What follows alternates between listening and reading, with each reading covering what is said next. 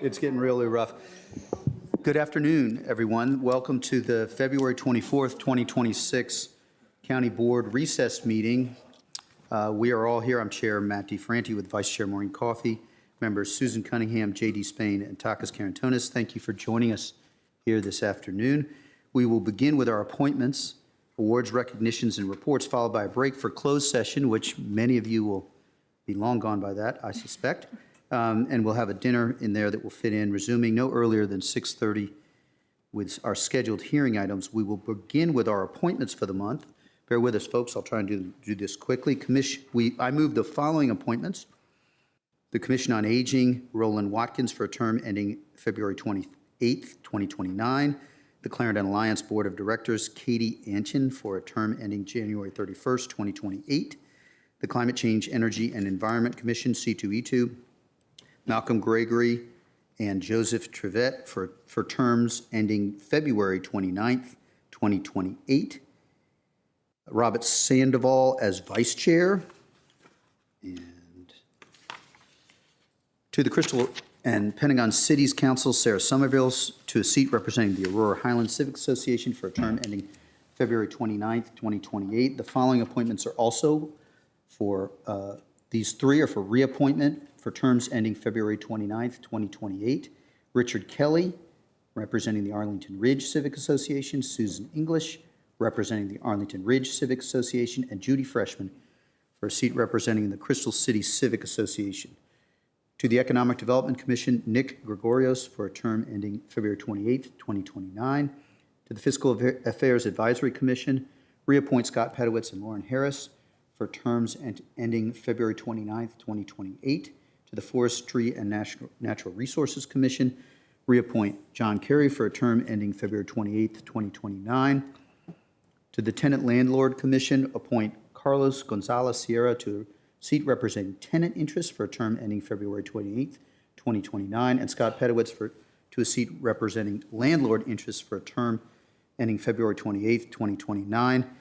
To the Transportation Commission, appoint Ryan Traher, for a term ending February 28th, 2029, and reappoint Adam Theo for a term ending that same day.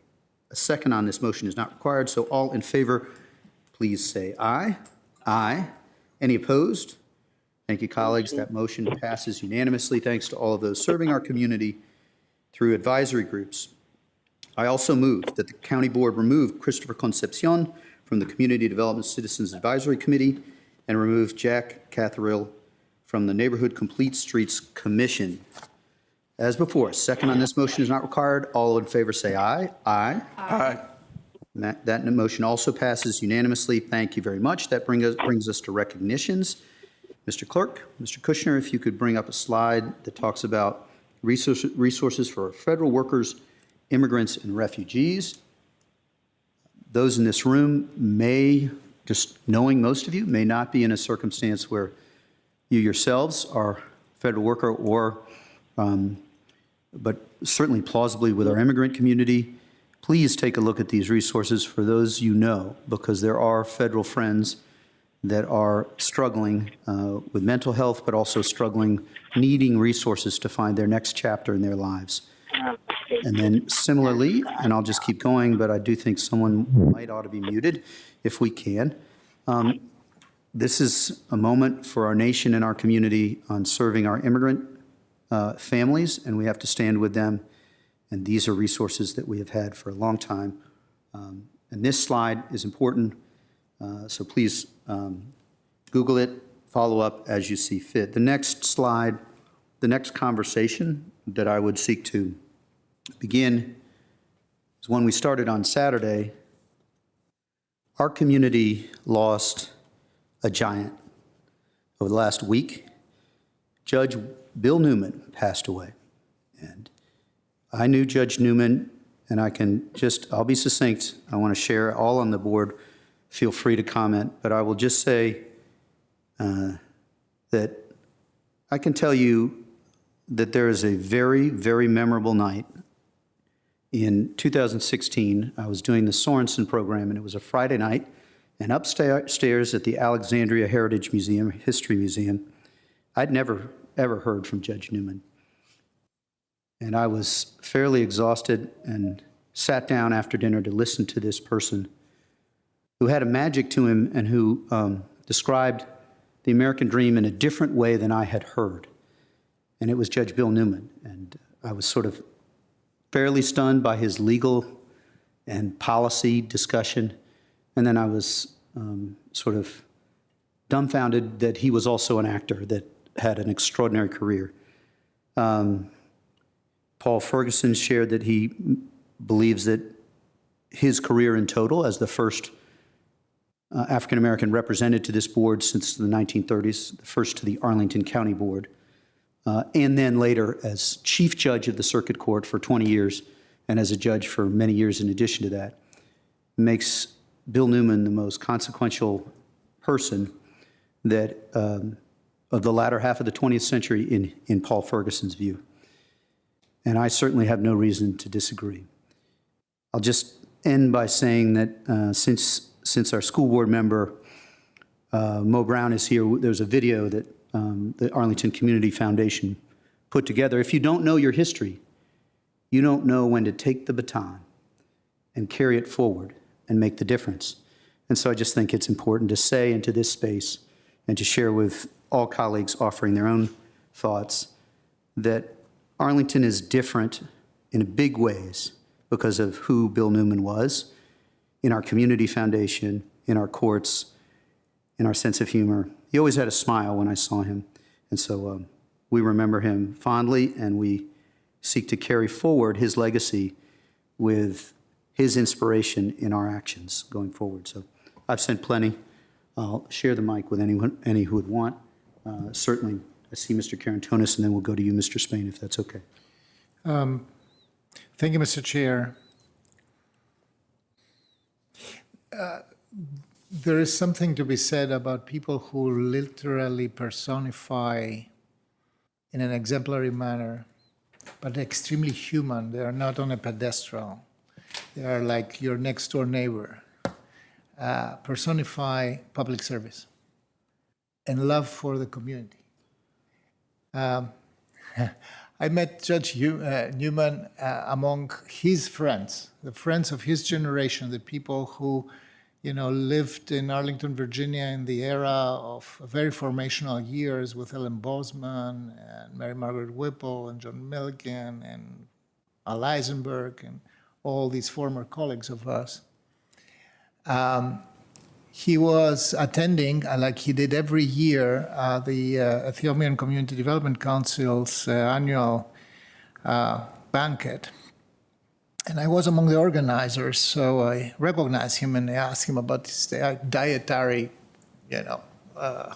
preferences. And so we had a long conversation about him and Arlington and what kind of a community we are and how much of a value being connected and networked it is. He gave me a huge lesson in what equity actually is, the power of connection, the power of weaving the fabric between different constituencies, different people. He had an amazing ability to recognize how diverse and at the same time how challenging of a community we are and how we evolve. He just felt. The Black community uses this verb when they ask you if you understand something. They ask, do you feel it? They say, do you feel it? They ask that. So Judge Newman was my gateway to begin to feel it. This is many years ago. And I cannot tell you how deeply saddened I was that we lost him. Mr. Chair, you're absolutely right. His humor, his, positive character, the can-do thing, was intoxicating. And I will miss it a lot, as well as I will miss his ability to connect us, hundreds, probably thousands of mentees that he had, professionally, societally, socially. He will be missed dearly. With him, there is a departure of an entire generation that has been really instrumental for what kind of a progressive and value-driven community we are today. So you may rest in power. Thank you, Mr. Karantonis. Mr. Spain. Yeah, thank you, Mr. Chair, and I'll keep this somewhat brief. I find myself one of many, but in a very unique position, knowing that the aforementioned individual, the Honorable Judge William T. Newton Jr., once sat on this dais as the first African-American elected in Arlington County to serve on the county board in almost 100 years of this county's existence. That in and of itself is historic and monumental. I'm gonna take a moment and read something to you. It's from a poem many of you may have heard, but it's gonna be abbreviated here. I read of a man who stood to speak at the funeral of a friend. He referred to the dates on the tombstone from the beginning to the end. So when your eulogy is being read with your life's actions to rehash, would you be proud of the things they say about you? Live your dash. That's talking about the time, it's a long poem, but when you came into this world and when we all end, what is it that you've done in between? That's what matters, and that's what people are gonna remember about you. I met Judge Newman a few years ago, and he was a man of very few words, but the words he did speak to me were one of staying focused, remembering where you come from, and never waver on your values. That's all I am today. And so, though he rests in peace, just know that his life lives on, his legacy lives on, to he and his lovely spouse, Sheila, to the friends and family of the Arlington Community Foundation, where he started a lot of that great work back in the day. We continue to fight on, and I will tell you, it's still a struggle, but we have more good days than bad days, and in large part, that's because of the work that Judge Newman did when he sat on this dais. Thank you very much, Mr. Chair. Thank you, Mr. Spain. Ms. Coffey. Yeah, thank you. Unfortunately, as a newer comer to Arlington and also just being younger, I haven't had the chance to cross paths with Judge Newman a whole lot, but he is one of those figures in Arlington that even if you didn't get to know him, you knew him, because everyone everywhere talks about his legacy and what he accomplished, whether it is on the county board, the community foundation, the judicial branch, truly just touching every aspect of our public life here in this community. And I think, you know, the few times I did see him at the community foundation luncheon or, you know, bigger events, he really does have that presence that shows you why he is the leader that he is and has been. And in particular, I think, you know, anyone passing is always so hard, but someone this big, this accomplished, this meaningful to our community is a major loss. And the one thing we do know, though, is that with someone who is such a trailblazer and a path paver, that he will live on in this community because of the work that he did and the ways that he has concretely touched and changed Arlington County for the better. And so, you know, it is definitely with sadness that we honor his passing, but also with a whole bunch of gratitude, frankly, for so many of us in this room and in Arlington County who have opportunities we never would have had without the work of Judge Newman across the course of his life. And so, you know, really, really grateful to this figure that has defined Arlington County for so many decades. Thank you, Ms. Coffey. Ms. Cunningham. I'll just close us out with I also didn't get to spend quite as much time as some of you with Judge Newman, but certainly knew of him and knew him a bit in my time here in Arlington. And it strikes me that, you know, every time we sit here as a community member, as an elected official, as a staff member, we are standing on work of many, many generations to help us find our values, help us build our community, and live into that. And so while I feel it every day, I especially feel it today as we're thinking about Judge Newman. And I think it was Isaac Newton who said, you know, if I see a bit further, it's because I stand on the shoulders of giants. And we all stand on the shoulders of giants, and Judge Newman for sure was one of them. His life to me is just so amazing in terms of the history he lived through and created, his ability to go from courtroom to the stage and then back to any nonprofit in the community, serving the community. And I just hope that we will all remember that legacy, give greatly to the Community Foundation, whether it's for arts or for law scholarships or whatever calls you. And then just live into the curiosity and joy and leadership that he demonstrated for us each and every day and that we carry forward. Thank you, Ms. Cunningham. I'll just note that many attorneys from our county attorney's office are here, our county attorney is here, and I'll just say, I think one of you, and I believe it's you, Mr. Samuels, said that whenever you were in his courtroom, you knew justice would be done. That's a lot to say. And I'll certainly remember what he said in the last Community Foundation dinner. 30 years from now, will they say that we did enough? So that's big words to live up to, and I hope that we can all take that forward. Thank you, colleagues, and thank you, everyone in the room, for being here and honoring this giant. We have a retiring commissioner, and I believe Mr. Spain is going to help us recognize Mr. Yam.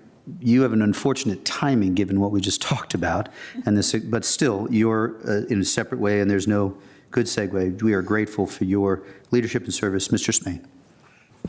Well, thank you, Mr. Chair, and it is a great honor and a privilege to take this moment as the County Board Liaison to our Economic Development Commission to recognize an individual who has given a lot of his time and his services to our community, and more specifically to the Economic Development Commission from 2020 to 2025, where he served as vice chair in 2024 and chair in 2025.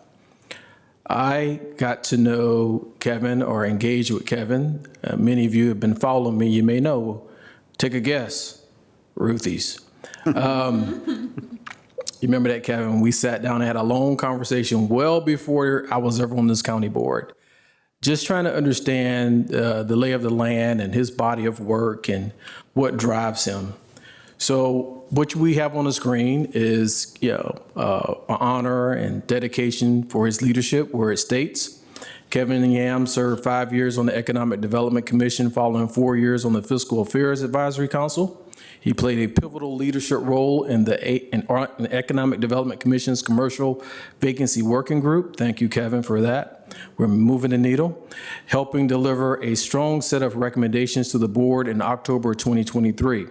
Throughout his tenure, including his service as both vice chair and chair, Kevin consistently provided thoughtful testimony before the board on key economic development policies and projects. He was an active and steady leader who kept the commission focused on the 5 major priorities areas outlined in the Framework for Prosperity 2.0. Kevin, we're going to ask you to come up here and we're going to deliver a certificate to you, but we thank you for exceptional service. Let's give him a round of applause.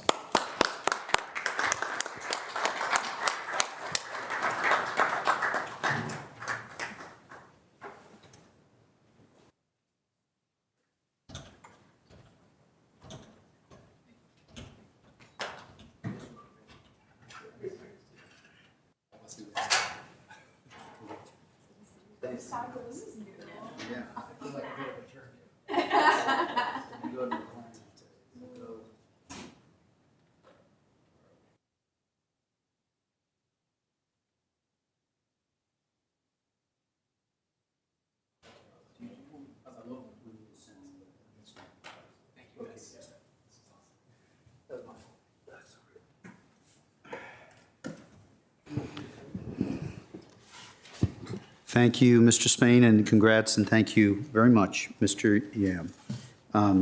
Now we will turn to a resolution on the Pentagon Memorial Visitor Center.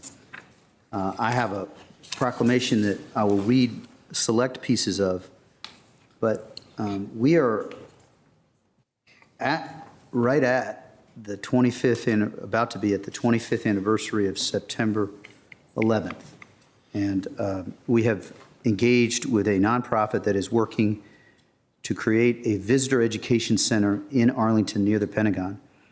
And if you followed the Arlington's history on September 11th, you know that Jim Schwartz, our former fire chief, was the face of a lot of the public engagement. And you also know, perhaps, that Jay Facette recognized there was a huge, mildly, such as you can ever try to meet a moment. Jay Facette convened a group of students and a group of our community in the days following September 11th to try and address the ongoing pain that we were feeling as a community, unique in part to Arlington because of the Pentagon being part of our community.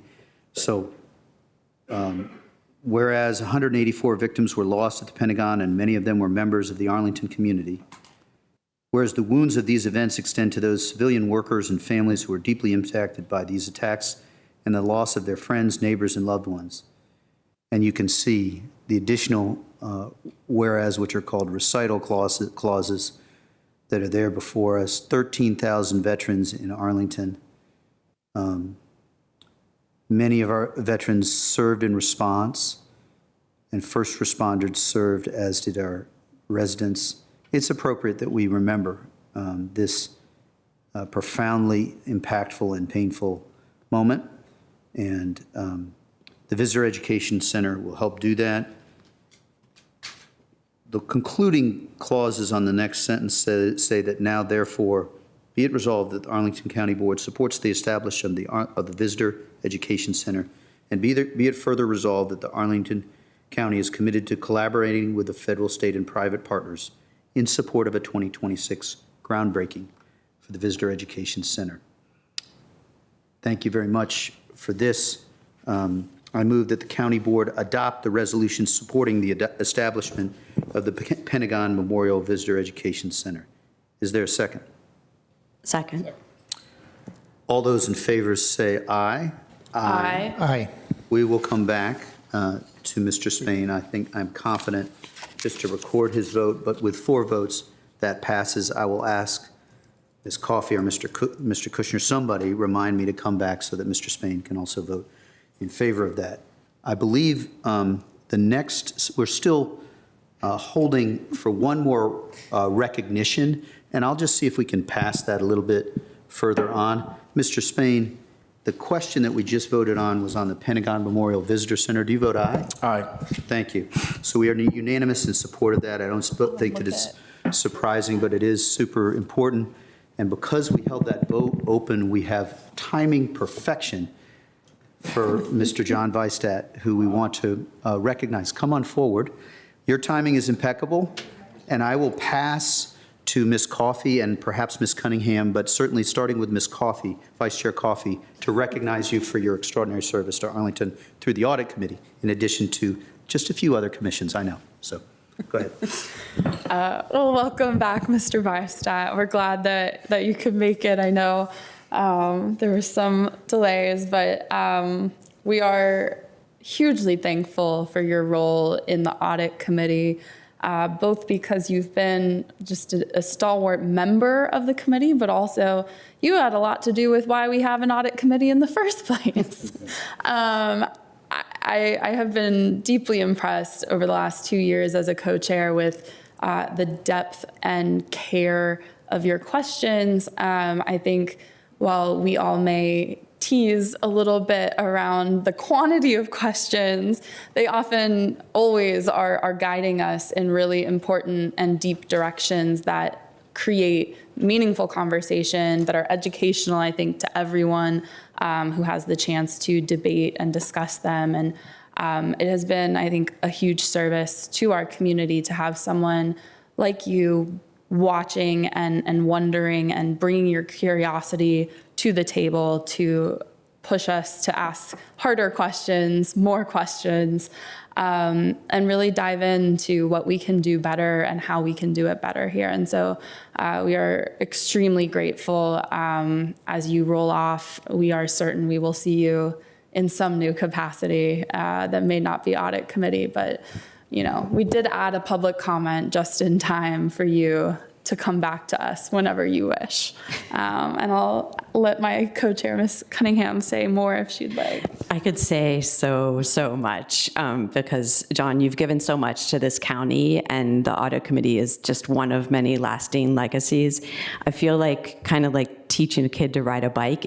It took 8 or 9 years before we hit our stride, but I do feel like the full glory and the value you saw long ago in having a board auditor to help balance and to continually improve the performance of our great county is really coming to fruition with our current team, and we look forward to your continued input as we put those audit plans together and detailed reading of each footnote in the audit reports. So I have a buddy in footnote land. I very much appreciate that in particular because I've taken up all the ribbing that you once got for asking a lot of questions.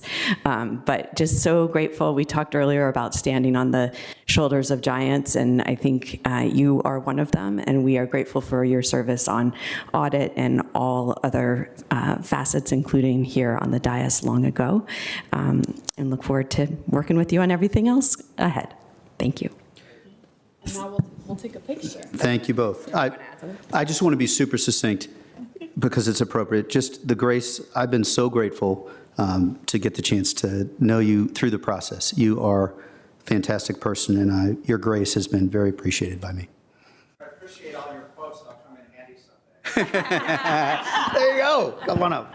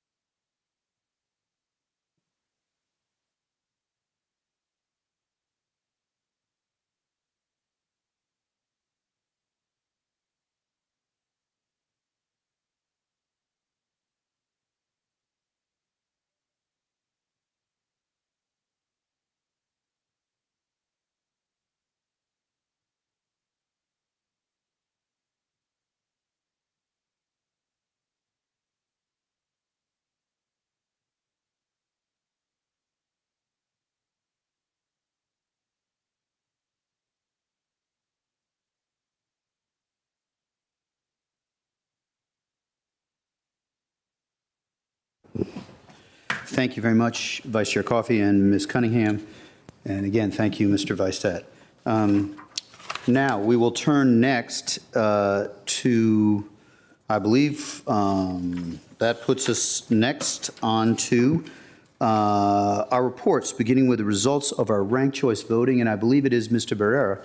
You're going to walk through and engage some of our partners in a discussion of our ranked choice voting work that we have done.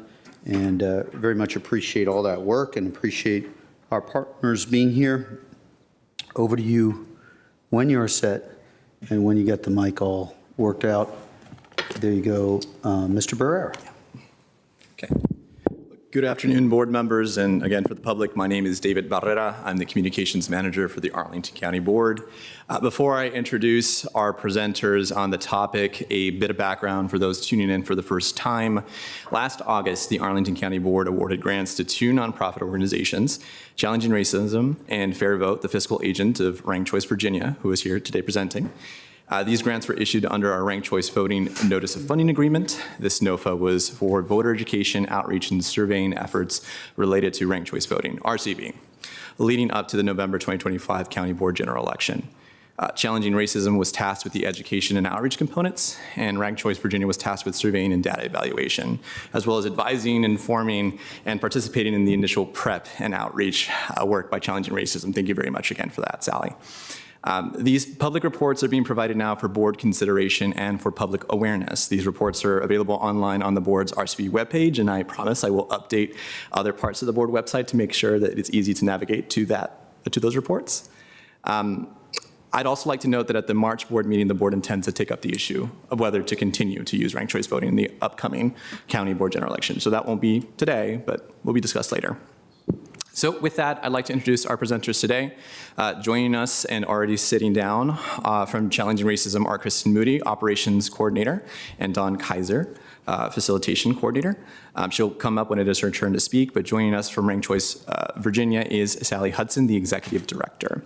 And I know that Chair DeFerranti acknowledged her earlier, but I do want to note that while not presenting here, nor in that capacity, but very much part of this work, Executive Director and Arlington Public School Board Member Monique Bryant is also with us today. So we will begin with Challenging Racism presentation. How about 10 minutes of questions from the board, and then continue with Ranked Choice Virginia's presentation for another round of questions for about 10 minutes. And with that, Ms. Moody and Ms. Kaiser, over to you. Thank you for having us here. I will go through our presentation here, which mirrors the report that we submitted last month. And just for framing, we put this together in a what, so what, now what framework that we use often in our sessions. Next slide. So for what we were charged to do, what we built, and what happened. Thank you. Next slide. Thank you, David, for the good introduction. One thing that I wanted to note as we took up this charge of education and outreach, we wanted to make sure that we really held to the racial equity lens that the county board adopted in 2019. It really resonated with us. And so as we looked at how to structure our approach, we really did so through this lens. So who benefits, who is burdened, who is missing, how do we know, and what do we do in response? So just wanted to know that that we really rooted our approach through this equity lens. Next slide, please. All right, what we built. What we found was that this was not just one big push. Our approach was to have a very coordinated community network with which we would leverage our community partners to access different facets of the Arlington community. With Challenging Racism being the central coordinators, what we had were trusted messengers. So within each of our partner organizations, you have trusted community members, trusted by their their bodies of participants and people in the community. We found that multi-format engagement was key. So we leveraged in-person, virtual events, as well as fairs and meeting formats. So a variety of formats were used. We found also that that the cultural significance of being very in tune to cultural outreach and the differences in the community that exist was very important to look into. And then we also embedded our efforts in existing community settings. So if there was a fair going on, we took part in that fair. If there was a community gathering, we carved out some time to work within that community gathering. And what we found is that we caught folks in a safe space, and we were able to really share the education pieces in that way with high impact. Next slide, please. All right, what we delivered, so our scope of engagement. We have here listed some of our partner organizations. And so each of them were charged with doing in-person or virtual events, as well as outreach efforts. And so the outreach efforts look like emails going out, flyer distribution, things like that. But we also coordinated with the Arlington Public Library, as well as League of Women Voters, and the senior community of Halls Hill. So we had very rich partner participation. And so that's illustrated here. You can go to the next slide. And so this is just representative of one of our events. This was a tabling event at the Arlington County Fair. And so what was used here were materials that were available on the Arlington County website, making sure that that we were communicating consistent messaging and using consistent materials. So just one example. Next slide, please. And then who we reached. So by using this partner network approach, we really were able to reach a diverse and varied community, and varied community segments. So you see here, youth and early voters, seniors, affordable housing residents, immigrant communities, most notably the Ethiopian community, where we had materials that were translated into Amharic, were highly, highly impactful. Faith communities, civil rights networks through NAACP and others, young professionals, and the general voting public. Next slide. All right, so this sort of rounds out our reach, the quantitative touch points here.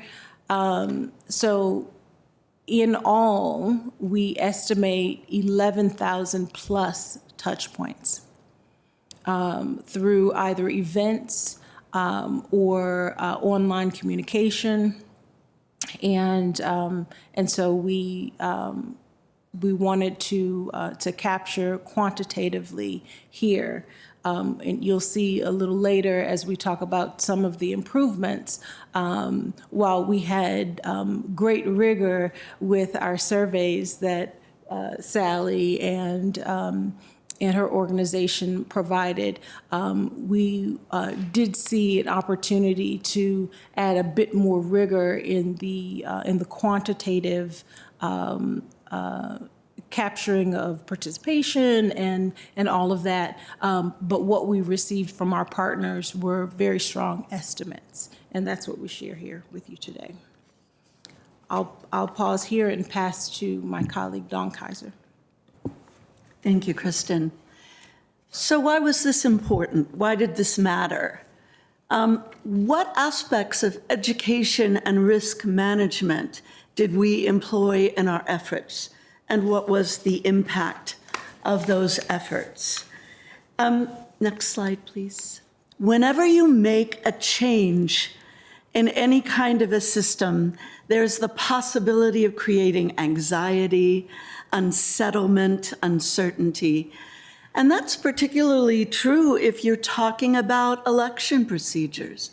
We all grew up with a slogan, one person, one vote.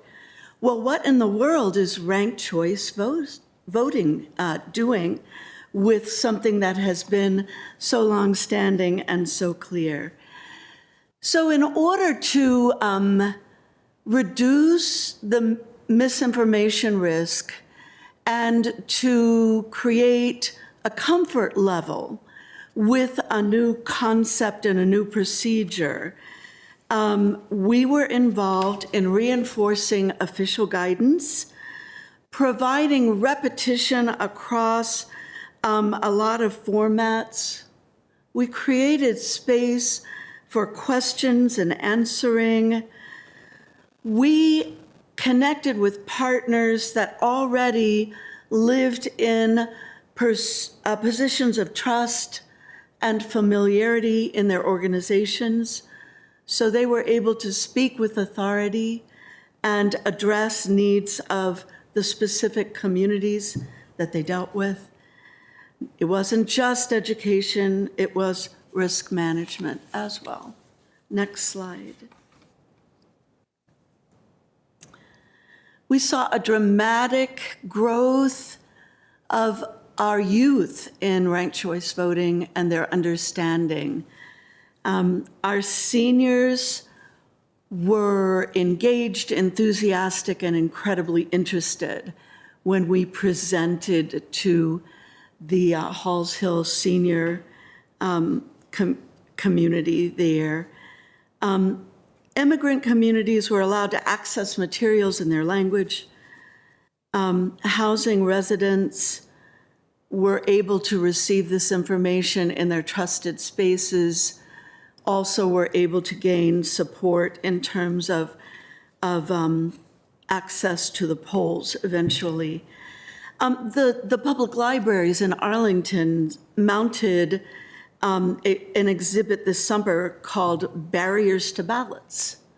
As part of the work that Challenging Racism does in terms of education, in presenting at the libraries, we also shared a timeline of voter discrimination and progress that has been made over the years. I was privileged to sit in this very room this past fall for poll workers training. And I worked at the polls for the very first time in November.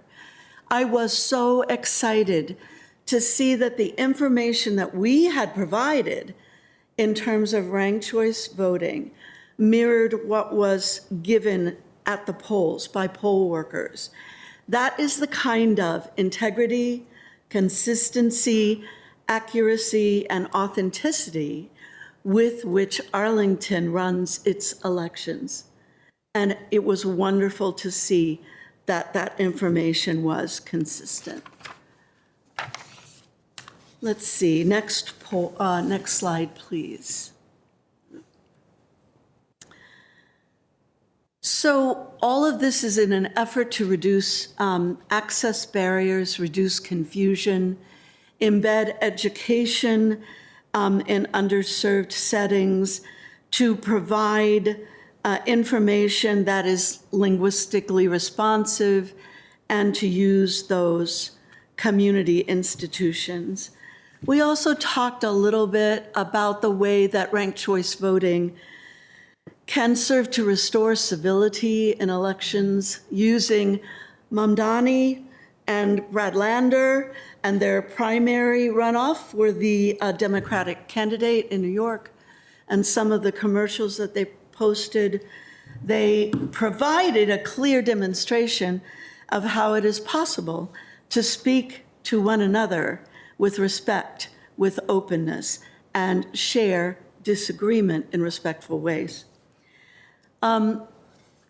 And we learned something in this process. Next slide, please. Our trusted messengers increased engagement across the board. So working with challenging racism as kind of a fulcrum or a central clearinghouse, these partners were able to go out into the community and really make very personal connections. Repetition is important in education. I'm a teacher, I know that. Repetition helps comprehension. Embedded outreach lowers barriers. There is support within a variety of these organizations, both in education and in support to get people to the polls. All of that is important. We also found that early coordination improves strategic coverage. And as we look at going forward, earlier coordination would be one of our goals in the future. Next slide, please. I'm going to ping this over to Kristen. Yeah, so now what? What comes next, and how do we strengthen or sustain our efforts? Next slide. So as Dawn mentioned, earlier coordination is key.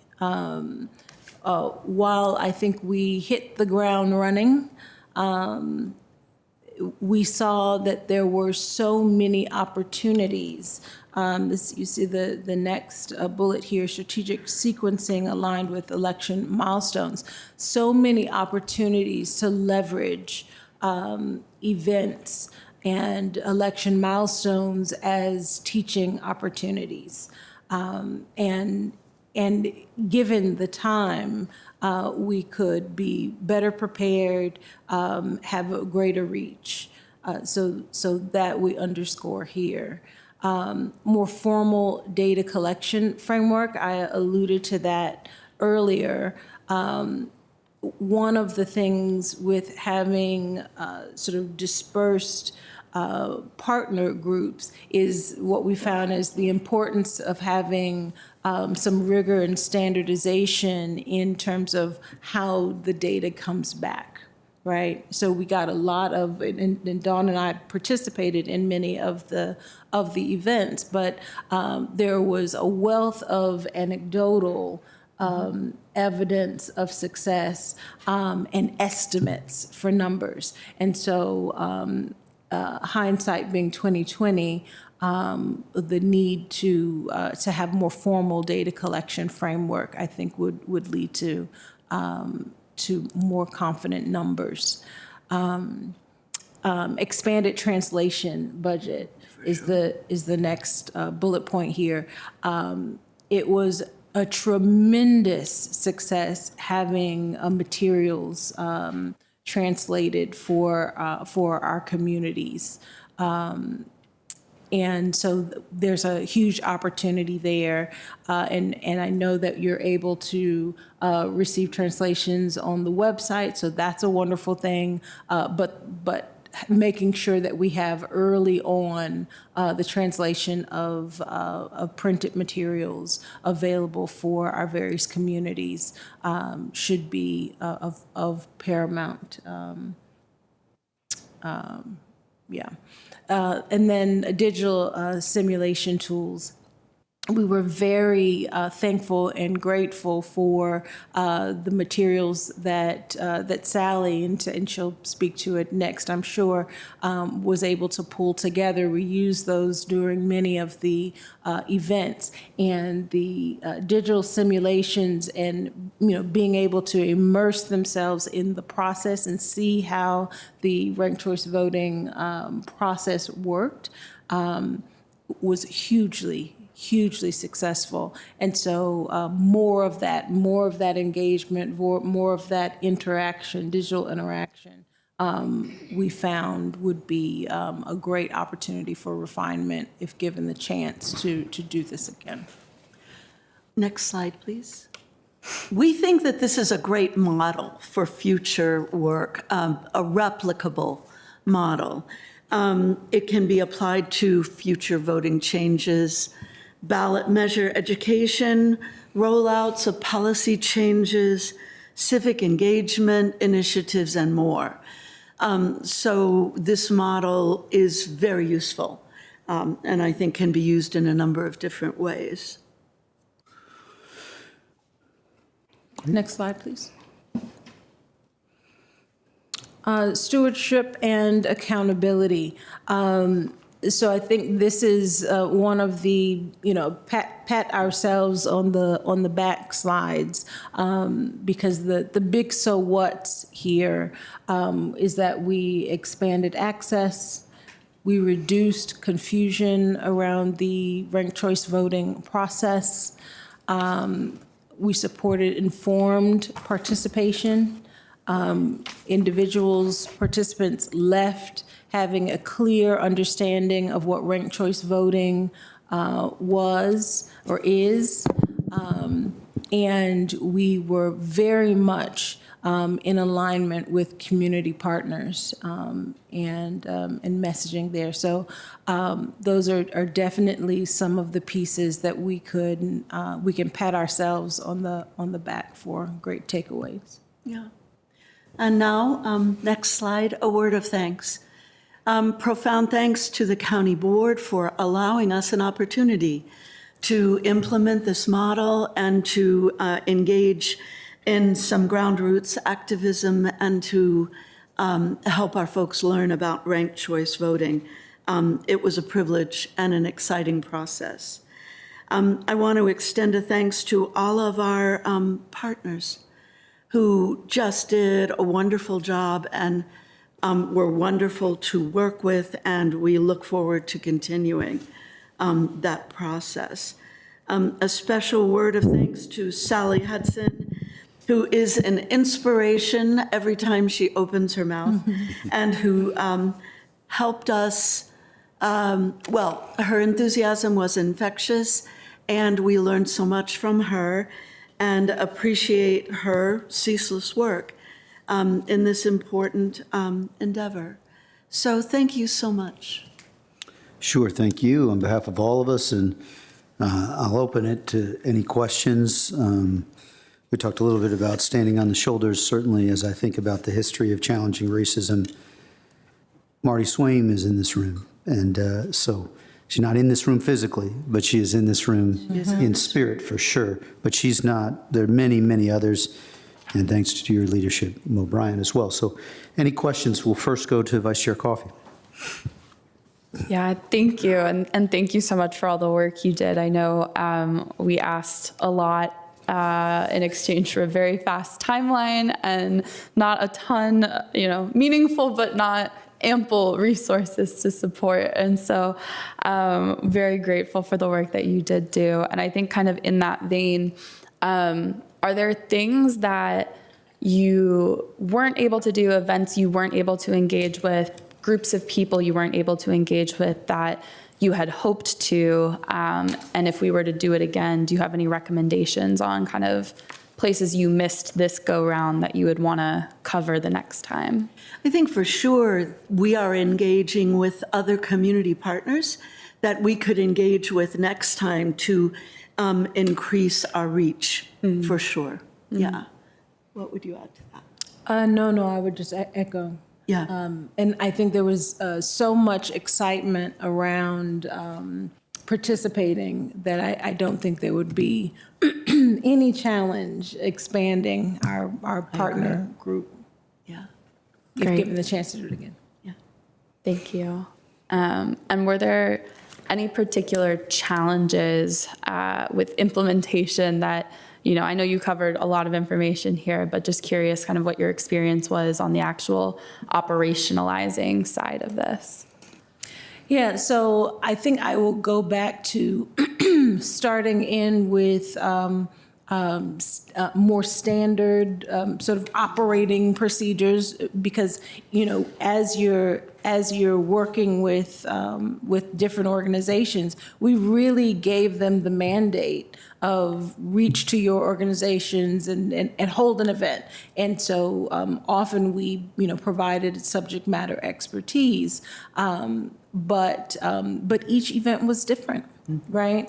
And so there's beauty in that, that they were able to reach their constituents, their participants in their way. But I think having a bit more standardization, guardrails, if you will, starting in. So again, what we get out at the end is there's a little bit more rigor in the information that we capture on the other end.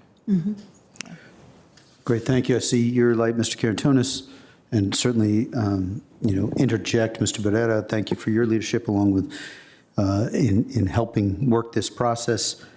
I think for my part, if it's okay with you, I'll send to Mr. Karantonis. I'll probably hold questions until after fair vote goes as well. I may have one or two. Want to be both efficient with time. That's fair. We But- can discuss.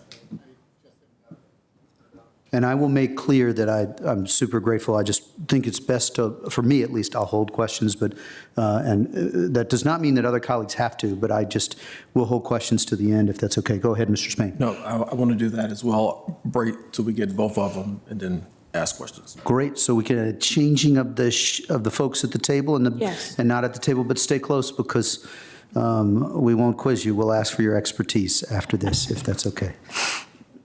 Ms. Hudson. Thank you very much for inviting me to join you this afternoon. My name is Sally Hudson. I'm the Executive Director of Ranked Choice Virginia and a fellow at the Karsh Institute of Democracy at the University of Virginia. And I am here this afternoon to talk with you about the research and evaluation component of this grant. I want to start by thanking you for investing the resources in this evaluation work, especially in this season of tremendous need for the Arlington community and the Commonwealth at large. We know that it is often very difficult to set aside money to stop and evaluate how things are going, but it's an essential part of ensuring that the work goes well going forward. This work is joint with our national partners, Fair Vote and the Ranked Choice Voting Resource Center, which support evaluation and implementation of ranked choice voting in jurisdictions across the country. And we very much enjoyed collaborating with Challenging Racism and your community partners throughout the course of this grant. Next slide, please. During the time we have this afternoon, I'm going to focus on the outcomes of the post-election survey that we designed and fielded immediately following the November 4th election for the Oakland County Board seat. We subcontracted with Survey USA to administer that survey. Survey USA is a nonpartisan organization that has worked in ranked choice jurisdictions across the country, including large cities like New York City and San Francisco, as well as in the statewide ranked choice elections. In Maine, they've also been ranked one of the top 15 pollsters in America by 538, which is a project of ABC News. So we chose them for their neutrality and credibility. They used 4 different methods of reaching voters to assess how they felt about the recent election. Roughly 2/3 of the respondents were collected via text message. About a quarter of them responded via phone, either a live operator or a recorded voice. And then about 10% of them came from a commercial web panel. And the virtue of this approach is that it allows us to reach voters through a variety of different methods and then blend their voices to create a representative sample of the Arlington electorate. I know the county board, in large part due to the work of Mr. Barrera, has done outreach to the community in the past. to collect feedback about their experience with ranked choice voting. It can be challenging to do that if that work is collected through the people who know about the process and can fill out feedback online. This was really our first chance to try to approach the residents in a systematic way and collect from a wider range of voices. The survey took 3 to 5 minutes to complete, depending on the method, and took roughly 15 questions per respondent. Some of the questions were follow-ups to specific answers that the respondents were given. Next slide. In total, 584 people completed the survey, and we were able to reweight those 584 responses to create a representative sample of voices to match the Arlington electorate from last fall. The report that we've shared with you details this process, but very briefly with the time that we have, the goal of reweighting is to address the primary challenge of any voluntary feedback process, which is that the people who choose to respond can be systematically different from the set of perspectives that you're trying to collect. And reweighting allows us to dial up the voices of the people who are hardest to reach and to dial down a bit the voices of the people who participate in overrepresented ways. So very concretely, this picture here illustrates how the reweighting takes the sample of respondents and its age distribution, and then allows that distribution to more accurately represent the set of voters who participated in this election. So the top bar there shows you the breakdown of the ages of the people who responded to the survey, and then the bottom bar shows you the age distribution of the electorate that participated in November. So you can see, for example, a common pattern in surveys, especially about civic engagement, is that older residents were much more likely to respond to the survey. They accounted for about 80% of the people who participated in the survey, even with all of the outreach with different methods. And that meant that younger voices were systematically underrepresented in the unweighted sample. And the weighting dials up those voices so that we're going to hear more of a fair share from the younger residents who participated in smaller numbers, but ultimately form a sizable share of the electorate. And I will take note as we go throughout the presentation to identify where we've got relatively small samples of people so that we understand exactly how many people we're talking about. Because when we do take, say, that small share of voters in their teens and 20s, we're taking relatively few people and asking them to speak on behalf of a much larger set of folks. Next slide, please.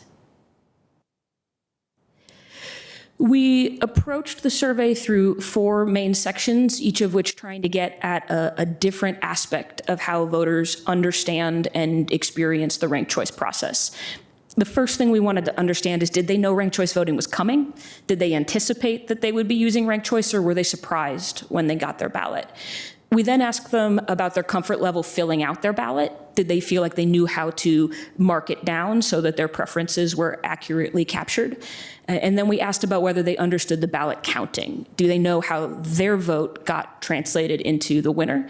And then last but not least, we asked them about their subjective support for using ranked choice in the future, because we know that that is a question that the board will continue to consider in the days ahead. Next slide, please.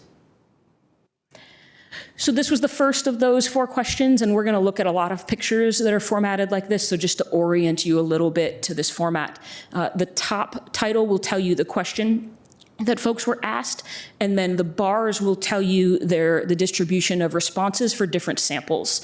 The top bar is going to be the sample of all voters weighted to match the demographic breakdown of the electorate, and then I'm going to focus on some subsamples as we go to the extent that certain subgroups differed systematically from the overall picture. Given that we're a little bit time constrained, we're only going to be able to spotlight a few as we go, but the report allows you to look in greater detail at each of these subgroups. So forgive me, this is a little bit cherry picking, but I'm going to try to shine a light on the ones that were most interesting departures from the norm so that we can see where there were subgroups that differed from the overall picture. So this question here is about anticipation. Did you know you were going to be asked to rank the candidates before you received your ballot? And you can see that about 70% of the electorate knew ranked choice was coming before they got their ballot, either by mail or walking in their polling place. They knew they were going to be asked to rank the candidates. About a quarter of the voters were surprised. That was the overall picture. The subgroup of voters who were most likely to be surprised was Latino voters. Less than half of them indicated that they knew that ranked choice voting was coming. About half of them were surprised and learned when they got their ballot that they would be asked to rank. And that's going to be a consistent theme that we come across, is that overall Latino voters could be a priority for your outreach going forward, because in general their familiarity with the ranked choice process differed from the norm. Though I do want to highlight, as it says in the footnotes there, that there were 37 total Latino respondents. And so you understand that there is a relatively smaller share of people here speaking to their experience. And so these estimates are a little bit noisier than they are for the group at large. Next slide, please. This question asked people how confident they felt marking their ballot. Did they know how to fill it out? And you can see that overwhelmingly voters said that they were confident marking their ballot. About 80% of all voters said that they felt confident marking that form. Notice that that share is higher than the share of people who said they anticipated ranked choice voting. And so even some of the people who were surprised by the ranked choice process still felt fine with the ballot completion once they got it. Very, very few people indicated that they were not confident about the ballot marking process, only 4 to 5%. The two bars there highlight the groups that were most likely to say that they had trouble marking the ballot. Those were voters with a high school education or less, or voters aged 18 to 29. So voters who were less highly educated, and then younger voters who may overall be newer to the voting process. Though, again, I want to note that those are relatively small samples. We were only able to reach 25 people with a high school degree or less, and only 22 voters aged 18 to 29. So it's really relatively few people speaking for a lot of folks. But it is worth noting that the only people who said, I did not understand how to mark my ballot, were people with a high school degree or less. And so that may be also a point of focus going forward. I should also add that this is consistent with the firsthand reports that we get from your Director of Elections, Gretchen Reinmeyer, and the election officials, which is that overwhelmingly, voters go to the polling place, they ask for their ballot, they fill out their ballot, they turn in their ballot. They don't get a lot of questions. To the extent that you do get questions, as Ms. Reinmeyer has noted, they tend to be from voters who have questions about the entire ballot, not about the ranked choice portion in particular. I think that's something that I've heard her highlight in her reports to you in the past. So some voters will have questions, but there don't seem to be disproportionate questions about the ranked choice marking. Next slide, please. So this is our next gauge of how well people understood the process. The question here was, do you know how your ballot was counted to determine the winner? And that's a separate question. Some people say, I know how to fill out my ballot, 1, 2, 3, but I'm not totally confident that I know how that translates into the winner. And you can see here a lower share of people expressed complete confidence in the ballot counting process, about 60% of the voters. A quarter of voters said, I'm pretty sure I know how my ballot was counted to determine the winner, but not with that same overwhelming share of confidence as before. So if the board has a focus with its education going forward, really ensuring that people understand with confidence how their vote counts and not just how they fill it out can be an ongoing priority. I want to draw attention to the two subgroups who expressed the least confidence in the ballot counting process, and that was senior citizens, voters ages 65 and older, and again, Latino voters. These were the subgroups with the greatest share of reticence about the ballot counting process, and these are patterns that we see consistently in ranked choice jurisdictions across the country. Hands down, across the United States, the strongest predictor of reticence about ranked choice voting comes from older voters. Age is a stronger predictor of variation in voters' confidence in the process than is socioeconomic status, education, race or ethnicity, or income level. Next slide, please. We asked voters how many candidates they ranked, which is another indication of how well they understand the process. More than half of voters took the opportunity to rank more than one candidate. About a third of them said they only ranked one candidate, and a small share of voters said they'd prefer not to say. It's important that we understand why people chose to rank only one candidate, because that's a strong gauge as well of whether they understand the process.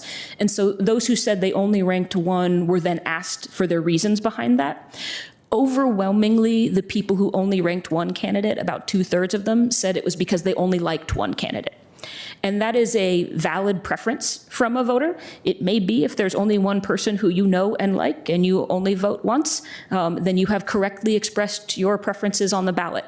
A much smaller share indicated what we would consider a misconception about ranked choice voting, which is that ranking more people could hurt your favorite candidate. In total, 9% of the electorate shared that misunderstanding, that they were worried that if they ranked more people, they could hurt their favorite option. And so continuing to address that concern about single shotting or bullet voting can be a priority going forward, though I think it's worth noting that it's overall a quite small share of the electorate. Next slide, please. And then this is the last section, and I'll wrap up. We asked voters subjectively, do they support using ranked choice voting in the future, whether or not they feel confident in how it works. And these are the results for the overall electorate. About 1/3 of the voters said that they strongly support ongoing use of ranked choice in future general elections. 1/3 said that they were somewhat supportive, so positively inclined, but not fully sold. And about 1/4 of the respondents indicated that they were opposed, and about 15% of them strongly so. Next slide, please.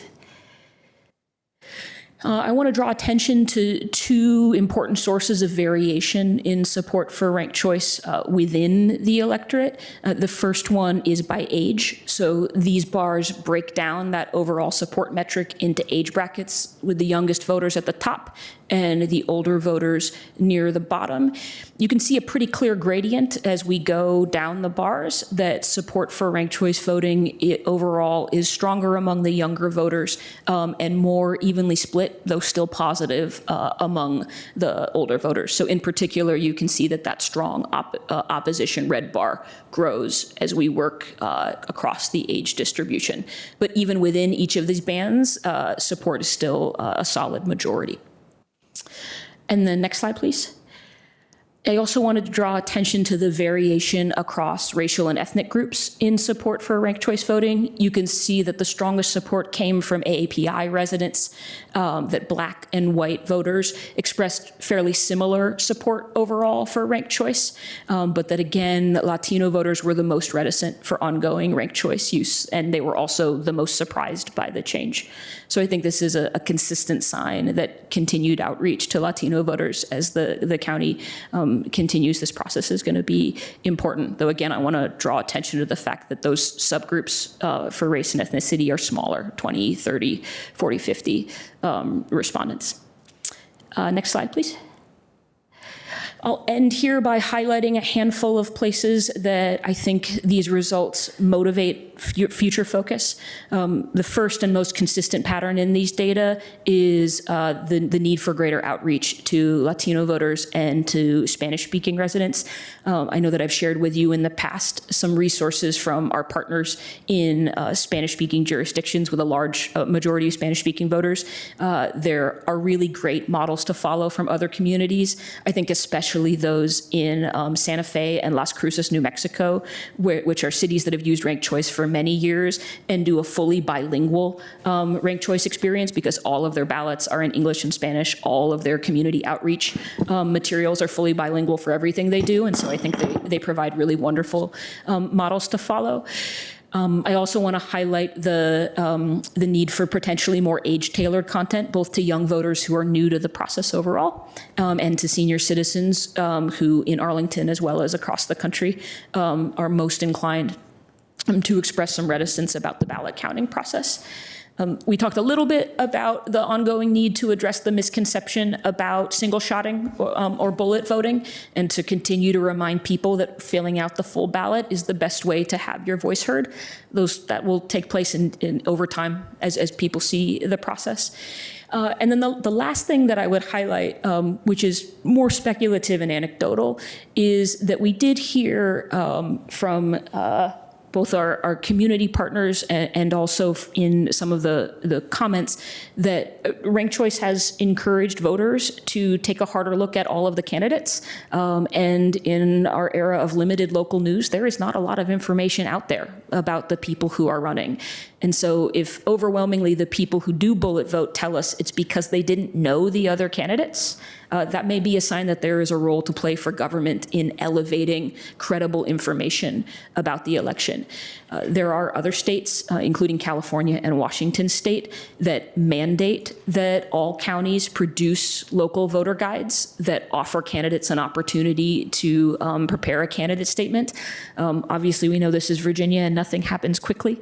And the work that would be required to get Virginia on that track would be a multi-year process to involve the General Assembly. But it's something worth thinking about if we do continue to elevate election reforms that encourage more candidate participation and for voters to give the candidates more scrutiny. That way also elevate demand for good information from the electorate. And that's where I'll end. I want to thank you again for making time this afternoon and for investing the resources in this work. Thank you very much, Ms. Hudson, and to both organizations for the work.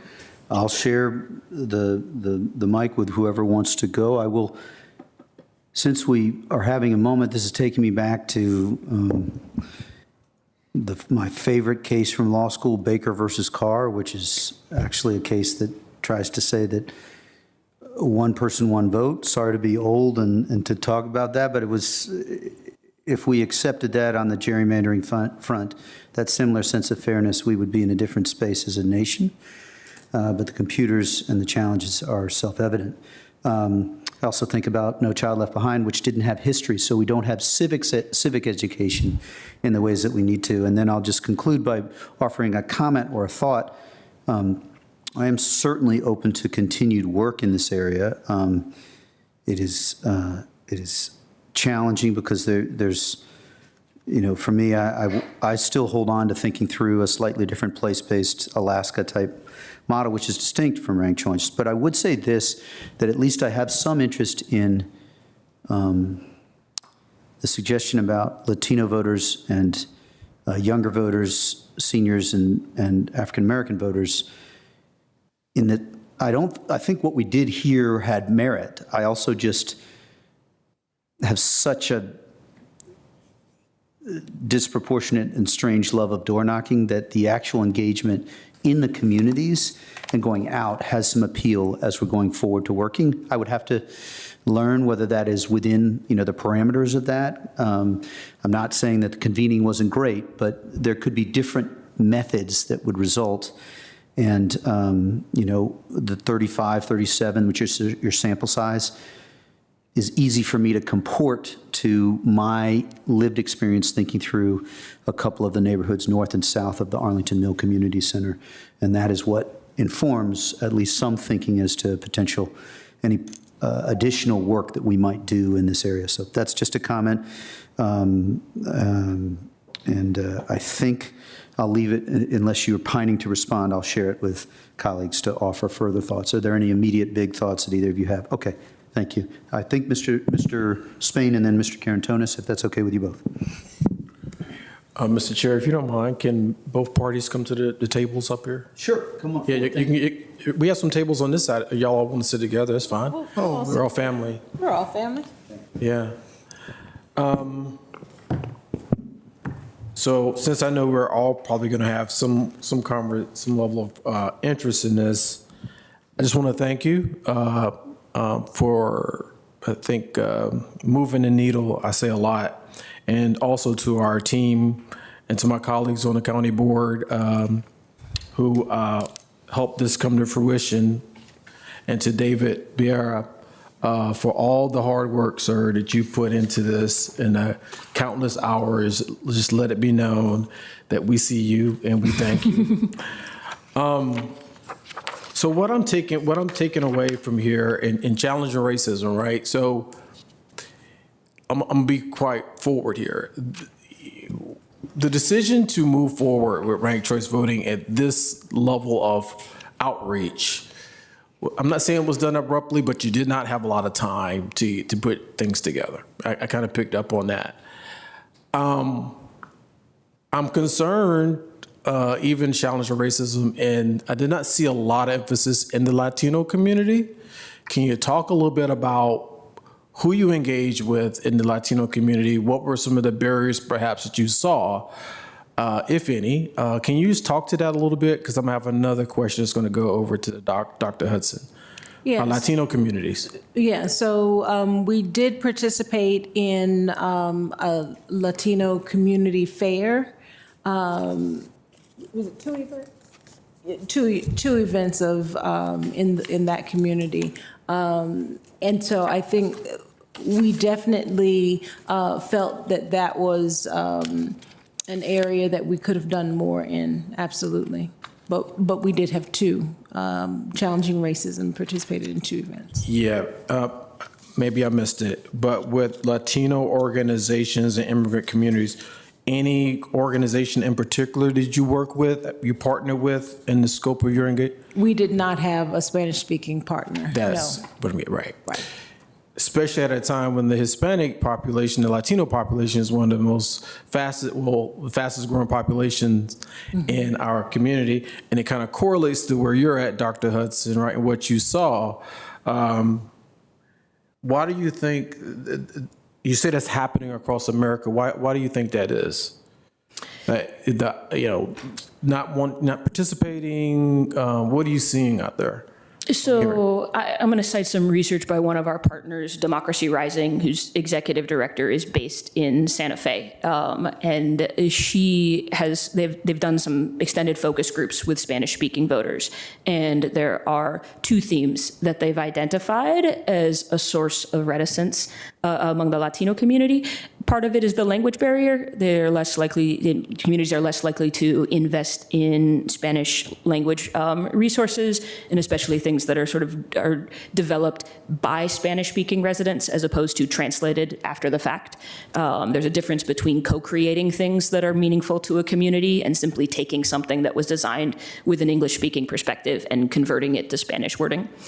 The other thing that we find often with immigrant communities and particularly in Spanish-speaking communities is that people's warm acceptance of changes to the voting rules often has a lot to do with their past experience in their country of origin about whether election reform was a good thing or not. And if you come from a country with a history of authoritarianism, where changes to the voting rules were a sign of consolidating power, then they can be especially wary when they find that the people who are currently in power are changing the rules that get them elected. There is obviously a direct parallel to Black residents in Virginia who bear the scars of Jim Crow voter suppression and understand that when they find out that the rules for how we vote are changing, they may want to be skeptical of whether that's a good thing for them. And so I think that anytime you have a community that has a history of lived experience with consolidation by elected power, there is plenty of good reason to be skeptical about election reform. Yeah, and I tend to agree that for these type of endeavors, because we can't put too much weight on the lack of, folks learning about civics 101 in schools anymore. It's incumbent upon us to kind of figure out ways to help educate and inform the citizenry. At a time, to what you pointed out to, Dr. Hudson, there's a large level of skepticism. I think, challenging racism back to where you're at, you talked a lot about what we learned. Tell me about what did not work out. What was not right? Any lessons learned that? Where could you have improved, if any place? And Dawn, be ready to jump in here. I will jump. I would go back to the translations because it takes time. It has to be approved. And so it's really just the timeline. And so being able to start that process earlier on with the context of, like you said, that it's not a translation, but that it's co-created. I think that in particular was an opportunity that was missed. And I think it just sheerly due to time. And I promise, Mr. Chair, because I know other folks have questions, and I may have one other question at the end. I want to go, Dr. Hudson, to the slide where it talked about, do you support using RCV in future general elections? And you kind of shared, the output there. I'm just curious if we're looking for any type of significant policy change, statistically, because you're like statistician and all that good stuff, right? Like you have supermajority, you have, 50+1 majority. What thresholds should any community, and you have some diverse statistics here, what should a community be looking at to measure, okay, you have met a certain threshold, and now will be a good time to move forward on a policy?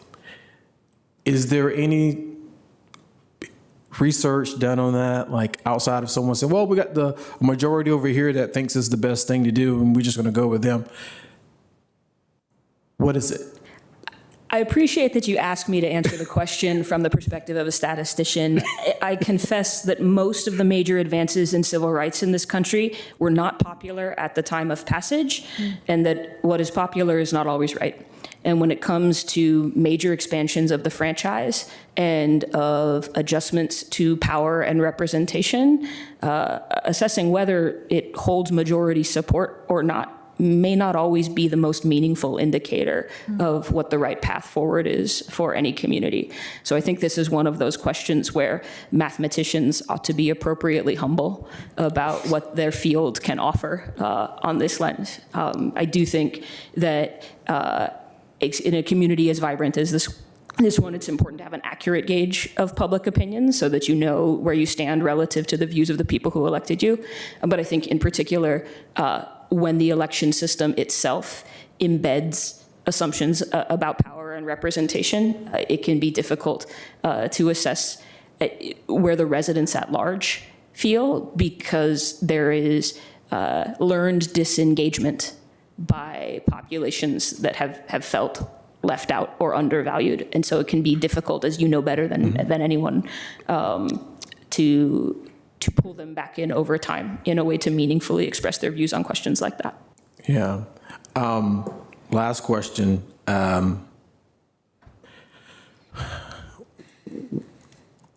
Knowing what you know and what you've seen, what more can we do or should we do? This is the first round of any type of really extending ourselves, I would say, outside of the elections office, doing a lot of work. And I've known communities across America have spent a lot of money in educating their citizenry.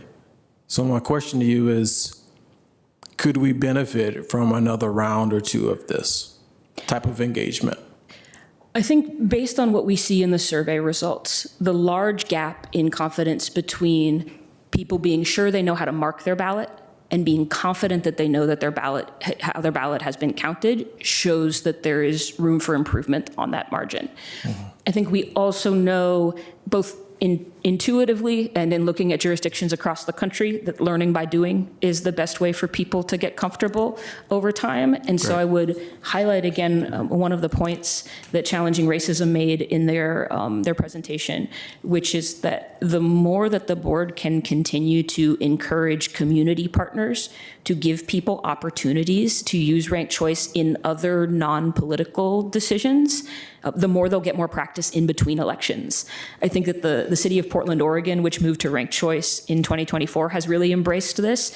Now, whenever they make a community decision with the government, they try to use ranked choice whenever possible. So they had a contest to name the new snowplow that they bought for the Multnomah County's government, and they made that survey a ranked choice survey.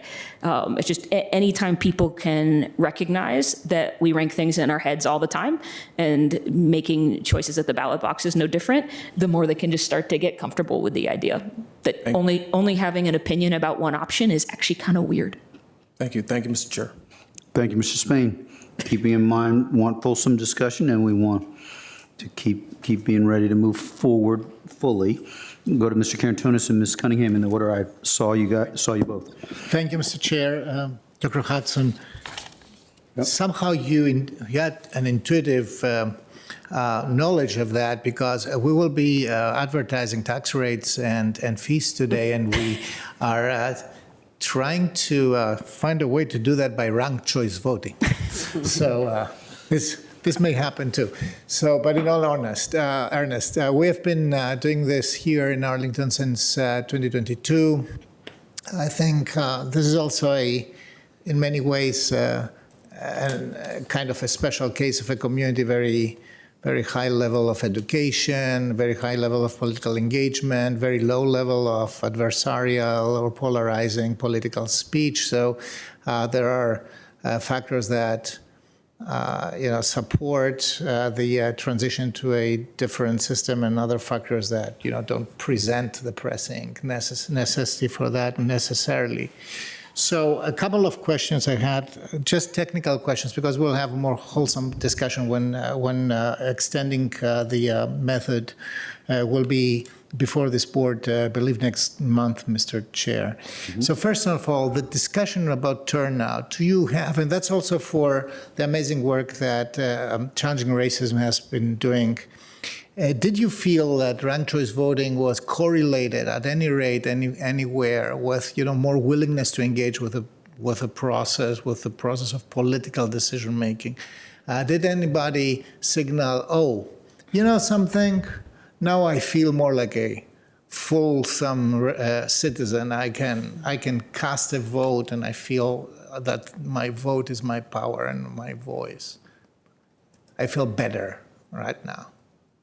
I certainly experienced that when I was at the event with the seniors of Halls Hill, and hearing stories of how important voting has been to them and how enthusiastic they were to learn more. I don't know that I translate that directly into enthusiasm for ranked choice, but they were engaged and eager to learn and eager to participate. Right. Their voice is their vote, and their vote is their voice. Anecdotally, I would go back to the point of repetition being the key to increasing confidence and comfort with something.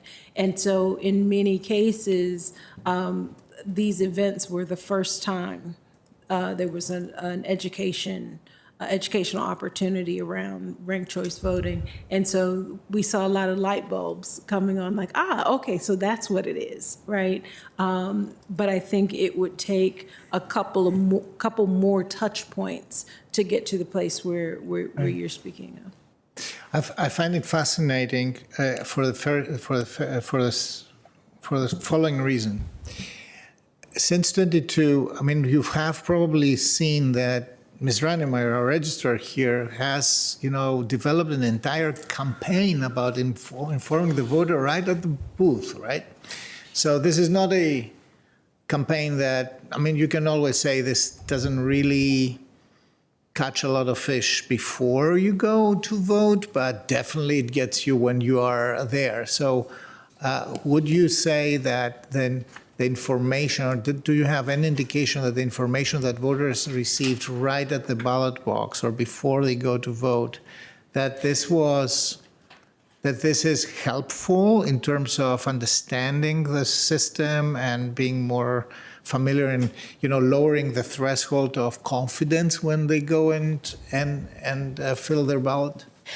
I think I would echo what Ms. Reinmeyer has said, which is that it is critical that our election officials are very dispassionate in providing voter education. Their description of the ballot is very clinical, and they speak to the how, but not to the why. And your earlier question was really about the why and why a voter might feel more empowered or represented on a ranked choice ballot. And those more subjective views are very much outside the scope of the kind of communication that the election officials attempt to have with the electorate. That's why we have found, when I say we, I mean organizations like the Ranked Choice Resource Center and Fair Vote, have found partnerships like the one that you all have piloted here to be really important, because community organizations and elected officials can speak to the why, and it is really the why that addresses people's heartburn about change. They can understand the mechanics, but unless they know why this is happening and what the goals are and what does it mean for me, can I think they really feel empowered by the change. But that is not the kind of communication that we ask our elected officials, our election officials, to do at the polling place, nor should we. I think that's an appropriate division of labor. That's true. Right. Okay, fair. Taking stock of that. The other question that I have is about the role, or the political affiliation, how political affiliation, partisanship works here. So we have two parties. We have three parts actually, if you add independents to that. So how did we take into account our elections have been very polarized for political reasons, right? So polarization is a strong tension field.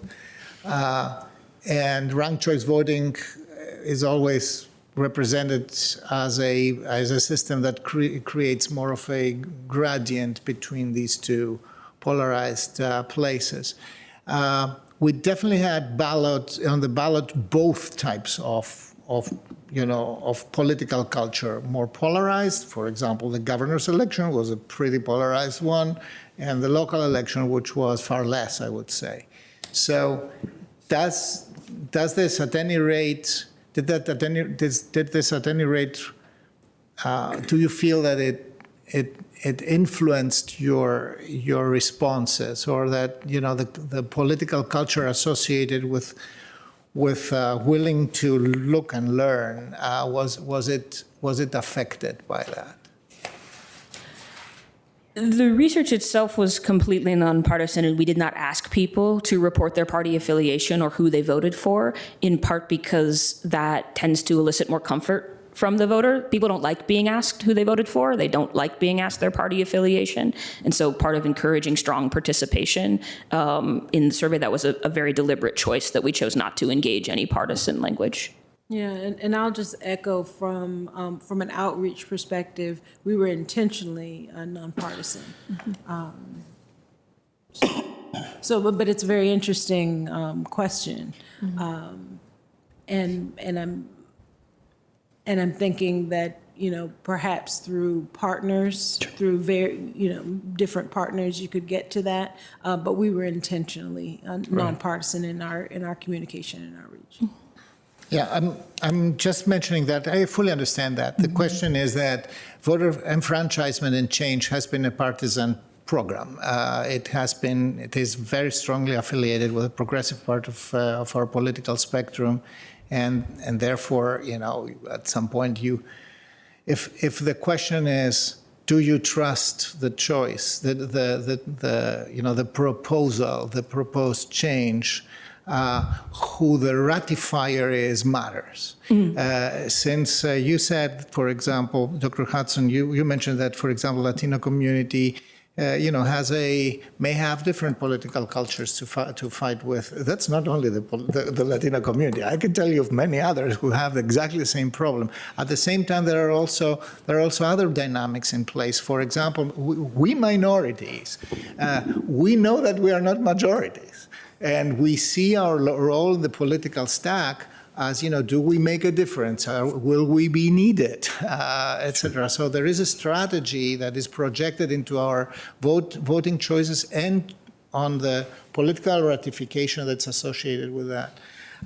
So I don't know if this really was captured. I don't expect it to be captured, but it's a significant part of the outreach when we understand how other people see the electoral process when they are not from here. Okay, thank you for that. We will talk more about that when we talk next month. Thank you, Mr. Carantonis. Ms. Cunningham.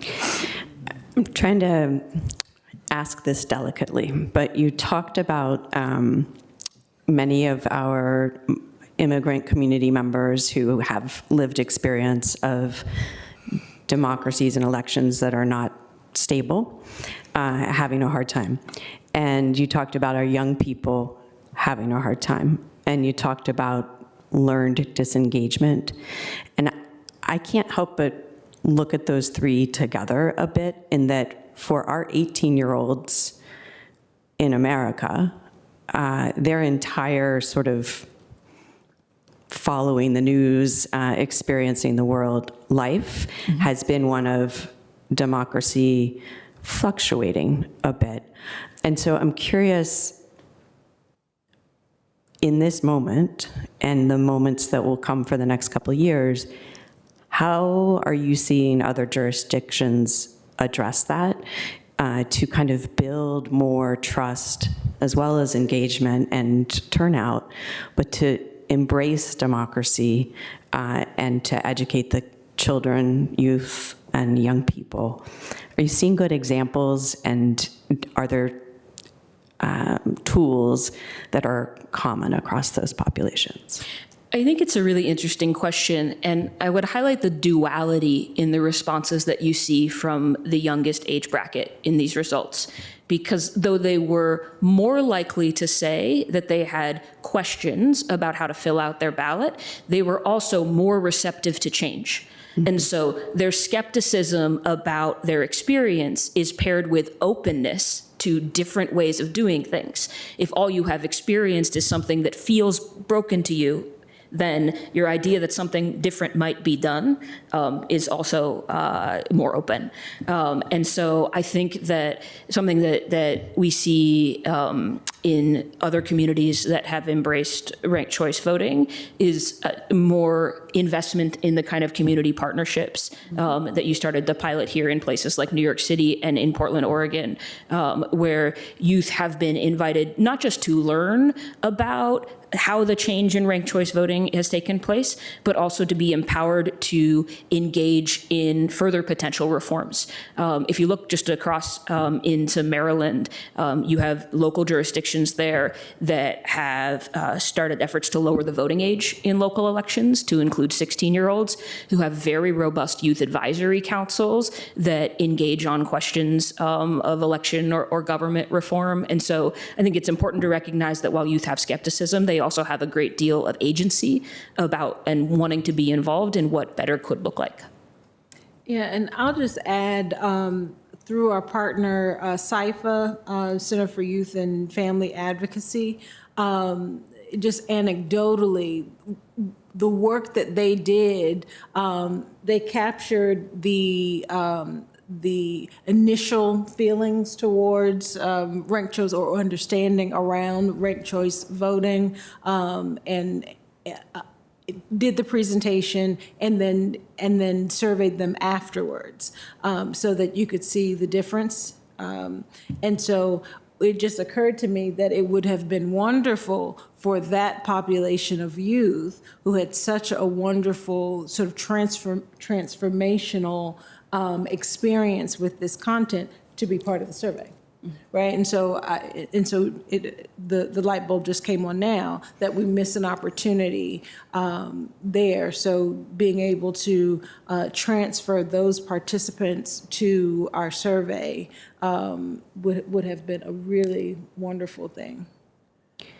Great, thank you. I would just note that I think, and we have a school board member here present with us, and we'll be spending lots of time together, but this question of how do we invest in our young people's understanding, participating in, and claiming democracy at the local level is one that I think we could make some progress on, and then they can lead us a little bit. So tag that for another time.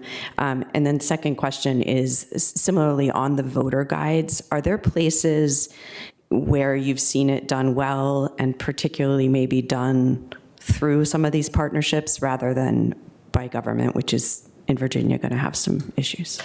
It's a great question. I am most familiar with the models where it's a mandate in California and Washington State, but would be happy to continue to do work alongside the county to explore some alternatives. The most, since we have representatives from the League of Women Voters here, I think it's important to know that they are sort of the gold standard in that practice in other states. And so it would be important to learn from those who've done it in other jurisdictions, how we could pursue that here. I think that's great. And so I would invite League of Women Voters to brainstorm with us on that, and also thinking about not just the print and sort of email versions, but how do we use kind of low-cost social media pushing in to really educate, especially our young people and our Latino voters.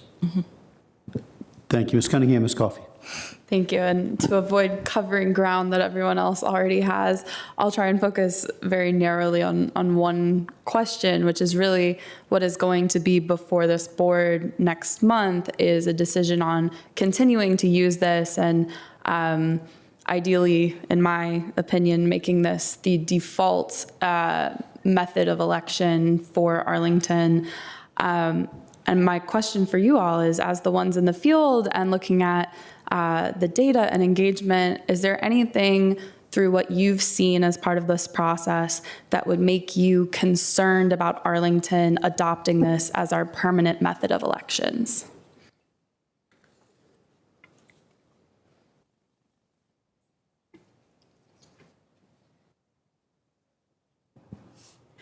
I think it's not a magic wand.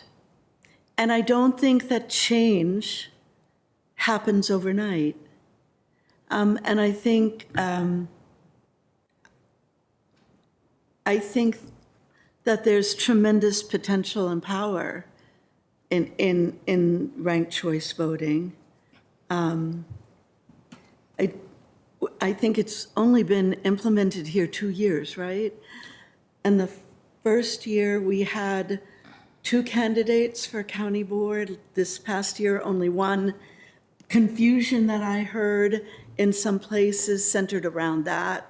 I think we need to give people a chance to settle into it if we want to give it a chance to work. What would you add to that? Yeah, I think it's a difficult question to answer. There needs to be more exposure, right? More opportunity to dive in and have voters really be able to play with it. And we talked about using the immersive, interactive tools, that type of thing. Folks just need exposure, right? And so I think giving people time to do that would be necessary. Ms. Hudson? Sorry. I'm thinking about some rather narrow potential concerns that interact with my former colleagues in the General Assembly, because I'm thinking about the legislative dimensions of this. One important consideration is that the current statute that authorizes ranked choice in Arlington is Arlington specific. And there is also a statewide local option, and that the General Assembly continues to debate lifting what will be a sunset clause on that for the rest of the state. But, and this is a point of clarification for me, I believe that Arlington County's local authority to do this is persistent. You are unaffected by that sunset clause. Is that correct? I believe so. If that's correct, I think that's one important question. One of the questions that our community in Charlottesville is facing about whether to make this permanent is the potential sunset clause that the General Assembly is currently on track to repeal, but I think is not a factor for you. I think 2 of the other legal factors that bear on this question is the ability to make ranked choice consistent across your other offices. I do think that the GA's slowness to allow this for county board, for school board, and for your constitutional officers creates some questions about getting those out of sync in a permanent way. And so I think that deserves careful consideration. And then the other piece where there continues to be some daylight between Charlottesville City and Arlington County is in our release of the cast vote record, which offers an extra level of transparency for voters about how the ballot counting happened. I know that our 2 jurisdictions take different interpretations of the state code's authority to allow the registrar to do that. That's something that the General Assembly is also actively debating, and I think something that the county board could engage in future sessions, because I do understand why without that level of transparency about how the results look, that there could be questions as well. I say that, knowing full well that I'm an out and out supporter of the idea more generally, but I think as a legal matter, those are some of the things that I think bear on the decision of the timing, because I do think there's, as Mr. Spain has reminded me many times, there are wrong ways to do the right thing. And so I think as we, at the local level and at the state level, clean up our rules about how election reform can happen, those are questions that weigh on my mind. Yeah, I think that's really helpful. And I guess one other thing that kind of brings up for me is weighing some of the confusion of the uncertainty of saying we're adopting this kind of 1 year at a time, but maybe next year we want, and how that impacts the trust and the exposure that you all were talking about, right? Of getting people in practice of doing it versus the kind of cautiousness of the approach of saying, look, we're not, we haven't made it permanent. We are still hearing feedback. We are still, and kind of, maybe this isn't, if you all have thoughts on this, I'd love to hear it, but it's more, I guess, a reaction to some of what you're saying, because I think that it is hard to build the trust when we haven't made a long-term permanent commitment. And similarly, right, with not being able to do school board or constitutionals, and, in my dream, doing it up and down from school board and water director all the way up to the president of the United States is like where I think we need to get to on ranked choice voting. But we have a narrow question here. And so it's just a little, I worry that people don't trust it because we are expressing reservations about making it the long-term choice for Arlington. And I don't know if you have any reactions to that. Then you don't have to, but you can. Just to agree with you. Okay. Yeah. Any other? I didn't mean to, I'm in charge of keeping the time, so we're about 25 minutes deeper into this than we budgeted. But I'm also not going to be this guy who cuts off discussion of voting in Black History Month. No. So, go ahead, Mr. Spain. You always amaze me, Mr. Chair. I was going to comment on that, but I'm going to stop. It's not just about Black History Month. But anyway, I really want to thank the Vice Chair for that question, because it looms into something we are going to have to consider rather soon. And I am aligned to the point to where I want to see this implemented across every election, all the way up to, how are we going to elect our president one day?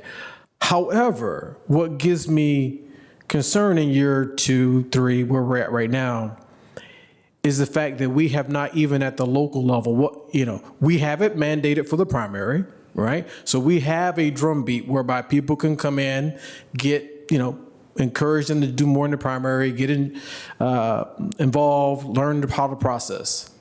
But there's something to consider about why constitutionals and even to our state party, what's the hesitation all about? And I need to understand that. Because if we're all on the same team and we're all about ranked choice voting, there should be no qualms in getting that thing passed down in the General Assembly.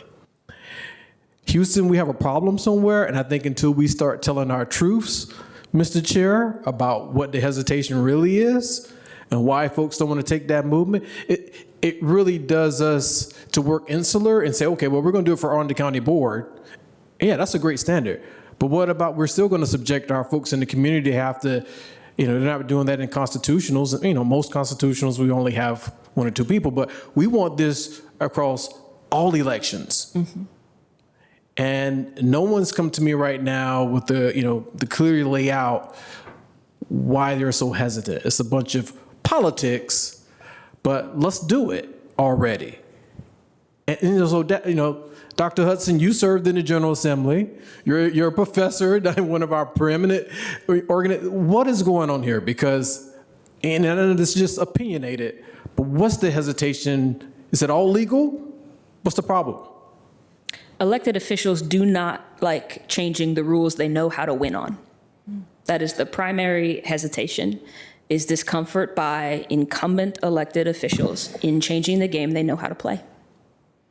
And so there are some of you who have been successful under this system, and change does not scare you. In fact, at this point, 4 of the 5 members sitting at the dais have run through this gate and found it to be a fair way of elevating your voice to the dais. I think if in the General Assembly there is still some reticence, particularly among the most senior members who have an outsized hand in deciding which bills move when, about making elections more competitive. And I think that I am here today in a wholly nonpartisan and academic capacity, but I don't think that contention would be met with much skepticism. Competition is scary to a lot of people. Yeah, I think there's some work for us to do outside of the scope of what we're doing here, but we're still ultimately going to subject the electorate to having 2 ways of voting, right? Rank choice these folks, and if you have more than 2 or 3 over here, you're not ranked, you're just choosing one. So there's a potential, let's say in a constitutional office, right? Mm-hmm. In the same year you have county board folks running. If you have 4 or 5 people running for county board, and let's say you have 3 people running for a constitutional office, right, where there's 1 seat, and we're saying rank over here, mm-hmm. but don't rank over here, yep. That in and of itself is going to bring more confusion, right? Because we have not clearly laid out for all elections is ranked choice is the way to go. We have work to do. Thank you, Mr. Chair. Thank you, and thanks to all of you for coming and sharing your thoughts, and those ranked choice enthusiasts in the audience. We will move on, and we will have a robust discussion on next month on the adjoined issues referred to. And thank you so much for being here. I'll try to keep us moving. You can slide out. You don't have to stay for the rest of this, but you are welcome. The next topic and robust discussion. Thank you very much. The next topic is examining Arlington County. What's that? Thank you. Examining Arlington County's board structure and performance. I don't know which of you, Ms. Cunningham and Mr. Spain, are going first, but you just spoke up, so I'm going to give you, Mr. Spain, the first opportunity because Ms. Cunningham sort of said you both will tag team this. Go ahead. Mr. Chair, the gentle lady from northern Pennsylvania who now lives in North Arlington, we work together in peace and harmony. That's what we do. Can we put up the slides? Okay, this will be really quick. Mr. Chair, you have asked that we give some periodic updates at our recess meetings about where we are as it relates to this examination of board structure and performance. Next slide. So this is just a brief recap. We're in December 2025. Mr. Spain, just want to make sure you take the sign with you because you might use that again. Go ahead, Mr. Spain. Okay, thank you, Mr. People that are watching from home can't see that. So what we are right now today, we are definitely in Q1 where we have been gathering and the foundational information, working with our county attorney who's with us. We have the community satisfaction survey that's going out to a number of folks where there's a couple of questions in there. And we're working with our clerk as directed right now to bring back some potential external research partners. Of course, we're going to come back in July of 2026 to report out. But in keeping with what was stated in December, I think we're on I don't think we're on timeline where we need to be. Things are working smoothly. We're trying to keep our colleagues all on the board informed about the process and how things are going. But with that, I'll turn it over to Board Member Susan Cunningham, to share some additional thoughts. Ms. Cunningham. Great. I think we have one additional slide. Is that right? Yeah. Okay, great. So just a very brief update. Again, we're really mostly just getting organized at this point, but some of the communications effort projects that we pledged to do. The interest form is live on the county board website. Our community satisfaction survey is also live and includes two questions, I believe, that may help frame this work. And then we've identified our liaisons to other bodies, electoral board and school board. Our attorney has been busy on many things, but including reviewing the legal history of our government structure to do a kind of white paper for all of us to consume. Our board clerk also has been very deep in getting us through procurement options and scoping of the work with the research partner. So that has not hit the street yet, but is imminent. And then we will just begin this week, I think, starting to promote just reminders that we're doing it. So if folks haven't been interested before, they might get interested, especially our young people and maybe our Latino voters as well. Yeah. Mr. Clerk, do we have one more slide or no? Sure. Ms. Cunningham, you want to speak to this slide?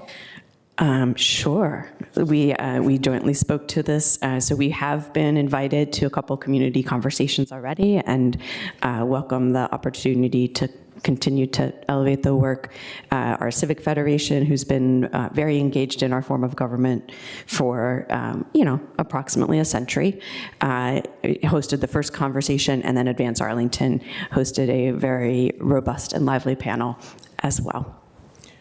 I will just close by saying these two events were both organizations reached out to the county board and just asked us to show up and talk pointedly, what you're doing today, to what was approved in December. And as we said, there is no predetermined outcome here, but we are keeping within the confines of what this board approved in December. And so the county and everyone who's tuning in on this needs to understand that, okay? Two great meetings, two great engagements. Thanks to everyone who attended. Thank you, Mr. Spain and Ms. Cunningham. Any questions? And I don't want to be such a timekeeper that I'm not allowing space. Not seeing any, I will ask us to move on to the next report, which is Ms. Coffey. Excellent, thank you. So every year, the Commission on the Status of Women has an annual Women of Vision Awards event in which we recognize three incredible people in our community who have served in government, nonprofit, business, civic places, and have been nominated by their community to be recognized. And so this year's Women of Vision Awards will be Wednesday, March 25th. The location is still being locked in, so stay tuned for that. But I wanted to share that this month because it will be taking place the literal day after our next recess meeting, and that felt perhaps not quite enough notice for most of us to be planning our calendars around. So that's the whole update. I hope to see everyone there. Thank you very much, Ms. Coffey. Yes, Mr. Carantonis. Question. Are nominations still on? No, I believe the nominations have closed. Okay, that's all right. Thank you. I think that's vestigial unless, Ms. Cunningham, you had items on that. We will move on to any regional reports. And Mr. Spain, I think I'm coming to you, although we could, yes, we do have to come to you next. Go ahead. Clerk? Council of Governments, I believe. Yes. And I think we have slides coming up. Yeah, we have the slides. Yep, great. Good evening, everyone. So, Mr. Chair and colleagues on the board, this is just a quick update from my role on the COG Human Services Policy Committee. Can we go to the next slide? And these are some highlights.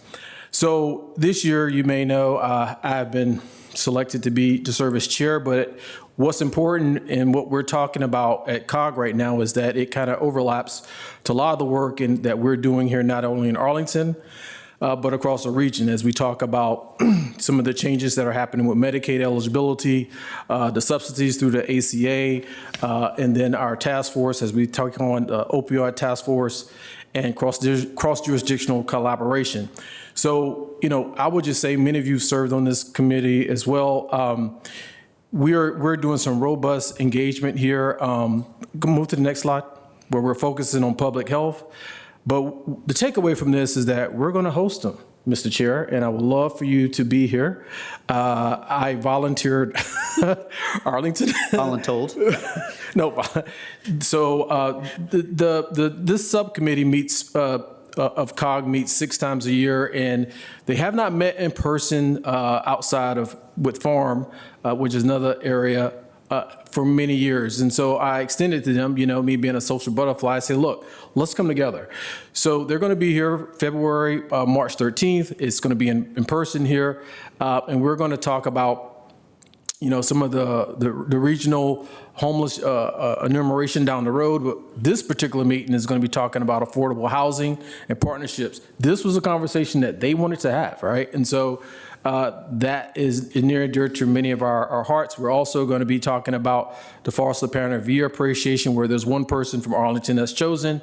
And then we're going to, really look at the regional compact to end homelessness, something I know you care deeply about, Mr. Chair, and we're going to identify some members to work with the COG Homeless Services Committee later on this year. So all in all, just know that COG will be here, and we're looking forward to some really good engagement, and you're all welcome to attend and be part of the discussion. Thank you. Thank you, Mr. Spain. I appreciate your leadership. I was never remotely asked to head this committee, and that's okay. But your leadership, very happy about. We're about to send it to the manager's report for situational awareness for colleagues. We have about 21 minutes to get through 3 reports. For situational awareness to the folks who may be magically appearing from the back, we're about to do leaf blower update, which is Jennifer Fioretti and John Santafemia. Is that right, Mr. Schwartz? Santafema. Working on it. My apologies, John. So All over right, to you, so Mr. Manager, for the Thank you, Mr. reports. Chair and members of the board. I want to start out, before I bring Jen and John out here to talk about leaf blowers, I did want to give one quick update on the budget, because there's been a lot of conversation in the community. So as you know, on Saturday, I proposed the budget. Happy to say the entire budget is now available online, so that when board members aren't paying attention to each other, you can catch up on your thousands of pages you need to read. But as I noted in the proposed budget, we proposed position reductions that included over 20 staff that are currently employed. And as I noted on Saturday, these are just proposals. And I specifically wanted to mention that on Thursday of next week, 9 days from now, we're going to have a full work session with the board on 2 of the proposals that have gotten a lot of attention. One is the first for the Department of Parks and Recreation on gymnastics, and then libraries related to Cherrydale will be part of the subjects of what you take up when you review those departments. Specifically, I did want to address, when we get to the session a week from Thursday for gymnastics, we're going to take a look at the proposal I put together, our fee recovery policy that undergirds the fees we charge, the historical data on program usage, the details on the physical facilities we have at Barcroft, and then also we're going to go through the alternatives that we considered before we settled on this specific proposal. Finally, as to that, the initial letters that went out to some of the affected employees initially stated that the positions were being terminated. Those letters were incorrect. They were followed up very quickly by letters that stated the positions were proposed for elimination. And I apologize for that, which was clearly a mistake and creates a lot of understandable stress on the part of the people involved. I did want to highlight, as I did on Saturday, that verbal conversations were held with all the staff, making it clear multiple times that these are just proposals, and the final disposition of those proposals rests with the county board. So. Thank you, Mr. Schwartz. And now on to leaf blowers. Yeah. Okay. Next up, I'm going to ask Jen Fioretti and John Santafema to join. Sorry. I want to stay true to actually being open. It was a nice Ms. try, Cunningham. and I will keep it very brief. But could you also speak briefly to the timing of what comes next? I think I had the privilege to be with about 80 of our fellow residents at Open Door Monday last night in a very cozy room. And one of the big questions was, what about summer camps? What about the season? Can you lay out now or at another time shortly the timelines people need to understand about if it were to move forward one way or the other, when will things be known? Right. So assuming that this follows the regular course, and I don't know, things do have the opportunity to change. There currently are programs underway which would complete the competitive season, and I can't remember exactly the dates for that, but I think it's sometime in May. And we did actually open up, sign up for a gymnastics class. I think there's one class, and I'm going to get it wrong, I think it's 6 to 9 year olds that were able to sign up. And those people who signed up, if the board determines that they want to close the program, there's about 30 people that signed up for that. And we can talk about this next week. There will be alternatives found for those individuals. If the board decides to keep those programs, then they've already signed up. So I realize that's going to create some uncertainty for the people who signed up, who want to know exactly what's going to happen with the program. But we often are in the situation where we'll need to find alternatives for people who sign up and a program doesn't happen for staffing or other reasons. So that's part of, I don't know if I answered all your questions. I think you got it. And I would just elevate the piece you shared at the end about the error in the letter that went out to our workforce. And just to reiterate that budget time is hard on everyone and hard on staff for working through questions and proposals.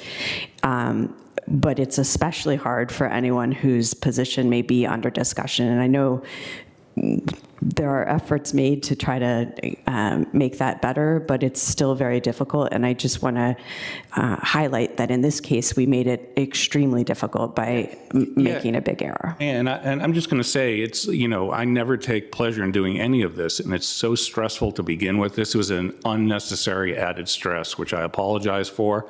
My apology probably won't go anywhere near to try to address some of the concerns that the individuals have. So I take that very seriously.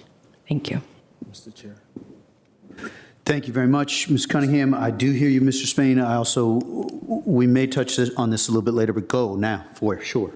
I won't take long. I just want to align my thoughts with that of my colleague, Susan Cunningham. And for what it's worth, I'm not, people have heard me. When it comes to furloughs, when it comes to cutting positions and to our employees, we're gonna look at it closely. But I am going to be laser focused on these matters because it's tough.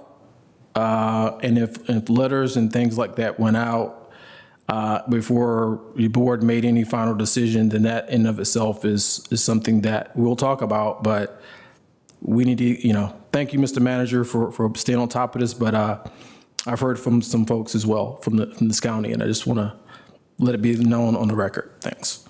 Thank you, Mr. Spain. And Mr. Schwartz and Ms. Cunningham, I think fair to say that others of us share the sentiments and want also to see this through and follow up, and we will. And so with that, we'll move to leaf blowers, and we have 15 minutes budgeted, but we can take more if we need to. So let's get fulsome. And, in September, you remember September? It seems so long ago. We presented our plan to engage the community to explore a potential year-round prohibition on the use of gas-powered leaf blowers. So I'm going to turn it over to Jen Fioretti and John Santafima. Jen has been working mightily on this presentation, and I'm sure she will blast through it. Ms. Fioretti. Thank you, Mr. Manager, and good afternoon, members of the County Board. Again, my name is Jennifer Fioretti in the Climate Policy Office, and I'm joined by my colleague, John Santafima. He's the Assistant Building Official who oversees code enforcement within the Department of Community Planning, Housing, and Development. Next slide, please. So this evening, we will cover some key aspects of the potential prohibition of gas-powered leaf blowers in Arlington. Specifically, I'll walk through background and draft policy framework, a summary of the community engagement conducted last fall, along with draft policy recommendations and next steps. Over the past several years, we've seen growing public interest in exploring a prohibition on the use of gas-powered leaf blowers. This interest has been driven by a range of concerns raised by our community. Many residents have shared that the excessive noise generated from gas-powered leaf blowers significantly impacts their quality of life. Beyond noise, we've also heard concerns about the environmental impacts of this equipment, including its effect on air quality, wildlife, soil, and waterways. Additionally, some have highlighted the health and safety risks, particularly for operators who are exposed to harmful pollutants emitted by two-stroke engines. Pollutants linked to cardiovascular disease, cognitive impairment, and respiratory issues. Over 100 localities nationwide have already prohibited the use of gas-powered leaf blowers, including nearby jurisdictions such as the District of Columbia, which was effective in '22, Montgomery County, Maryland, effective in July 2025, and the City of Alexandria, Virginia, adopted May 2025 and will become effective November 2026. Arlington has also taken proactive steps to lead by example. Last year, the county completed its transition of all non-emergency handheld landscape equipment, including leaf blowers, from gas to electric in support of our environmental goals. Additionally, we are planning to update our landscaping contracts as they come up for rebid to require the use of electric-powered leaf blowers as well. Next slide, please. In response to these community concerns, the Climate Policy Office, in coordination with the Department of Parks and Recreation, the Department of Environmental Services, Community Planning, Housing and Development, were tasked with several key actions. First, we were directed to conduct a scan of best practices and regulatory lessons learned from localities that have already transitioned to prohibiting gas-powered leaf blowers. Next, we were tasked with hosting a public engagement process to gather input from residents and businesses. This engagement focused on two key considerations: a year-round prohibition of gas-powered leaf blowers, and the potential for a phase-out of up to 3 years. Finally, develop a potential policy pathway and draft final recommendations for the county board's consideration.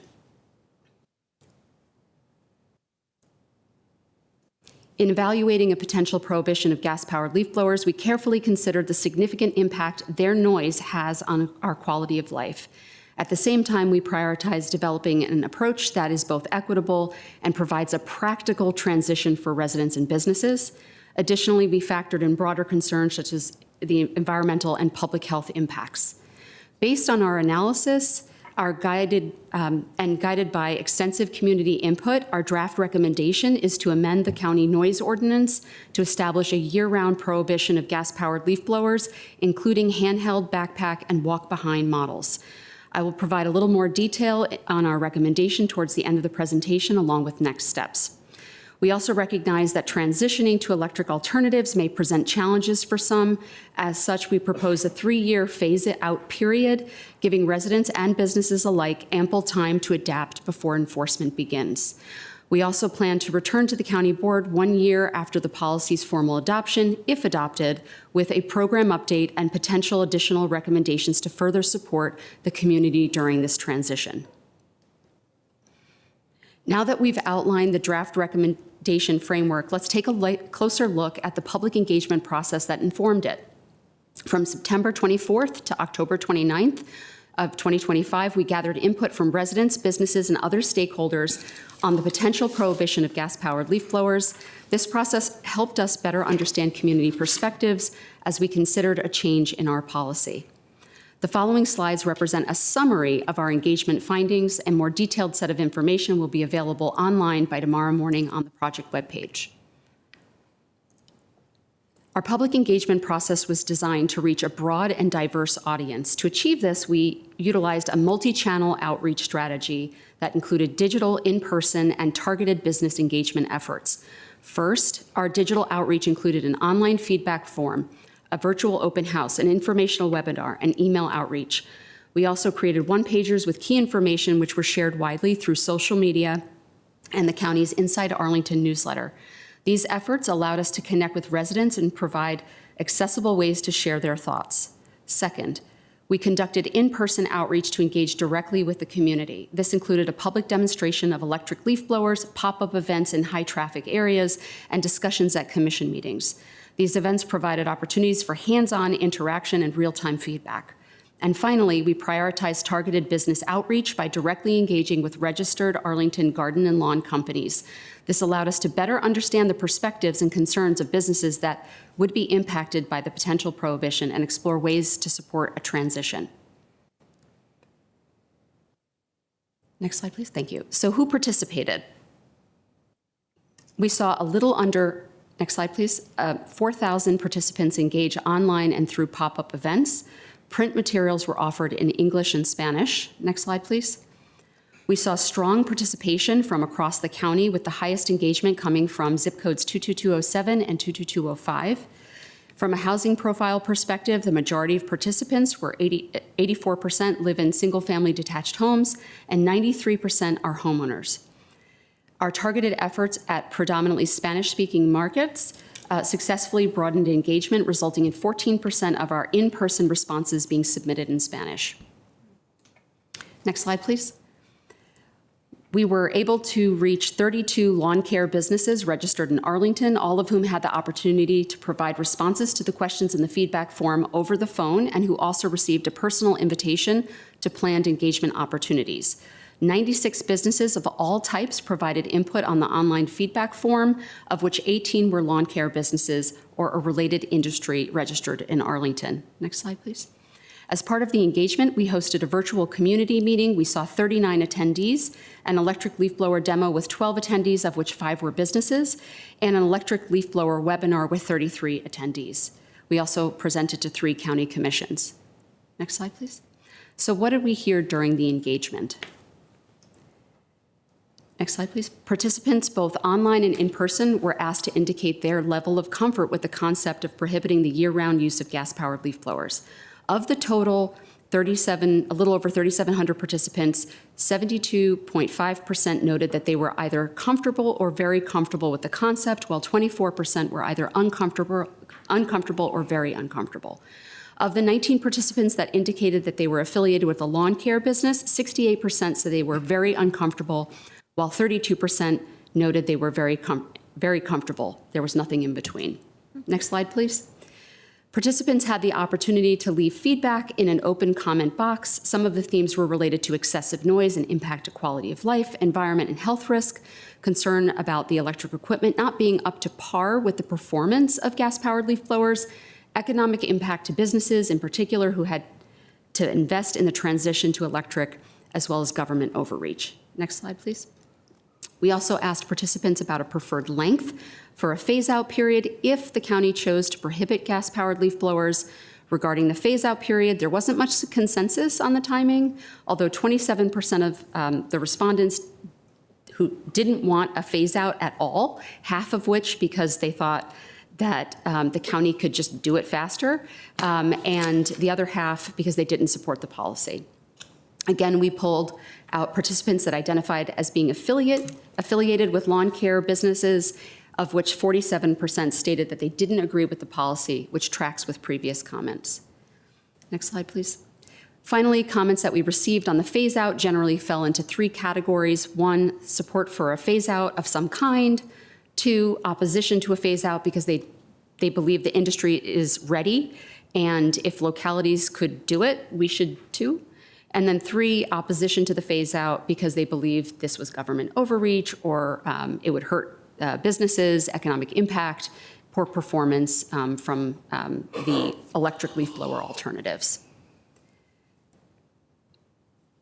So now that we've shared a summary of the engagement, let's return to our draft recommendation along with some additional context. While preparing our recommendation, we considered a variety of inputs, including the county's current enforcement workflow process.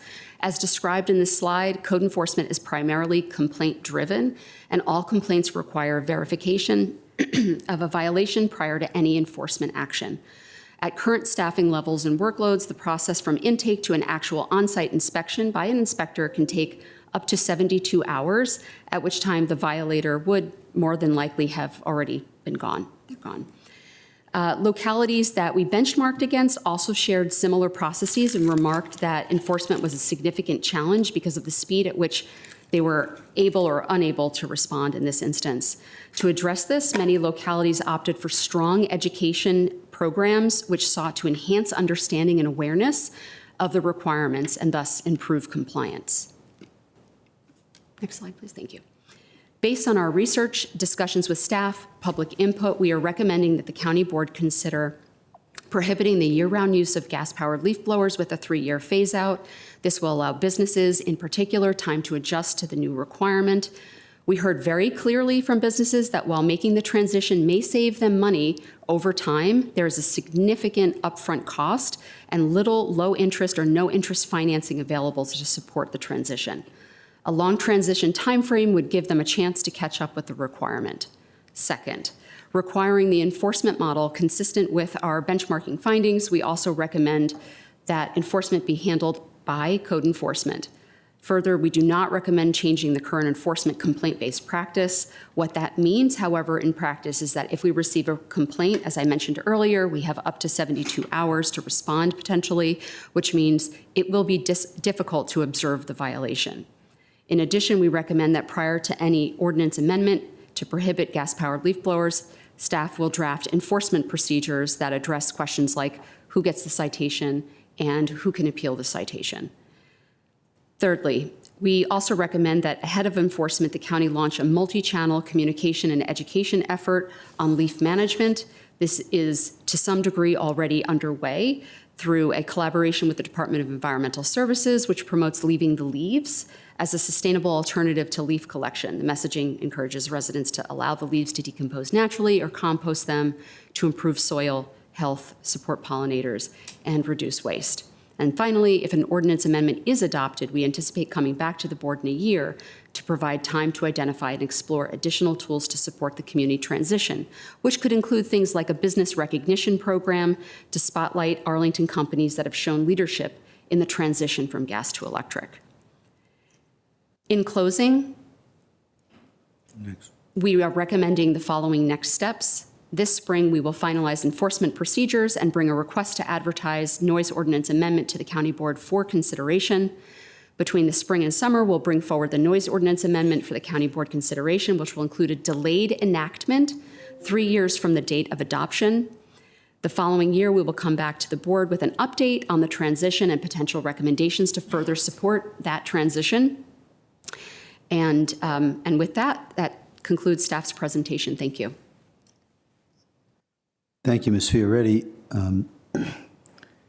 In a strange spot of feeling very good about your recommendations and not wanting to over-abbreviate the conversation, but I'm not particularly great at, I'm in vehement agreement in saying that 16 times, but I do want to create space for others. So I just, having been perhaps over-caffeinated or over-eager at other points, but coming along with the process, I guess I was particularly struck by the map and the large number from 22207, seeing as I lived there, and also business recognition being a big thing because I'm not clear that all of the main providers necessarily are, I think if the word got around, that there could be progress in compliance. But I'll give space. And you can say vehement agreement, or you can ask questions and make comments too. Mr. Karantonis. Thank you, Mr. Chair. Try not to filibuster for too long. Two quick questions. One is, do we have an insight about the mix of the businesses, small, big, et cetera? Second is, how do they reconcile the fact that, as a matter of fact, in the region, we are seeing already bans and regulations happening. They serve mostly the larger region. So is there a kind of a two gears approach here? For example, I've seen other places that they could segment the market, and those who have the older equipment, do one part, and those who have newer equipment do another part. And the third is, can you elaborate a little bit on the 15 FTEs? For enforcement, because I didn't really catch that well. Or was I wrong about?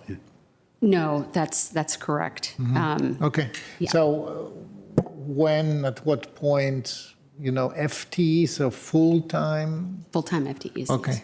If you can full-time elaborate equivalents, yes. Yeah. So to answer your first question, in terms of insights on the businesses that participated in the feedback, because we actually called and hope to reach all of the 40 that were registered, so we got close.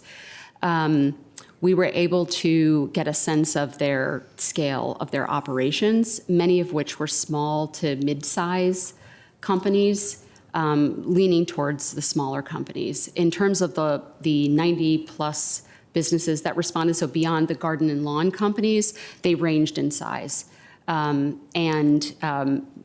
What we found to be generally like a theme was that the smaller companies had even greater concerns about making the transition. When I say small, I'm still talking 2, 3, 4 teams, each which have 3 or 4 employees per team going out and conducting landscaping services.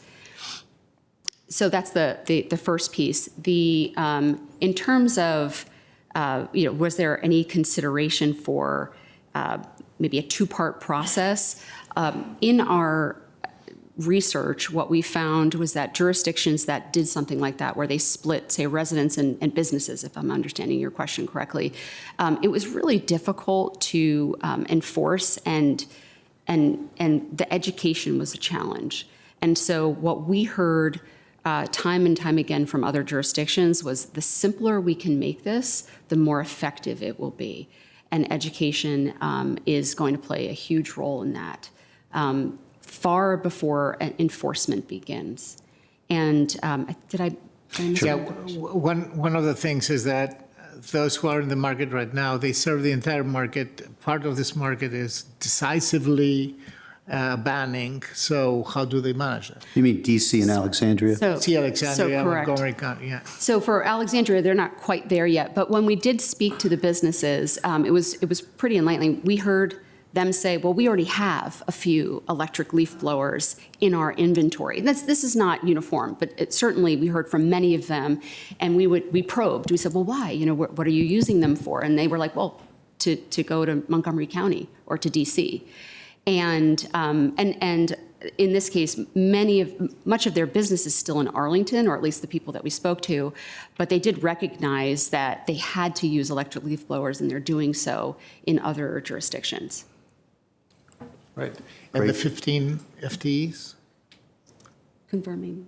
Are those new, or is it an added duty to existing FTEs? Those are existing FTEs. Yeah. They would be dedicated to that, or would they Oh, miss no. somewhere? That's So- correct. No, this is the existing enforcement program has a fleet of different code enforcement inspectors, and I'm going to turn it over to Mr. Santafimia to respond. If I can. We currently have 14 FTEs, 8 of which are inspectors. We have one inspector position that is currently on hold. It's frozen.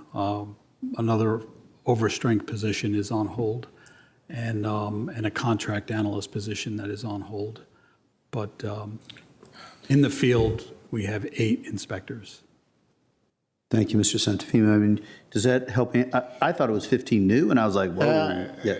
Yeah, for a split second, but still, it's a significant elasticity that you seem to be having there, or you seem to be projecting there, because I understand that this is a little bit seasonal, and it would be more. So probably it's a reorganization of the existing inspector corps, right? Plus the additional capacitation and the Rutgers University.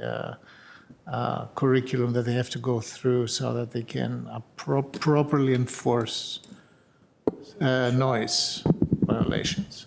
Well, they wouldn't be using that method to enforce this type of violation.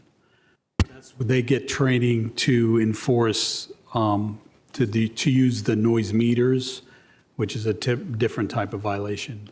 This type of violation, it would be very similar to how they enforce the prohibited act section of the noise ordinance, which is how the police department uses it. Okay. And now the fire marshals use it that way also. Thank you. Thank you, Mr. Carantonis. Ms. Cunningham. I just wanted to say a huge thank you. It was a very thorough engagement with the community on an issue that's been long-standing of a passion project for many folks, and really does have a great deal of health implications as well. I appreciate the two things you said. One is keep it simple, and that's going to save a ton of resources on the back end. And while I would love this to have happened yesterday, I really appreciate the thoughtful analysis that's gone into saying we can push, we can educate the consumer, which is probably the most important piece here. But in a time where all of our businesses and all of our families, frankly, are experiencing some uncertainties, pushing harder than a mandate 3 years from now did not seem wise. And so I hope this will be a nice, gentle rollout, and that people will voluntarily be there before we even are mandating it. And that will make John's job even a little bit easier, just a tad. So thank you.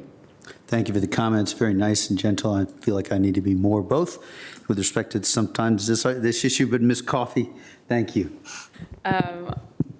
Thank you for your work. Thank you for all the deep engagement. I think we are on the right track, and I will not take up more time other than to say I continue to support you moving forward with this work.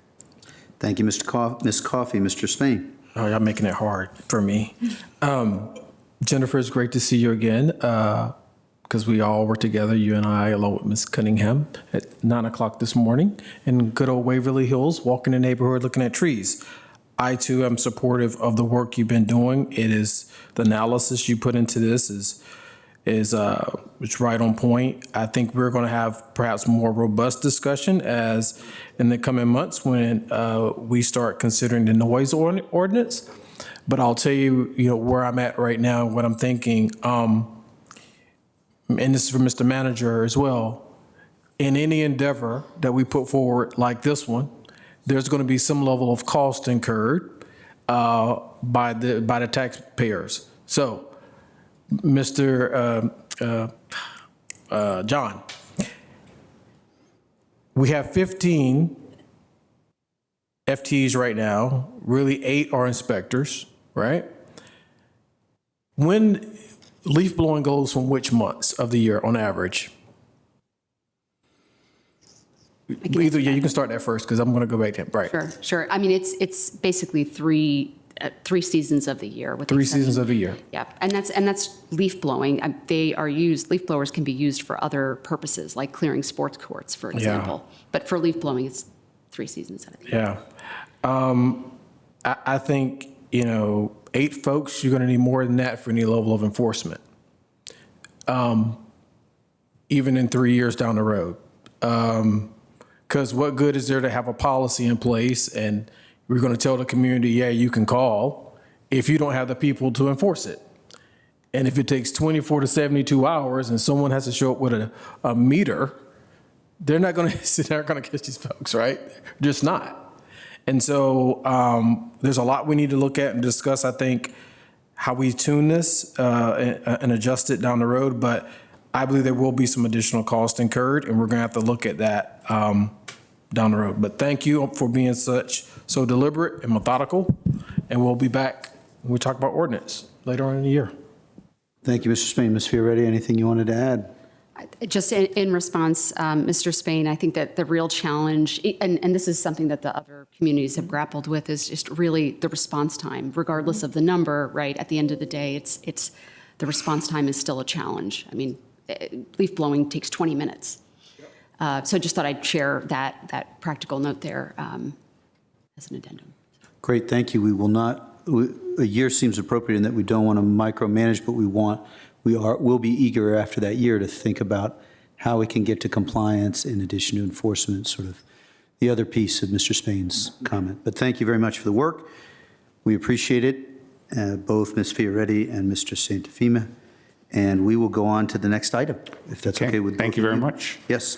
So next up, we're going to give you an update that was promised on the comprehensive plan, an update on the comprehensive plan update.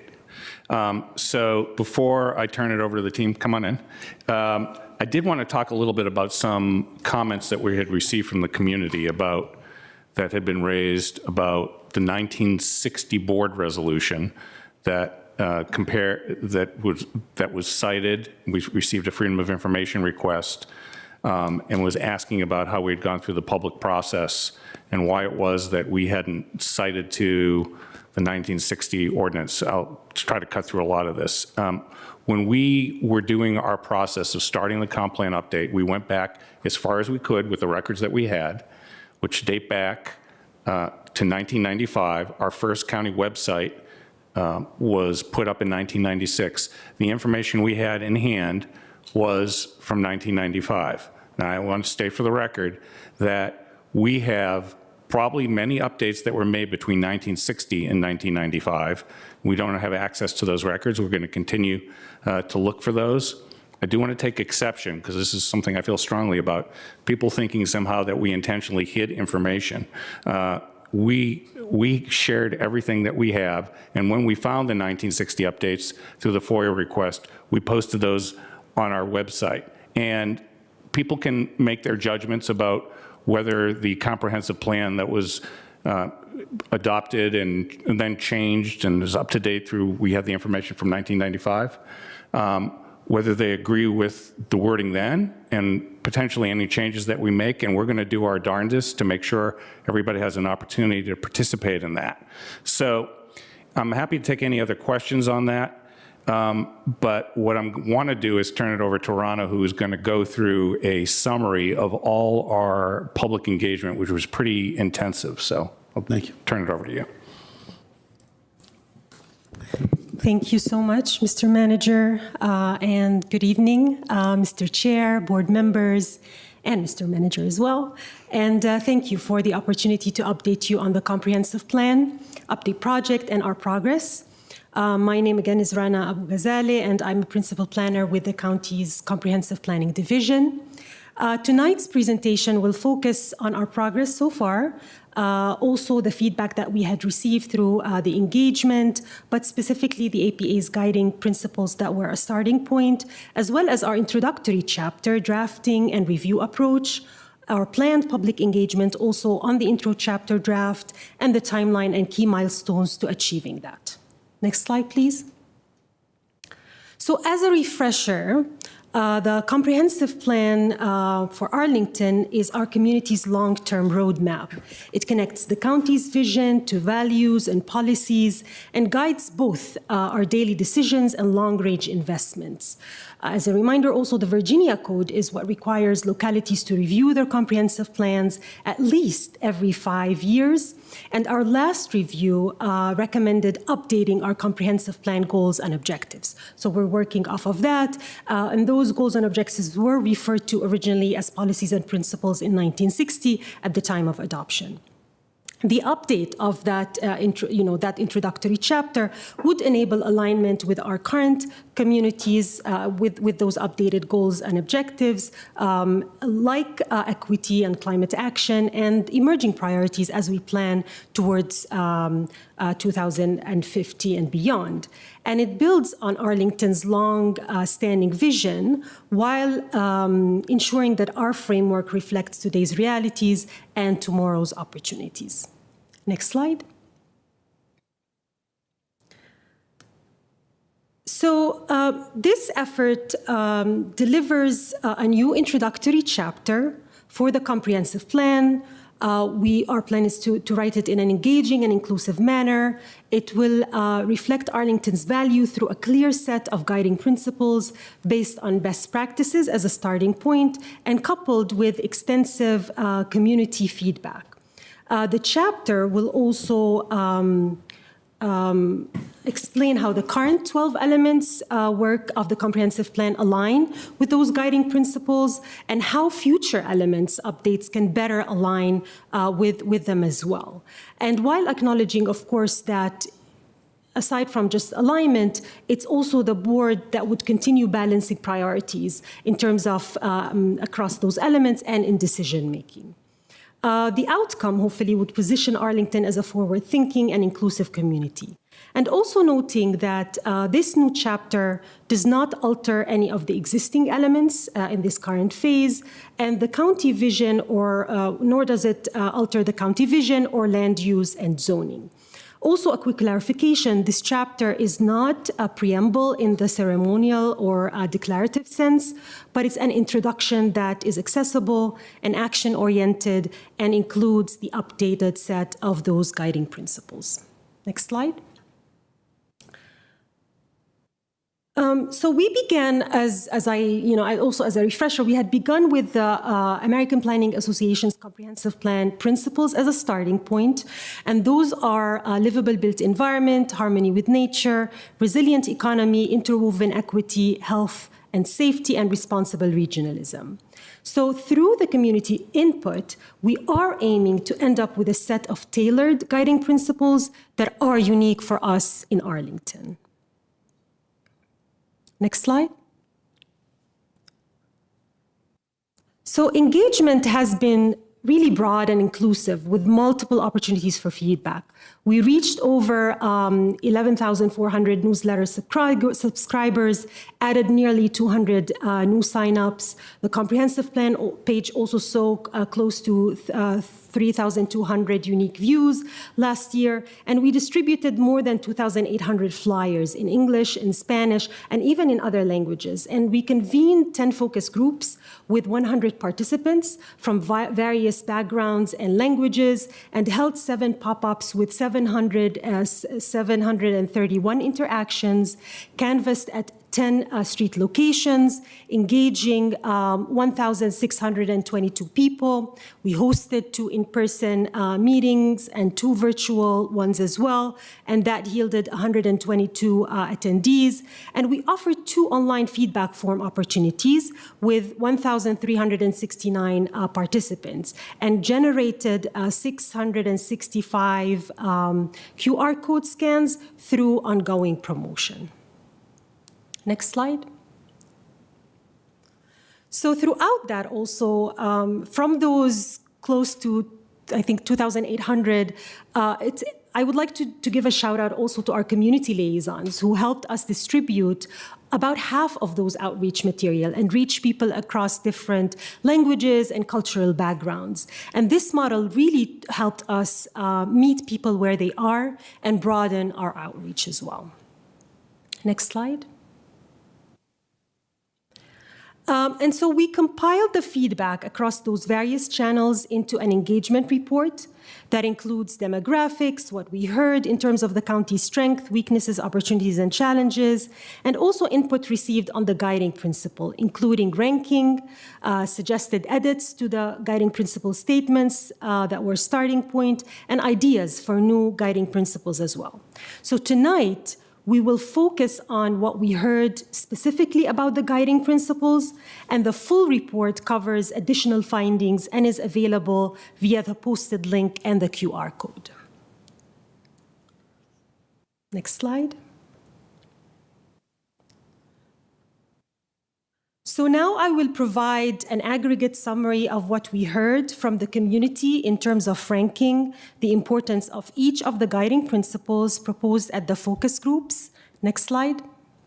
So those are some pictures of the focus groups also that were proposed at the community meetings. Next slide, please. And those were some pictures as well. And lastly, at the pop-ups. Next slide, please. And those are some pictures there. And finally, at the online feedback form. Next slide. And so across all of the public engagement formats, as you can see in this slide, the majority of the participants agreed that all of the proposed guiding principles are either important or very important to them. Noting here that the focus group participants were asked to indicate the level of importance for slightly different terms than the participants, although the theme remained the same, and that was to help make those kind of sometimes drier policy terms more relatable to them in terms of their lived experience. So we asked them first to tell us what terms like equity or livability or sustainability and harmony with nature means to them before ranking those terms. And they also were asked to indicate the level of importance for health and safety separately. And the above summary incorporates an average ranking of those 2 terms. Next slide. And so One other thing that is important to add in terms of getting the feedback from the community is that we heard 4 new perspective themes to elevate here. And those were kind of not fitting neatly in any of those proposed initial guiding principles. And they include governance, accountability, and transparency/trust. Another term related to community engagement, connection, or civic participation and inclusivity. A third theme related to technology, innovation, and digital tools. And finally, education, schools, and learning was also another theme that we heard. The other ones that you can see down below them are, and so before I jump to that, we are still considering which of those themes that are kind of newer and not fitting neatly into the ones that we proposed, which of them can manifest as an independent guiding principle or can be folded as part of the existing proposed principles and maybe expand them a little bit more. And so other themes, as I said, involved things that could be woven into the proposed initial set of guiding principles, like ones related to growth and development or housing supply, equity, again, repeated around fairness and inclusion that could be interwoven, that could be part of interwoven equity, or things related to health, well-being, and safety that could easily fit under health and safety as well. And those are just examples. Next slide. And so now I will move on to the progress update on drafting the introductory chapter. Next slide, please. So in kind of looking at the introductory chapter, what we are looking at is a chapter that would run approximately 30 to 40 pages, but with a balance of text and graphics. So it's less text heavy and engages the reader through graphics, provision of links where further detail is available. And the chapter would frame the narrative by connecting our history to a modern-day outlook, using language that aligns with our current county vision, as well as the Arlington 2050 values. Major sections in that introductory chapter would include setting the stage, also Arlington yesterday, today, and tomorrow, so a snapshot of where we've been, where we want to go, trends as well. Then the kind of introducing the guiding principles and also the building blocks, which are the comprehensive plan elements and how they work together. And then that would be followed by an implementation and measuring success, kind of lightly looking at how we can do that to make sure that we are always advancing the guiding principles and reporting on how we are successful at that. And finally, an appendix with a link library. Next slide, please. So, as I said in my initial slide, we are also looking at an opportunity where we would get public engagement on the introductory chapter as well. And so there will be an opportunity in the spring to review first the draft language for each guiding principle and provide feedback through the online feedback form. And we're also planning to re-engage the expanded LRPC for discussion of the draft guiding principles. In July, we expect also to meet in person. So we expect to present the full introductory chapter to initiate the formal public hearing process as part of a request to advertise STEP. And in the fall, we will receive additional community and commission input, and then present a final draft for consideration by the board and by the Planning Commission, and ultimately by the county board. Next slide, please.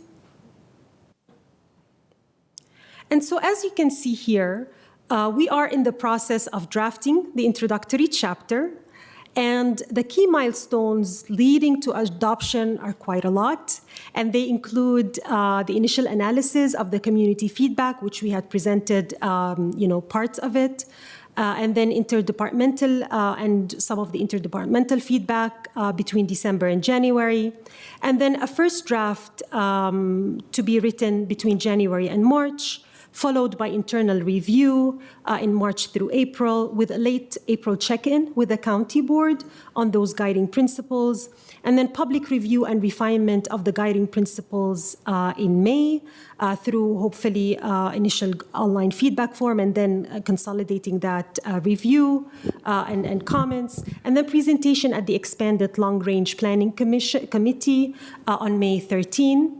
And public hearings and adoption,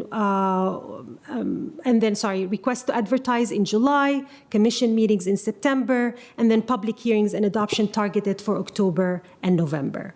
And then discussion with the board on the next steps as part of phase 2 will take place after the conclusion of that phase. And so we'll provide any recommendations and start the discussion then, hopefully targeting towards the end of the year. Next slide, please. And so that kind of concludes my presentation. I want to thank you for your time and guidance, and we do look forward to our continued collaboration as we finalize the guiding principles and bring the chapter forward for review. And we're very grateful for the support of our county board liaisons, Susan and Maureen, throughout all of this. And I'm happy to take any questions you have on this project. Thank you. Thank you very much for the presentation. I see Ms. Cunningham's light first. Yeah, just sharing for those who may be watching, we had a pretty thorough conversation around this with the Civic Federation last week. Was that really just last week? Wowza. So that may be of interest to folks. And I have a question that you may not have right off of hand, but kind of as we're entering budget season and planning season, you guys are always in planning season, but we're joining you. Are we able to reflect on now, or be ready to at the work session, what the budget was for this project, both external costs and internal time, and how we're doing against that, and kind of and then looking ahead for the next few sessions, next phases, if we choose to pursue them. I know it's not always an easy thing to come up with, but just a place that will be of interest. And I know this has been an effort to be incredibly equitable in our engagement, which is not cheap. So just want to kind of come back to touch that during the budget season. Yeah, I'll briefly say here, we're in receipt of that request, and we'll be prepared to provide more information at our meeting next month. Okay, perfect. And then my second question, aside from saying thank you, this was a ton of work, is what observations do you have on equitable engagement, or just engagement, and kind of we talked a lot earlier today about voter engagement, resident engagement, and different patterns, but any thoughts, as each of us is also continuing to try to reach into the community and hear all voices, any thoughts about what you found and we might use? Yes, thank you for that question. And I'm happy to share my thoughts on this. Definitely, that was something that I shared as part of the presentation, which is the high value of having community liaisons as part of that process. And what that means in terms of really peer-to-peer kind of informal discussions that enabled us to see the diversity, especially in our community, in-person community meetings, really evident. And you can see from the pictures as well that we picked our community liaisons to speak the languages that we were trying to reach. And so that was really instrumental. And they, as I said, they helped us in almost the printed, outreach material, about half of that, and that's very valuable to note that it wasn't just the promotion of those outreach material where they were with us in pop-ups, with us in street canvassing, with us in, some of them came from the focus groups actually, and they wanted to kind of continue through that process. But also the value of translating outreach material too. because the more you reach people with a language that they are comfortable with, the more they feel included and they feel willing to take the next step into attending another meeting or into, responding to the online feedback form. So those are kind of my 2 cents in terms of what I found throughout this process, and hopefully we will continue to be engaging, and we were able to get a grant, to allow us to do part of that. But hopefully through our online feedback form, there is the possibility to translate that in, through the webpage. But if we plan for any other project, definitely thinking of translation of material, which is not cheap, is something key, as well as the community liaisons as an important step. Great, and I said that was my last question, but one more comment, which is, as you said, no decisions have been made. There's drafting of an introductory chapter. No action happens until these 5 people see it and decide whether we like it or want to use it. I'm just going to... And the public will see it at the same time that we see it. But just reiterating that nothing's decided yet here. Yes, definitely. The guiding principles will be for you as well as the community to look at in terms of drafts, as well as the introductory chapter, and that's the opportunity to provide feedback and comments. And we're really looking at those more as an umbrella, kind of an overarching theme that goes beyond, let's say, ideas, let's say, for growth, whether it's preservation or density, but rather livability, let's say, for everyone to be included as part of that, and then looking at that through that lens.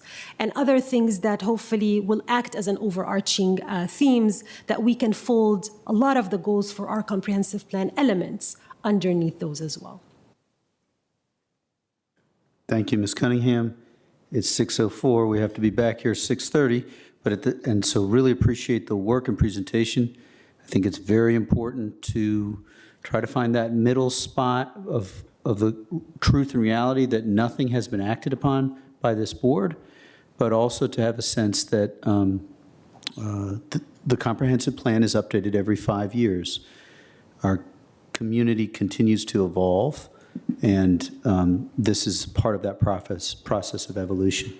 And I was not trying to force your light off, Mr. Spain, or, you guys go ahead if you want, we can get there. I just wanted to say that out loud because in the process of Saturday morning, and then also last week, I did not, we need neither to alarm nor be abrasive or unhelpful, but we also need to be, at least for my part, I want to be honest that this is part of a planning process.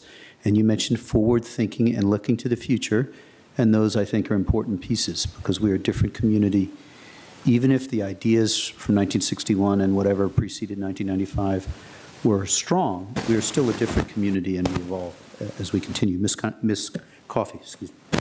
Yeah, and I think the last thing that I'll lift up, aside from my echoed thanks, this is a huge lift, is really kind of seeing that beginning of the evolution, right? We took the APA principles to start, and we are using all of this engagement that we did to evolve and shift and incorporate. And I think we've seen some very interesting things, some very unsurprising things, perhaps, around what our community values. And it will, what comes out of this will really be uniquely reflective of the engagement we have done with our residents here in Arlington. So just want to make sure that we're all lifting that up because it's a huge deal and it's been an immense amount of work and it will continue to be an immense amount of work. I know we're not even done yet, but I think it's really important and it's very Arlington of us. Thank you. Thank you. Rerouting us in the work that the two of you have led. Mr. Carantonis, brevity is a sole word, but go. Well, I just wanted to say thank you for all this. By the way, I enjoyed the mini-series of the newsletters a lot. Helps a lot with the communities who are now, in a more dispersed way, asking for more details on that. So if there is a measure of success here is the ripple effect.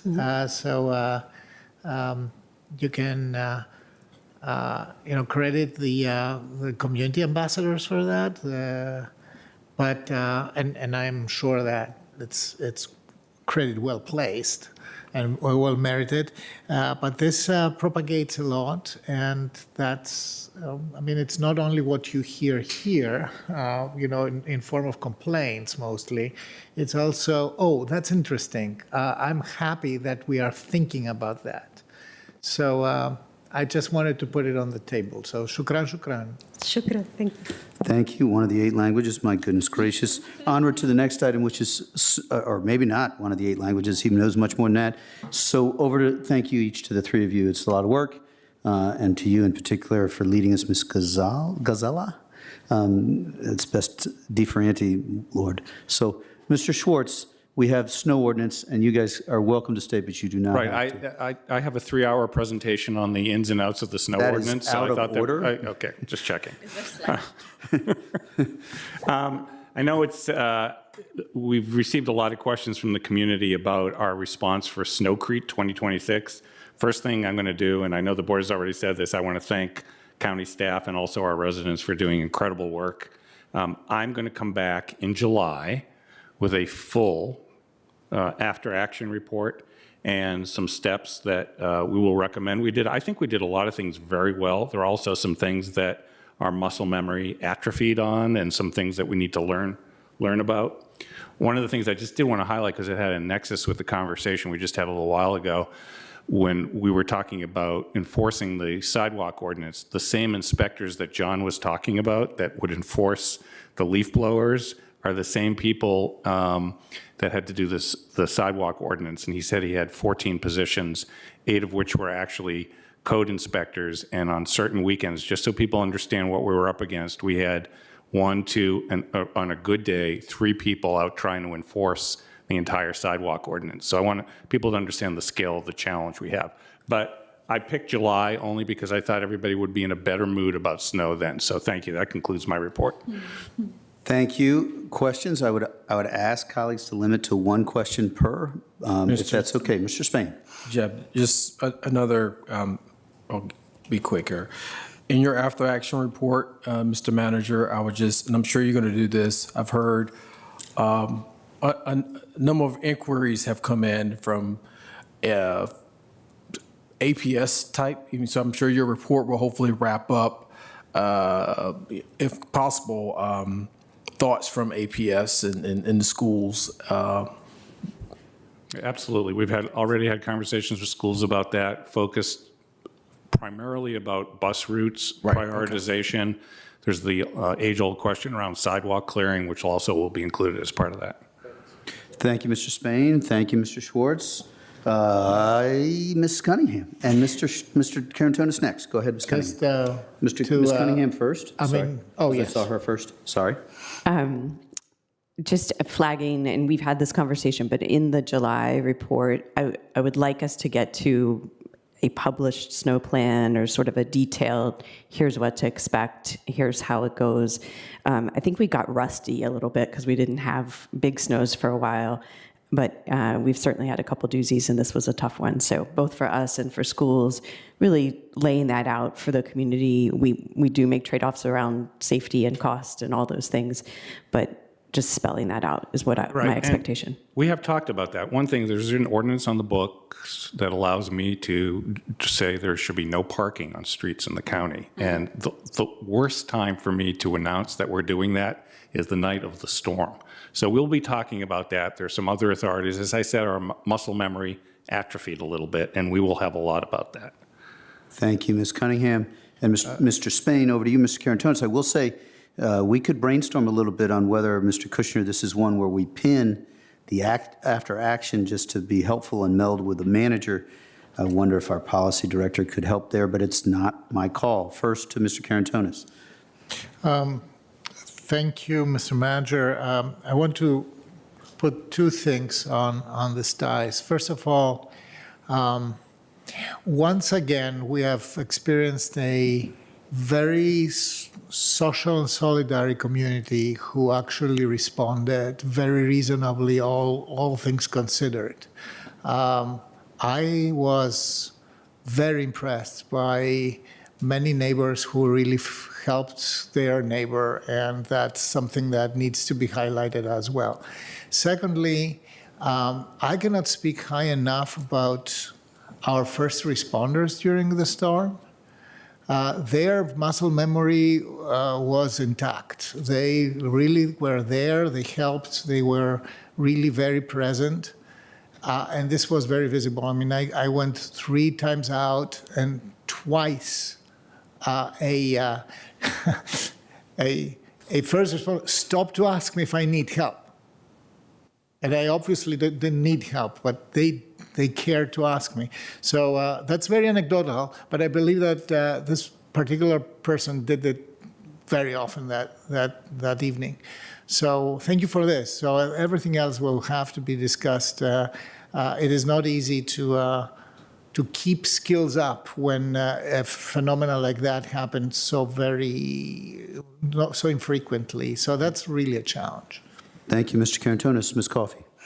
I think one thing I would love to see addressed in the after action is we saw Alexandria's Snow Buddies program got a lot of attention with community members who could help shovel, and people obviously came to us asking if we had a similar program, and we do not. And I don't think we can set it up before the end of this winter, but I do wonder if we have the ability to work with some of our community partners and think about how we may establish a similar type of volunteer community support and help program. All right, we're going to cover that. We have working for public safety communications and emergency management. They work with, volunteers we have in the community, and we'd put out a call for volunteers. We didn't get a lot of uptake on that, and so yeah, we absolutely need to do that. And I also did want to give a shout out, because I know Mr. Carantonis put it in there. Even though we didn't have a formal Snow Buddies program, there were a lot of people who did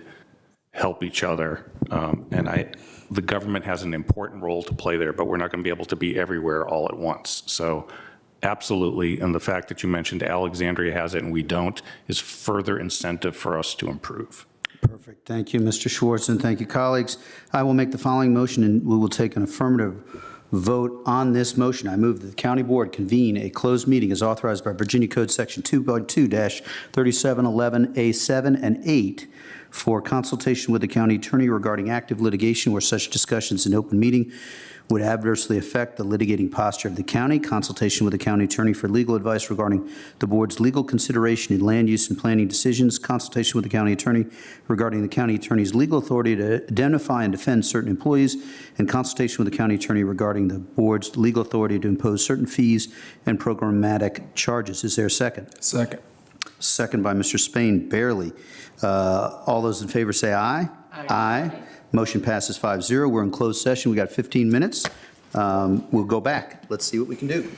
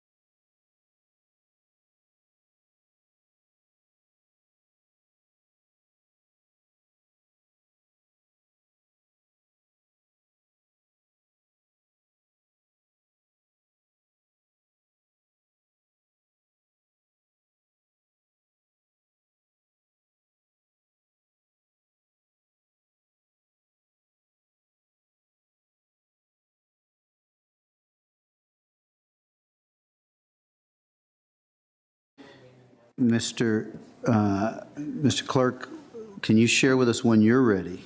When you guys are ready, you let me know. I see Mr. Karantonis. Hey, come.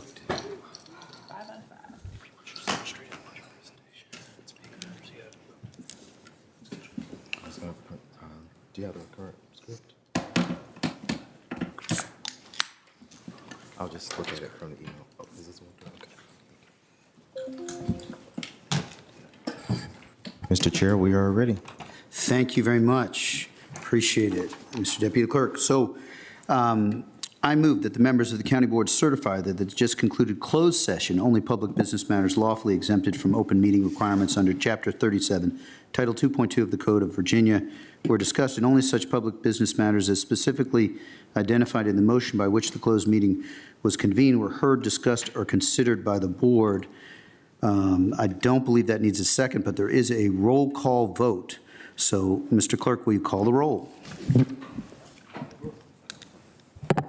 I will, Mr. Chair. Matt DeFerranti. Aye. Vice Chair Coffey. Aye.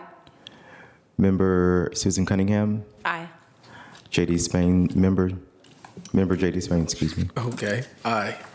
And Takis Karantonis, member. Yes. Thank you. I do not believe that requires a second because all five of us certified. Thank you, though, Ms. Cunningham, for being careful. And I will loop back with the county attorney later to make sure that's the case. I'm pretty sure that is the case, but super sure is definitely necessary. Sorry, Mr. Attorney, you just rushed in. No need for a second on that certification, correct? Okay. All right, now, folks, this brings us to our regular hearing items for this evening. Mr. Manager, over to you for, Yes. Wait, we got to Yes. call it. I get so excited, I didn't even call the item. Yeah, I'm sorry. Mr. Clerk or Mr. Clerks, can one of you call item 25, which is the fiscal year 2027 budget RTAs, and just give us a little bit more of a description as to what we're first hearing, please? Absolutely. So the item 25, fiscal year 2027 proposed budget request to advertise. Section A, request to authorize advertisement of a public hearing to consider the calendar year 2026 real estate tax rate and commercial real estate tax rate. Item B, request to authorize advertisement of a public hearing to consider the calendar year 2026 personal property tax rate and the allocation method of the state's vehicle tax relief provided to Arlington County. Subsection C, request to authorize advertisement of a public hearing to consider the calendar year 2026 Boston Business Improvement District Boston bid tax rate. Subsection D, request to authorize advertisement of a public hearing to consider the calendar year 2026 National Landing bid tax rate. Subsection E, request to authorize advertisement of a public hearing to consider the calendar year 2026 Roslyn bid tax rate.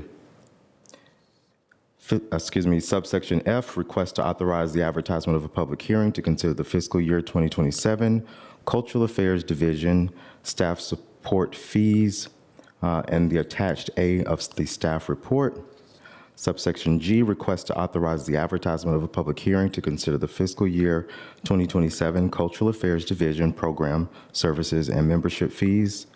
Subsection H, request to authorize the advertisement of a public hearing to consider the fiscal year 2027 Cultural Affairs Division scenic studio fees. Subsection I, this item has been removed, excuse me.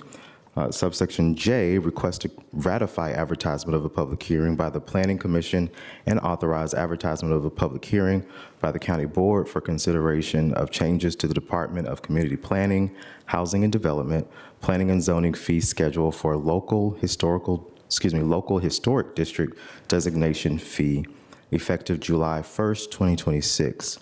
Subsection K, request to ratify advertisement of a public hearing by the Planning Commission and authorize advertisement of a public hearing by the County Board for consideration of changes to the Department of Community Planning, Housing and Development-related fees for planning, zoning, and inspection services effective July 1st, 2026.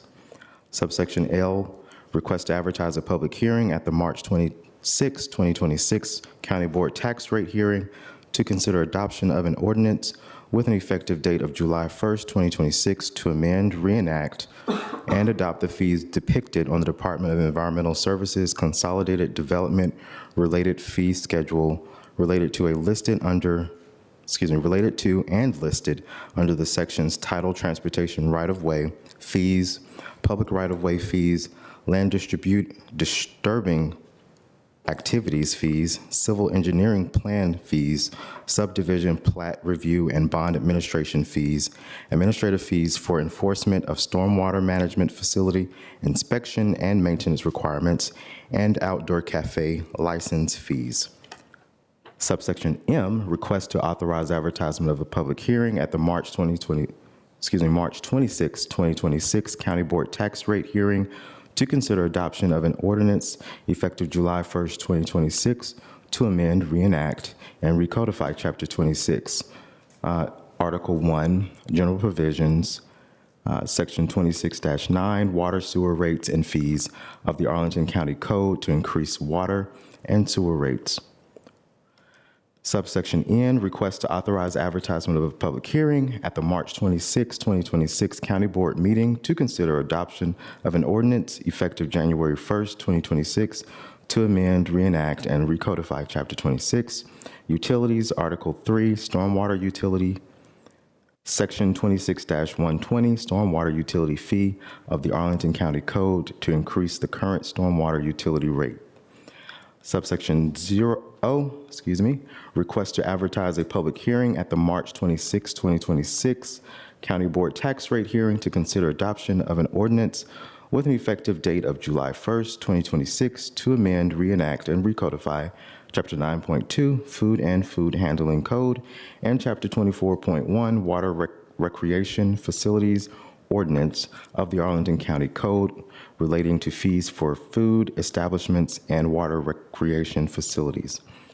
Subsection P, requests to authorize the advertisement of a public hearing to be held on March 24th, 2026 for consideration of the fiscal year 2027 Department of Parks and Recreation Program Services and Membership Fees.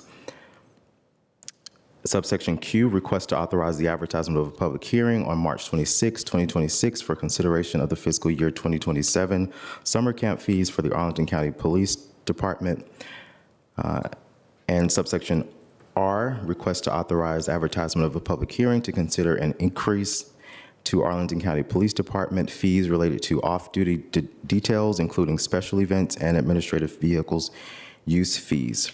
Subsection S, request to authorize advertisement of a public hearing on an ordinance to amend, reenact, and recodify Chapter 27 Miscellaneous Ordinances, Section 11.2 Imposition of License, Tax, and Fees on Owners of Certain Motor Vehicles of the Code of Arlington County, Virginia, to impose an annual $250 penalty on the resident owner of any motor vehicle that, following the end of the 30-day period provided in the Virginia Code, is required to be registered in Virginia, but has not done so, effective July 1st, 2026.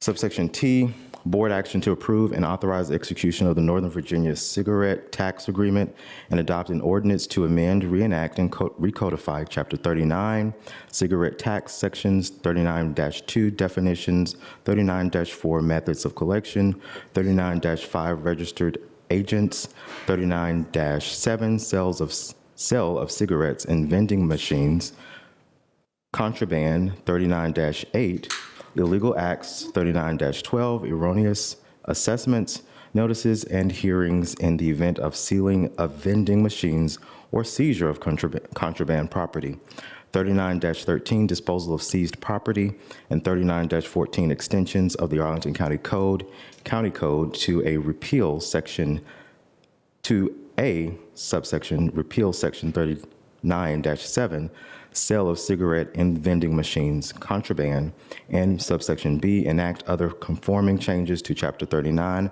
of the County Code to enable the county to join the Northern Virginia Cigarette Tax Board and implement various technical corrections. Mr. Chair, that is item 25. Great, thank you, folks. Mr. Deputy Clerk just got the longest reading. Give him a hand, please. Just give him a hand clap. He stepped right in there, and he got the longest reading, and for the record, I think everybody saw me. I went over and asked our attorney if he actually had to read all of them, and the answer was yes, he should. So we have now advertised the item. It's over to you, Mr. Manager, for the 7-slide report. Thank you, Mr. Chair and members of the board. I'm going to turn it over to Danielle Bush, who has a brief presentation, much briefer than what we did on Saturday, focusing on the items in front of you this evening. Ms. Bush, thank you.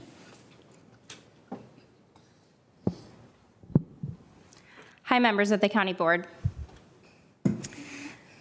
The first slide, the county manager's proposed budget includes a 1.5-cent increase in the real estate tax rate from a calendar year 25 rate of 1.033 to 1.048 per $100 of assessed value.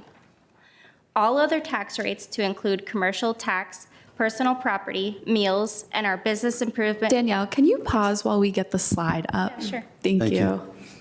I do apologize. I'm looking for it right now. No problem. It's not. Thank you, Ms. Cole.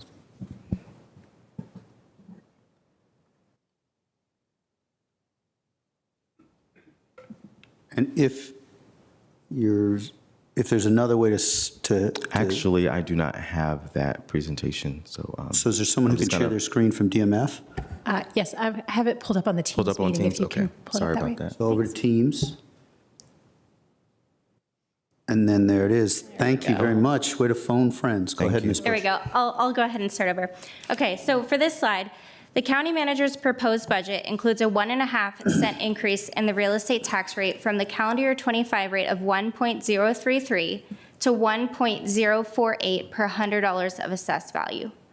All other tax rates to include commercial transportation tax, personal property, meals tax, and our business improvement district tax rates are proposed to remain at the existing calendar year 25 levels.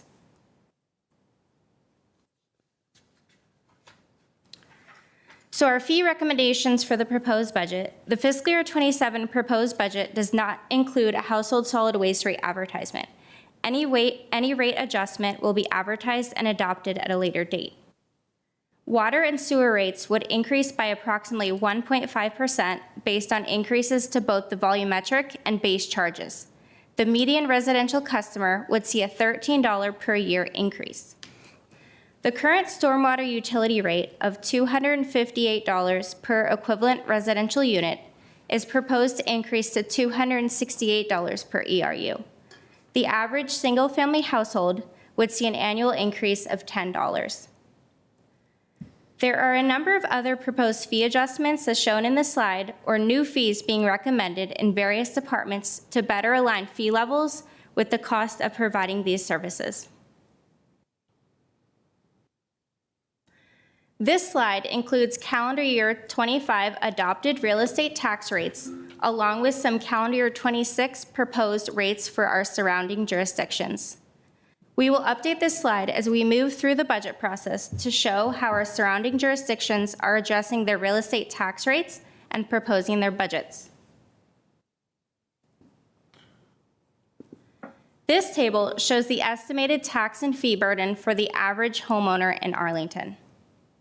The real estate tax payment would go up $422, which includes $289 increase due to assessment growth and $132 for the proposed 1.5 cents increase in the real estate tax rate.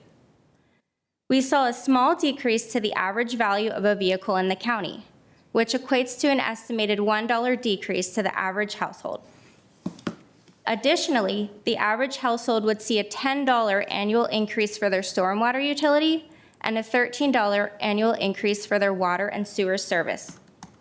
With each of these proposed changes, the average household would see an annual increase of $444 or $37 a month. The average apartment renter would see an increase of around $297 or about $25 a month, assuming this increase is passed on directly to the renter from the landlord. Lastly, here is the fiscal year 27 budget calendar, which lists important milestones leading up to the start of the fiscal year on July 1.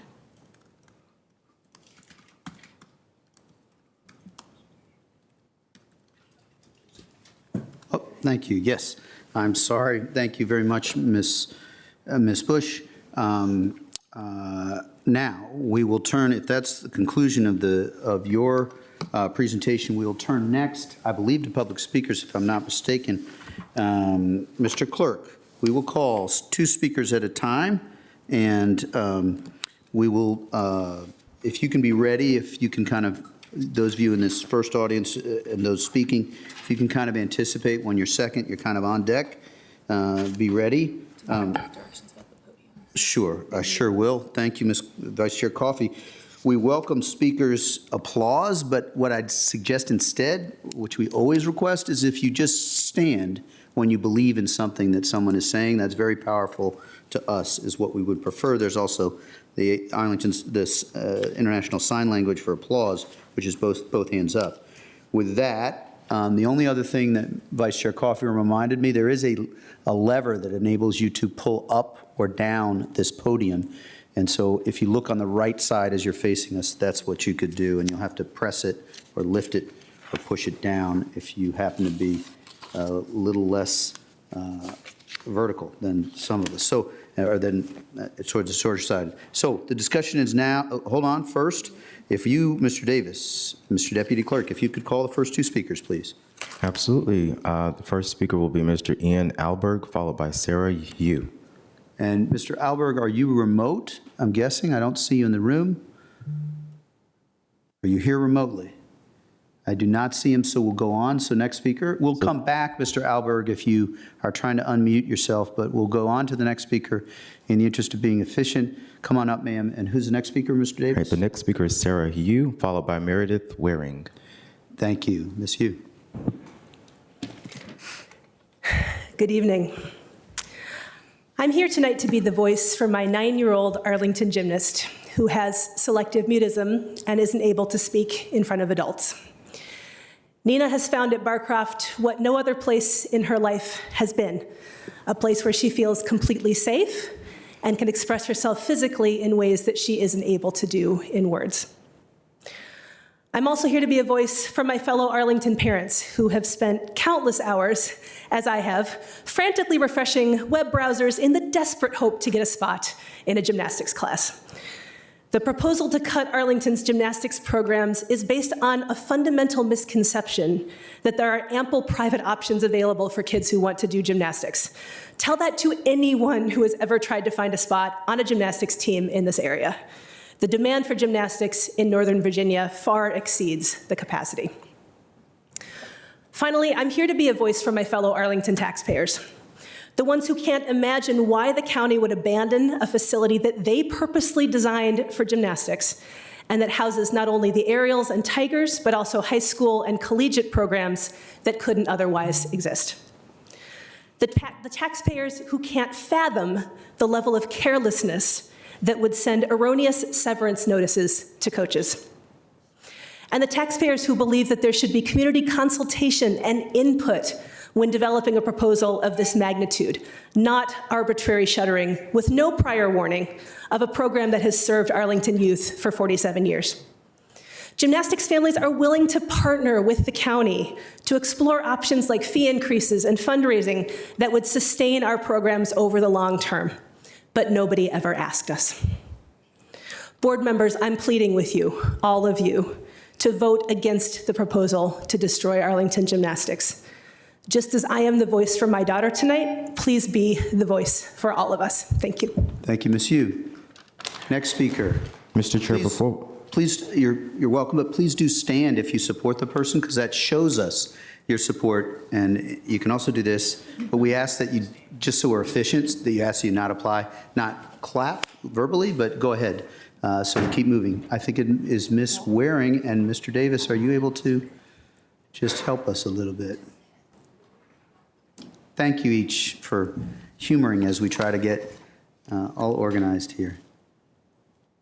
Is it a mic problem, I think one Jonathan? of the plugs got displaced earlier this week. If you try one of the other plugs. Let's see if we can hear you, Ms. Waring. Can you speak Okay. into the? Does this work? It does. All right. Go ahead. Good evening. My name is Meredith Waring. I am the Vice President of the Arlington Aerials Parent Association, the gymnastics representative on the Arlington County Sports Commission, and a very proud Wakefield gymnastics parent. When we received news of the proposal to cut the gymnastics program at Barcroft on Friday afternoon, my daughter and I were driving down 95 to Virginia Beach for her final high school competition at the Virginia High School League state meet. Many Arlington aerial gymnasts compete gymnastics for their high school. At least half of Yorktown's regional champion team is comprised of Arlington aerials. Washington, Liberty, and Wakefield also have several Arlington aerials on their teams. Arlington Gymnastics at Barcroft is a very important component to Arlington's high school gymnastics success, which includes multiple Liberty District and Northern Region champions, as well as Arlington gymnasts named to the Washington Post All-Met team from all 3 Arlington high schools the last several years. Wakefield is very proud of our gymnastics program and success. At a meet this past December at Yorktown, Wakefield Gymnastics had the largest student cheering section of all the schools there. In the past 4 years, Wakefield has improved its standing in the Liberty District, had multiple regional qualifying gymnasts, and qualified for the state meet each year. Wakefield Gymnastics practices at Barcroft because Wakefield does not have any gymnastics equipment, and Barcroft is within walking distance of our school. If you end the gymnastics program at Barcroft, you are effectively ending gymnastics at Wakefield. Wakefield does not have the same resources as other Arlington high schools. I urge you all to save Arlington Gymnastics at Barcroft because high school girls who play sports are more likely to report higher self-esteem, better academic performance, and stronger leadership skills. Gymnastics at Barcroft is valuable to the community, needed to support Wakefield High School, and cherished by all Arlington high school gymnasts. Please do not end the sport of gymnastics for our kids in Arlington. Thank you. Thank you, Ms. Waring. And thank you, everyone else, for humoring us with our approach to the public hearing. Mr. Davis, the next public speaker, please. All right. The next public speaker is Aaron Lester, followed by Mike Rosenberger. Thank you, Ms. Lester. Thank you. Good evening. I'm here to speak for the children who are about to lose their gymnastics program, a multi-generational experience serving our community for almost 50 years. This proposal eliminates every gymnastics option in Arlington County: competitive teams, recreational classes for children and adults, summer camps, and adaptive programs. The budget proposal claims many private alternatives exist. That statement is false. The nearest comparable programs either have a 2-year wait list or a minimum of 45 minutes away. It's elimination by geography. This proposal contradicts the vision of the Children and Youth Wellbeing Vision Plan. Gymnastics is mental health, community connection, and physical wellness. How can we tell families we're committed to their children's well-being while simultaneously eliminating a program that provides it? For children in the adaptive program, there are 0 alternatives. When we eliminate this program, we're telling these families you're on your own. Barcroft houses dance, martial arts, and other activities. Those families will be displaced when you close the building for at least a year. That's hundreds more families affected. We're not asking you to fund forever without accountability. We're asking for the opportunity to develop alternatives together. We want to work with you to develop revenue strategies for the future. We're asking you to pause. Let's work together, develop sustainable cost recovery strategies, explore partnerships and sponsorships, and really create a plan that serves both fiscal responsibility and our children. They deserve better than a rushed elimination announced 3 months before closure. Arlington County deserves better governance than this. Work with us, please. Let's do this together. Thank you, Ms. Lester. Mr. Kushner is helping trying to address just the technical pieces. We will, after all of the speakers, and some of the speakers I know are here on other topics than gymnastics, we will talk a little bit amongst ourselves and give you a little bit of context, but it is not typically our practice to do so until we've heard all of our speakers. So you please stay and we'll give you a little context without answering every one of your questions. But on to our next speaker, which I think is Mike Rosenberger. That's correct. Followed by Malika Merkin. No. Mr. Rosenberger, are you here virtually? I am here virtually. Go ahead. All right. Thank you first for taking the time to listen to community feedback about the budget proposal for the upcoming fiscal year. I know that we don't have all the data and the tables yet, but once we do, I'm hoping that the board will review it with curiosity when it comes to the gymnastics program and any popular community program that serves children and youth. I hope that you're able not only to understand the current fiscal situation for these programs, but also what is fiscally possible. Since the proposal was produced without any engagement with the gymnastics community and doesn't seem to have made a meaningful assessment of the private market, I think what you have is probably an incomplete picture. For example, when I spoke to the coaches, they said that Arlington has missed opportunities repeatedly to raise funds. Administrators from the Department of Parks and Recreation have repeatedly denied proposals from coaches to develop revenue-generating programs that would use the time and the talent of the existing staff. As the coaches told me, the answer from the Department of Parks and Recreation is always no. Allowing private coaching for a gym fee, reducing the time between sessions and micro camps for out-of-school days are just some of the ideas that have been denied and that are practiced at other gyms in the area. Programs have even been shuttered. For example, our gym used to allow birthday parties that generated significant revenue, but that program has been discontinued. It sounds to me like there are untapped ideas and creativity and initiatives at the frontline staff level that could help solve some of our fiscal challenges. And to me, this really raises questions about the administrative arm that oversees the gymnastics program that really should be explored if the county commits to looking for ways of putting the program on sustainable footing. In this budgetary environment, it doesn't make sense to throttle our potential revenue streams, and it would be a profound mistake to continue squandering our resources while pretending we don't have them. Thank you, Mr. Rosenberger. Next speaker. Yes, our next speaker is Malika Mirkanova, followed by our 3-minute speakers, beginning with Mr. Kellen McBeth. Good evening. My name is Malika Mirkhanova, and I'm the mother of Sitora, a 10-year-old gymnast at Barcroft who's been going there since she was 3 years old. This past year has been incredibly hard for my family. The international development sector where I worked for nearly 10 years was dismantled. It felt like something stable and meaningful was suddenly taken away. Now I'm here because my daughter is facing something similar. Barcroft Gymnastics is not just a recreational program, it is a community. It is discipline, it is confidence, it is health, it is belonging. Arlington often says that we are a community built on inclusivity, equity, and well-being. Barcroft lives those values. It creates access, it provides adaptive gymnastics, it builds strengths, physical and emotional, in children from all backgrounds. We're known as one of the healthiest counties in America. Programs like this are part of why. As an immigrant, I have deep respect for fiscal responsibility. Budgets matter, but budgets are moral documents. They show what we value. If we eliminate programs that build resilience, confidence, and community in our children, what are we saying about our priorities? Barcroft is not a luxury. It is part of the fabric of this community built through years of dedication by coaches, staff, and families. Please look for savings in places that do not take away children's health, confidence, and dreams. Keep Arlington's values intact. Thank you. Thank you. Just a moment, please.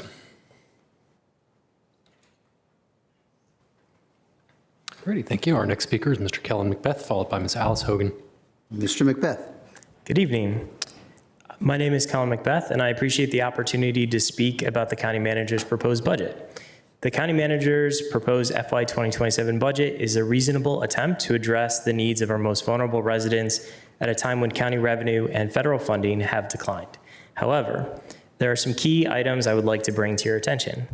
The manager's proposed budget assumes that the Trump administration will not officially revoke $23 million in federal funding from Arlington Public Schools and will continue to allow APS to access funds despite their erroneous conclusion that APS is not in compliance with Title IX. While the ongoing court battles related to this funding remain unsettled, the Trump administration has made it clear that they intend to use any lever at their disposal to punish APS for refusing to discriminate against transgender students in violation of both federal and state law. The county board should continue to support APS and Arlington students' civil rights against illegal and discriminatory demands of the Trump administration by ensuring that APS has all needed funding for fiscal year 2027.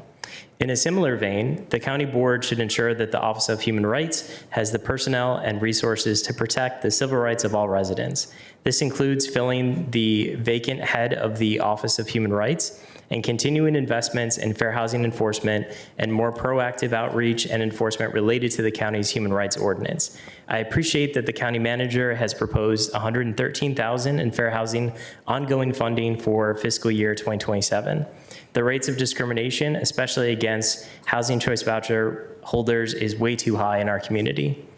I also urge the county board to ensure that the Public Health Division maintains their budget for marketing to ensure that residents are aware of the services they provide, especially as some STI rates have skyrocketed in the county. I'm very happy to see that the Public Health Division plans to roll out providing free PrEP to residents to prevent exposure to HIV, and urge the county board to ensure that funding for that low-cost effort in fiscal year 2027 remains in place. Lastly, I encourage the county board not to cap the number of applicants for the housing grant program. We have seen record use of the program in fiscal year 2026, and the manager's proposed budget for housing grants would serve approximately 100 fewer households despite the same or increased need among low-income Arlington residents. Thank you for your time. Thank you, Mr. Macbeth. Next speaker. Yes, our next speaker is Ms. Alice Hogan, followed by Kari Garcia. Good evening, County Board, county staff. I'm Alice Hogan. I'm with the Northern Virginia Affordable Housing Alliance. We haven't had too much time to look at the budget and all the details, but just coming with a few initial remarks. Just want to acknowledge that it's a very tough year. We know that, and I personally do not envy your decision-making process. So thank you for your leadership and for your discernment along this process. I do appreciate, and so many of us do, that you do seem to be prioritizing our most vulnerable in the community, which is so important, and so thank you for that focus. A few things we just wanted to comment that, recently Arlington was found to be the 7th highest rental market in the U.S. We need to think very hard about how difficult it is to live here for everyone, especially those making under the median. One of the things we're worried about is the housing grant list, waiting list. It's never been done before, and we just hope that you can make every effort not to close that program and create the waiting list, as we know that more and more families will be seeking assistance. With regard to AHIF, I don't see anything for AHIF, which was what we suspected. I will say that the cost of construction and preservation only increase. So every year we do not fund it properly. When we circle back to fund preservation and new construction, it only costs us more. Other considerations that you might be able to either shift or find other funding.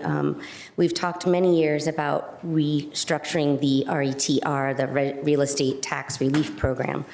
We're looking for more deferrals and fewer exemptions. There are families and households that could return the money when they are done utilizing that home. And there's no reason we should be subsidizing people who have enough equity to return that fund when they are able to do so. Debt at Barcroft is another one. I don't know the specifics, but I'm hoping that we can pay the minimum that we need to in order to utilize cash money now for the things that our community needs. And of course, if there are any funds that we do end up receiving from the federal government or contingency funds that don't get utilized, we do hope that you'll consider the AHIF for any miracle funding that comes your way. I wanted to say that we do feel as though every year the AHIF is really a fighting over crumbs in our budget. If we're really serious about addressing affordability, we need to prioritize it. As someone earlier said, our budget is a moral document. What are our priorities? How do we look into the future? We need tens of millions of dollars to continue to solve this problem. And so 9 here and 10 there or not there is not going to get us anywhere. I'll return with a letter in the future. Thank you for your time. Thank you, Ms. Hogan. Next speaker. Yes, our next speaker is Kari Garcia, followed by Ms. Amanda Villapando. Ms. Garcia. My name is Carrie Garcia. I'm the president of the Arlington Tigers Parent Association. I would like to start off by thanking the council for the opportunity to speak tonight. Today, we would like to ask the council to reject the proposal to eliminate gymnastics. In lieu of a rejection, we request a pause on the proposal until a transparent evaluation process is complete. First, I want to express our disappointment in how our coaches and staff were notified of the proposed termination and my gratitude in the council's attention to the matter. On Friday, coaches and staff were notified that the gymnastics program would be terminated, and they were asked to sign their severance package prior to the date that the council has set to vote on the budget. I hope this will be rectified soon. Second, we have attempted to hang signs in the public use space at Barcroft, including our own team bulletin boards and a public bulletin board. Many of these signs were removed, and I would like to clarify our free speech rights regarding signage on the program impacting the center. Third, I want to address the county manager's statement that if the program is terminated, families can seek out private gyms and other non-county alternatives. Unfortunately, this is not possible. The next closest gymnastics gym is in Falls Church, currently has over a year-long wait list for recreational classes and is nearly at capacity for the competitive program. Next, I would like to talk to the uniqueness of the program in general. Arlington County offers adaptive programming for children with special needs. They also offer this program for teens and adults, which is very unusual, and I don't know another gym that offers this. Arlington County Gymnastics means inclusivity. Arlington County offers recreational gymnastics fees at nearly half that of private gyms. Located in South Arlington, it serves a diverse population. Arlington County Gymnastics means diversity and accessibility. Arlington County Gymnastics creates a sense of family. The fact that my child is in the gym 12 hours a week means that he has made a deep and long-lasting friendships with his teammates. When I stay and watch gymnastics, I often see other families from my kids' schools and neighborhoods. Arlington County Gymnastics means community. Arlington County Gymnastics promotes health, wellness, and fitness in our community's children and teens. Sports like gymnastics provide a full-body workout that enhances strength, flexibility, and coordination. It helps kids develop a lifelong love of fitness and keeps them off screens. It also helps promote discipline, strength, courage, and resilience. The gymnastics program is in line with Arlington County's 2026 Children and Youth Wellness Visioning Plan. Arlington County Gymnastics means health. Finally, thank you for your time tonight. I would like to formally invite the council to come visit Barcroft and see our many gymnastics programs. Arlington County Gymnastics means inclusivity, accessibility, diversity, community, and health. Thank you. Thank you, Ms. Garcia. Next speaker. Yes, our next speaker is Amanda Villapando, followed by Catherine Evans. Ms. Good evening. Go ahead. Good evening. My name is Amanda Villapando, and I'm a wife and mother to 3 children, Xavier, who is 3, Leo, who is 5, and Mia, who is 7. Some of you may recognize me from the Special Education Preschool Community Integration Station and those efforts last spring. My husband and I are shocked at the swiftness and negligence with which the proposal to eliminate the Barcroft Gymnastics program was made. There was no community consultation and no communication with the gym or staff. We have been in the Barcroft Gymnastics program since January 2022, and it has become part of our lives ever since. The Barcroft Gymnastics program does not only provide gymnastic skills, it provides character formation and life skills. My oldest, Mia, is neurotypical and was a preemie. Being a preemie makes her especially tiny, and she used to be very shy because she did not feel physically on par with her peers. Thanks to gymnastics and the amazing coaches, she is still tiny, but she is mighty. My Leo is neurodivergent. At age 3, he was diagnosed as globally delayed, and this fall was diagnosed with ADHD. Gross and fine motor skills have been very challenging for him, and because of his special needs, he has attended 5 different schools during his preschool career. This year, he is in pre-K 4. Through all this transition, gymnastics has been a reliable source of stability for him and our family. Thanks to Barcroft Gymnastics and the coaches, Leo has now caught up with his peers regarding his motor skills, and we are very proud. My Xavier is also neurodivergent. He could not speak until this past fall, and he had significant trouble focusing on and following organized activities. Through gymnastics, he has learned critical fundamental skills such as listening to directions, waiting in line, and patience. The gymnastics program is not only a valuable part of my family's life, it is integral to many in the Arlington special needs community. Adapted gymnastics is how many special education families meet, connect, and support each other and their children. And we know that our children are accepted, loved, and included at Barcroft Gymnastics. The county manager mentioned the gap could be filled by families going elsewhere to private gyms, and I want to make it clear that that is not an option. There are multi-year-long wait lists in other gyms, they are cost prohibitive, and they do not offer programs for children with disabilities. My children would not have gymnastics in their lives anymore. It is also important to note that for 2026, this elimination would directly contradict Arlington County's Child and Youth Wellbeing Plan. This would not benefit children's well-being. It would be harmful and detrimental and traumatic to the well-being of many youth across the county, including my 3 children, who are special needs and gen ed. I ask that the county work together with the gymnastics community to save this program because it is a true Arlington treasure that serves the needs of many. Thank you for your time. Thank you, Ms. Filippando. Next speaker. Our next speaker is Catherine Evans, followed by Ms. Veronica Batian. Ms. Evans.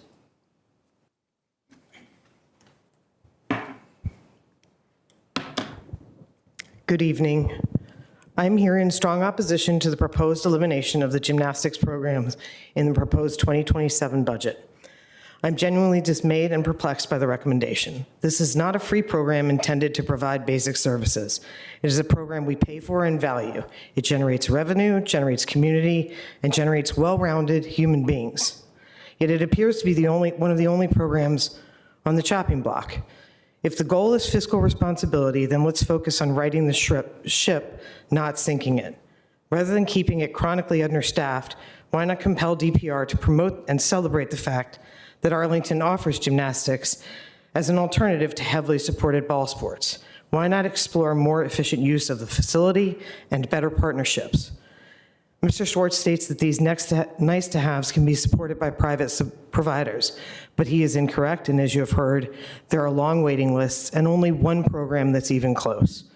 This is not the closing of a coffee shop or a boutique fitness studio. It's the dismantling of an in-demand, character-building, community-centered program that serves hundreds of children and families every day in positive ways. DPR's suggestion to close the Barcroft facility and repurpose the building without a clear or meaningful discussion with those affected is also deeply troubling. The building was renovated within the last decade specifically to support a growing gymnastics program. Meanwhile, the Arlington Mill Community Center and Jenny Dean Park are just blocks away and can accommodate other activities that DPR has suggested the Barcroft facility be used for, such as yoga, Pilates, Zumba, and basketball. There are also currently underused non-gymnastic spaces in the Barcroft facility. The idea that we need more generic recreation space at the expense of this in-demand specialized program simply doesn't add up. Over the past 5 years, it's no secret that DPR's management of this program has struggled. Key positions have gone unfilled for extended period of time, including the team manager's position, and when filled, have seen repeated turnover. Chronic understaffing, inflexible scheduling, and staff departures have also hurt the program.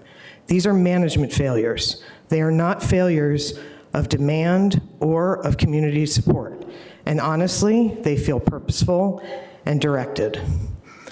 Ending competitive gymnastics also affects more than the county program. 2 high school gymnastics teams practice there, and it would have a ripple effect throughout the community.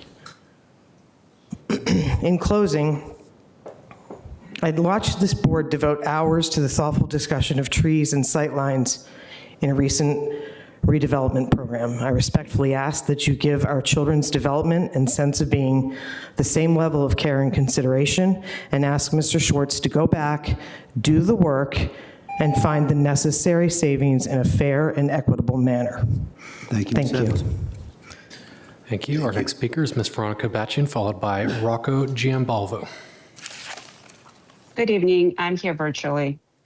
Could you hear me? Yes, we can. We can. Go ahead. Thank you. My name is Veronica, and I'm here tonight as a parent, Arlington resident, and a fitness professional with over 25 years of experience in wellness and fitness industry. My son is a competitive gymnast on the Arlington Tigers team that trains in Barcroft. My daughter attends recreational gymnastics classes there. For our family and for hundreds of others, Barcroft is not just a building. It is our second home. Gymnastics at Barcroft serves children of all ages and abilities. It supports recreational athletes discovering movement for the very first time. It supports competitive athletes who train year-round, every day with discipline, commitment, and pride in representing Arlington. This program gives our kids structure, confidence, physical literacy, and a sense of belonging that is incredibly hard to replicate elsewhere.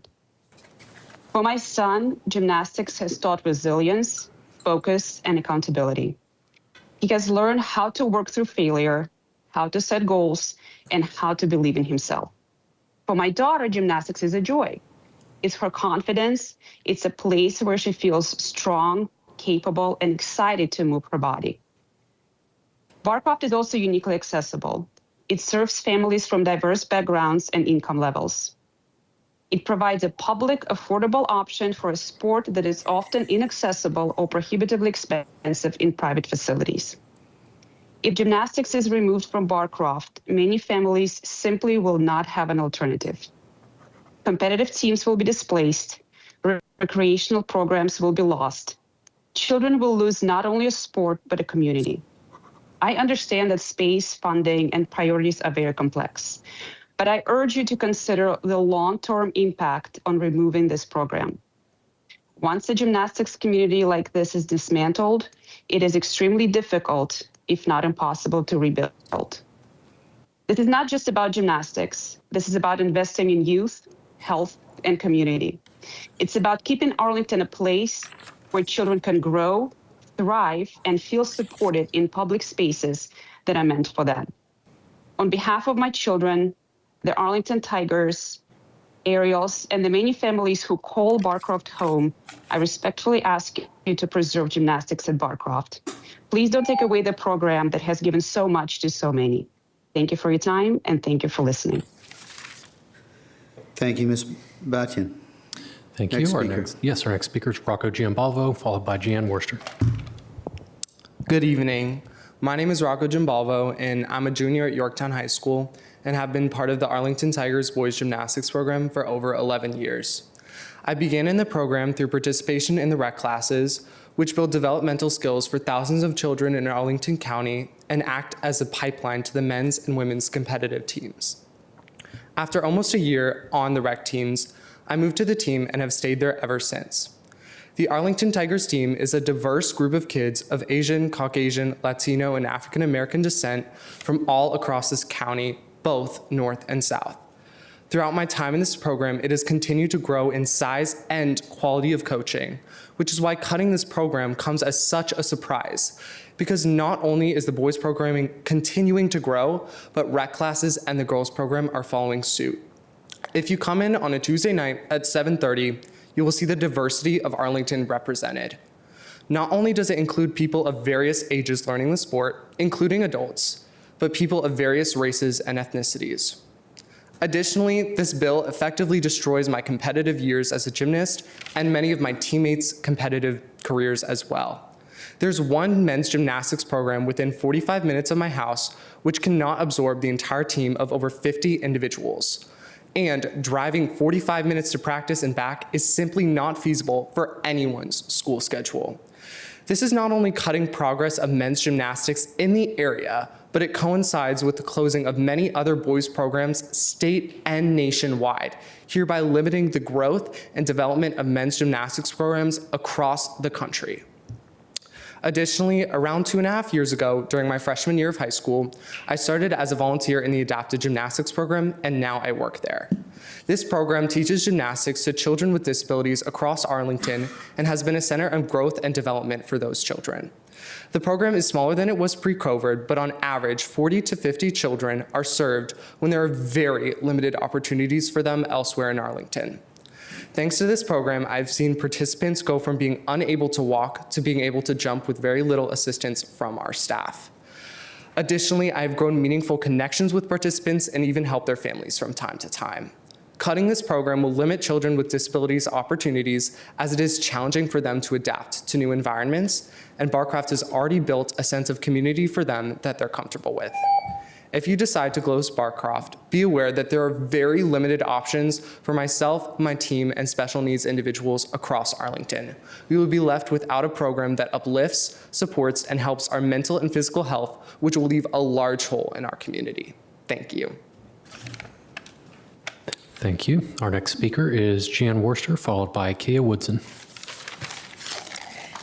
Good evening. My name is Jean Worcester. I was hoping my daughter would come up with me. I am a 22-year resident of Arlington, a mother of 2 Wakefield High School students in 22204.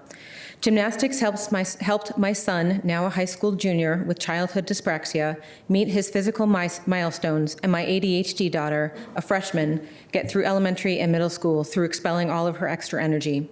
From where I live and through the school my kids attend, I see firsthand how much family in this zip code and throughout South Arlington depend on the services you're proposing to cut. Recreational activities for kids and adults and libraries are not supplemental. They are what makes this country livable for families who cannot buy their way into private alternatives. When you cut them while raising a flat tax, you are asking lower income and middle-class families to pay more for less. The budget as proposed has a lifeline for lower income families, but not for the middle class. 9 years ago, this county invested $3.5 million to transform Barcroft into a gymnastics facility.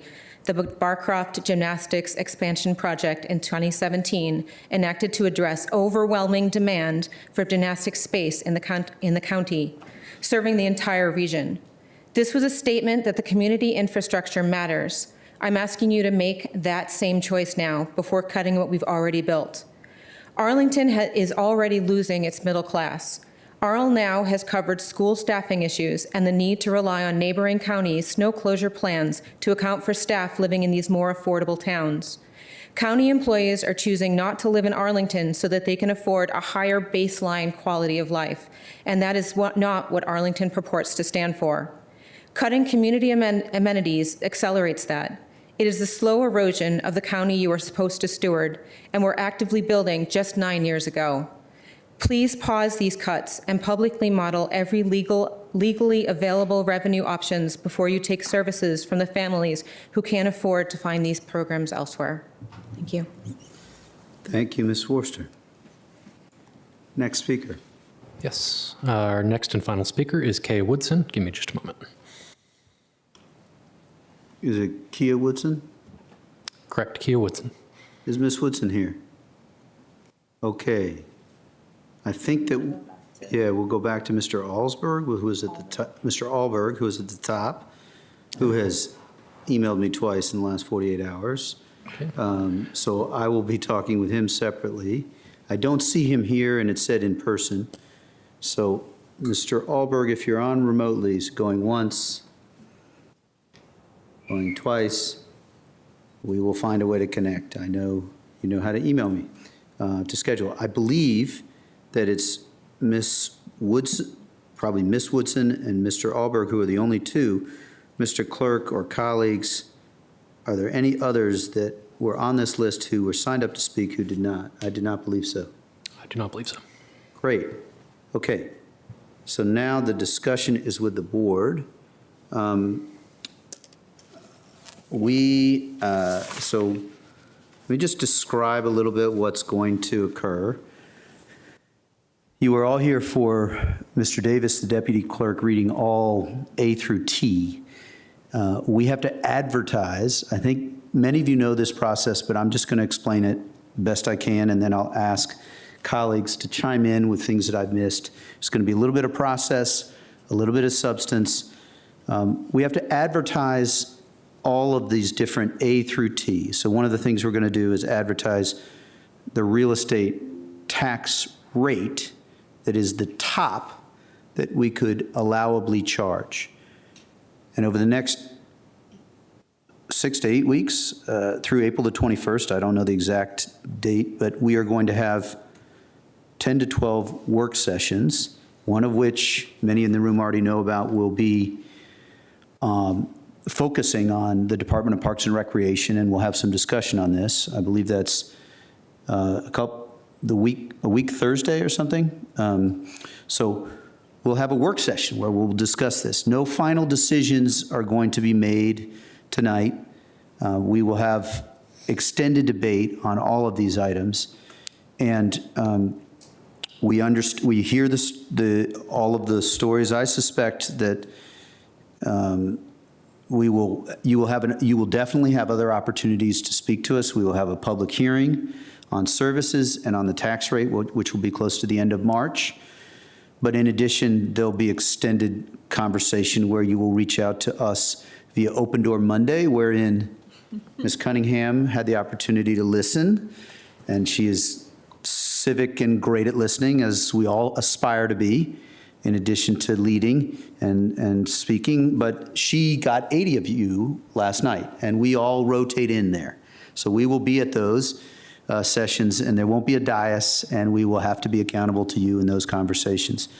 In addition, with all of the written input that you have sent to us, we will develop a letter, and we will read, and we will develop letters that will seek to address each of the concerns that you have raised. So there's a whole lot of process that is before us on all of the budget. And I would just ask for your grace in noting that Mr. Macbeth is not wrong, that there are cuts that the federal government is giving to us that none of us on this board want any part of. And there was one of you who spoke to being in the international community. Our friends and neighbors work. Our parents worked in the international, USAID. That is anathema to Arlington values. But we are facing for Arlington what I called a midnight moment, and all of us have called different things. This is an assault on our values, and it's having consequences on our budget. That is not to say that we don't have responsibility for addressing all of your concerns. I'll sort of stop there in terms of substance. But if you just think of the other things we are having to cut and to consider cutting, we don't have money for as much affordable housing projects as we want. We don't have as much money for homelessness.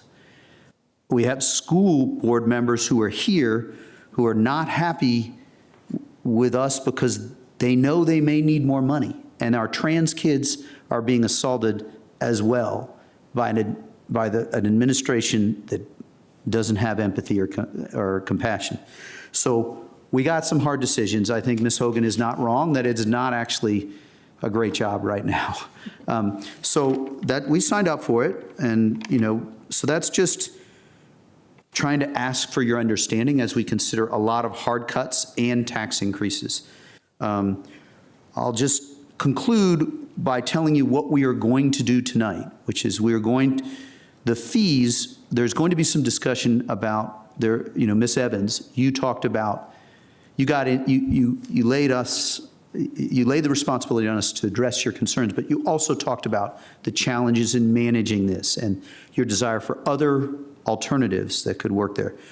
We are going to pursue that, but we haven't had an opportunity to pursue it in full as of yet. And so we'll probably have the work session, and then we will consider what all their other alternatives are there. And I heard a theme throughout that, of the concerns. Some of us lobbied for students with differing abilities, and we hear you. The mother of three with different, we hear you. We have a lot of work to do. But you can stay. I just want to tell you what we will eventually do, which is pass the fees for other Department of Parks and Recs places, and we will allude to the reality that we are going to consider whether there are other ways to address some of the concerns. I'm not here promising you that we're going to do everything you asked, but I do think it is reasonable for us to share with you the truth that we are going to seek other alternatives for how to address this. I may have said too much, but I'd rather be honest with you about what we're going to do. because it's going to be pretty boring as we go through A through S and T. So I'll stop there. What have I missed, colleagues? Mr. Spain, I see your light. I don't want to go on too long, but I would rather explain to you what we're about to do. So, Mr. Spain. I see the vice chair. I'll yield to the vice chair, then I'll go after her if that's okay. Vice Chair Coffey. Sure, I'll speak broadly to budget and then narrowly to gymnastics. So we have a $37 million budget gap. That is why we are in this position. I think a lot of you are here on the gymnastics program, but we do have a number of other folks interested in other issues here. And this budget process is just beginning. I know that it feels very scary and final and seeing something written down like that. But truly, this is the beginning. And I think what you all are doing is inherently part of the process. This is the engagement. There are multiple steps along the way.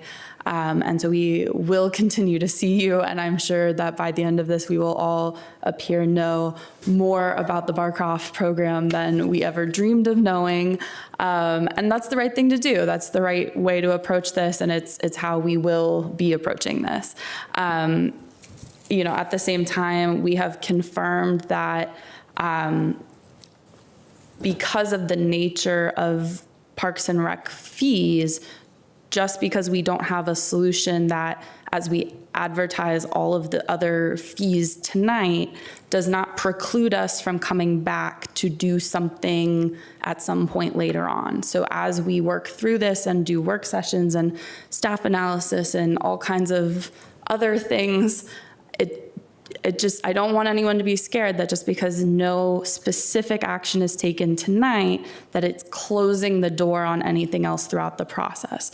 Again, this is the beginning of the process. There will be opportunities. We don't know from this moment up here right now. We've seen the budget for less than a week, as well as you all. And so give us some time. We will try and keep everyone as updated as we can, but we also can't instantaneously solve all problems. And so we ask for your patience and partnership in this. I heard a lot of offers of partnership there, that you all want to be part of the discussion, and I think that's really great. But also, keeping our eye on the macro situation, which is that $37 million budget gap. And so our job is both the micro and the macro picture, and we got to figure out how to fit it all together. And from sitting right here, we don't have those answers, but we're going to work very, very hard over the next 8 weeks to get the best answers that we can. So Thank you, all Vice for Chair being here. Coffey. And I just think that's so helpful for different voices to try and explain and provide context. We'll go to Mr. Spain, then Ms. Cunningham, and Mr. Carantonis as we continue to try and give you a picture of what we're working with and what we're working through. Well, thank you, Mr. Chair, and thank you for everyone who came out tonight to let your voices be heard. The conversations and the actions that we're going to have to take as a county board, as you are aware, are not around just gymnastics. But I will say this, as probably one of a few board members here who's been here 19 years and who have enjoyed the programming that Arlington County has, and my kids are now 30-some years of age, 31, 26. I know firsthand what it's like to be a parent and count on these type of programs day in and day out. I heard the conversation about how can you talk about children and youth and well-being in one hand and not really think about that in a whole of an entire way of thinking. I am the liaison to the Children, Youth, and Well-Being Partnership. And so I have a very unique concern now that I think a point was being made. How do these decisions arrive without strict collaboration early on in the community? Because now we are left here in the county board, right, with 1,000 some odd emails that have come in about 24, 36 hours, having to have to figure this out. The vice chair has stated that we are going to be measured, deliberate in so many ways, but I have something written on my wall in the office and most folks see it. It says, tell me how to get to yes. because failure can't be an option when we're talking about our youth. All right? That's the bottom line. And I understand the delta that we're in with $37 million, but I think we have some time here to kind of socialize and work this out, work with the county manager. But the issue that's before us right now is not just, I think, isolated to one particular issue. It's to a whole host of other issues that probably need to be examined and how we make these decisions, especially when it comes budget time. Because let me tell you something, it's not, in my opinion, going to get any better if we're relying on the federal government. Yes, we need partnerships. Yes, we need collaborations. But we hear you. Just have some trust and confidence in our ability, because we too come from the community each and every day, and we are going to do our best to take care of our families and more especially our youth, because you are definitely our future. So thank you, Mr. Chair. Thank you, Mr. Spain. Ms. Cunningham. I had a distinct privilege of spending some time in the Green Valley neighborhood yesterday with many of the folks that are here, but many others as well. So thank you all. I know you guys have really busy lives, and we appreciate you taking the time to help make sure that we know enough to make good decisions on behalf of the community. I want to lift up our workforce, and Mr. Manager, I'm going to call on you. I know we had some discussion about this in the, I won't say boring, but the inside baseball meeting earlier today, but not everyone here would have been listening to that. So could you please share a bit about what went wrong in notifying staff of this possibility and how it's being cleaned up? All right, I'm happy to do that, Ms. Cunningham, and thank you for the opportunity, and welcome everybody who's made comments this evening. So, you know, the process that we use when we're informing staff about what is going to happen when we've made the final decisions, we, as a courtesy, will let them know before I announce the budget publicly what's going to happen, and we share with them not just a letter, but a packet of information, and we meet with each of the individual employees. As I said this afternoon, that the letter that was shared with employees originally was wrong, and I apologize for that. That was a mistake that I take full responsibility for, and it's unacceptable. Also, at the time that that information was shared, it was made very clear verbally to each of the individuals that there was no final decision that was being made. It was a proposal. And I've made that clear to the community. I'm going to make it clear again tonight. There have been no final decisions made on that. The material that was shared with employees included a large packet of information that talked about questions that they might have, alternatives that they could explore if the proposal moved forward. So with that in mind, I hope that we have the opportunity to have additional conversations. And I also mentioned earlier today that when we have the work session, the public work session a week from Thursday, we will address all the points that have been raised by the public, not necessarily to their satisfaction, but we're going to go into more detail about the proposal. We're going to talk about our fee recovery policy, what it covers, what it doesn't cover, what we've charged, what could be charged. We're also going to talk about the historical data on program usage and the change to the facilities, because that has been brought up. We'll go through all that information. We'll talk about the details on the physical facilities, which a number of people have raised this evening. And we'll also talk about the alternative proposals that we reviewed. And I like just to stay for the record, we may not have all the information, and we welcome additional input from the community. And one other point, which is that, you know, doesn't mean it's a perfect process. As a matter of fact, in my doing these 10 budgets as manager, the part we're at right now is the least perfect part of the process, where I cannot share a lot of these proposals publicly, and I have to do that. There is a limited amount of time in the eyes of the public, I understand that, but we will take every care that we need to make sure we have all the information, and as I say, share that with the community. And if we are not sharing full information, I'm not just saying this to be polite, we would like to know from everybody involved what we're missing. And also the community will have an opportunity to hear from us about the challenges we've had over the last few years in having a program that should meet the expectations of the participants, then it hasn't been able to do that. So thank you.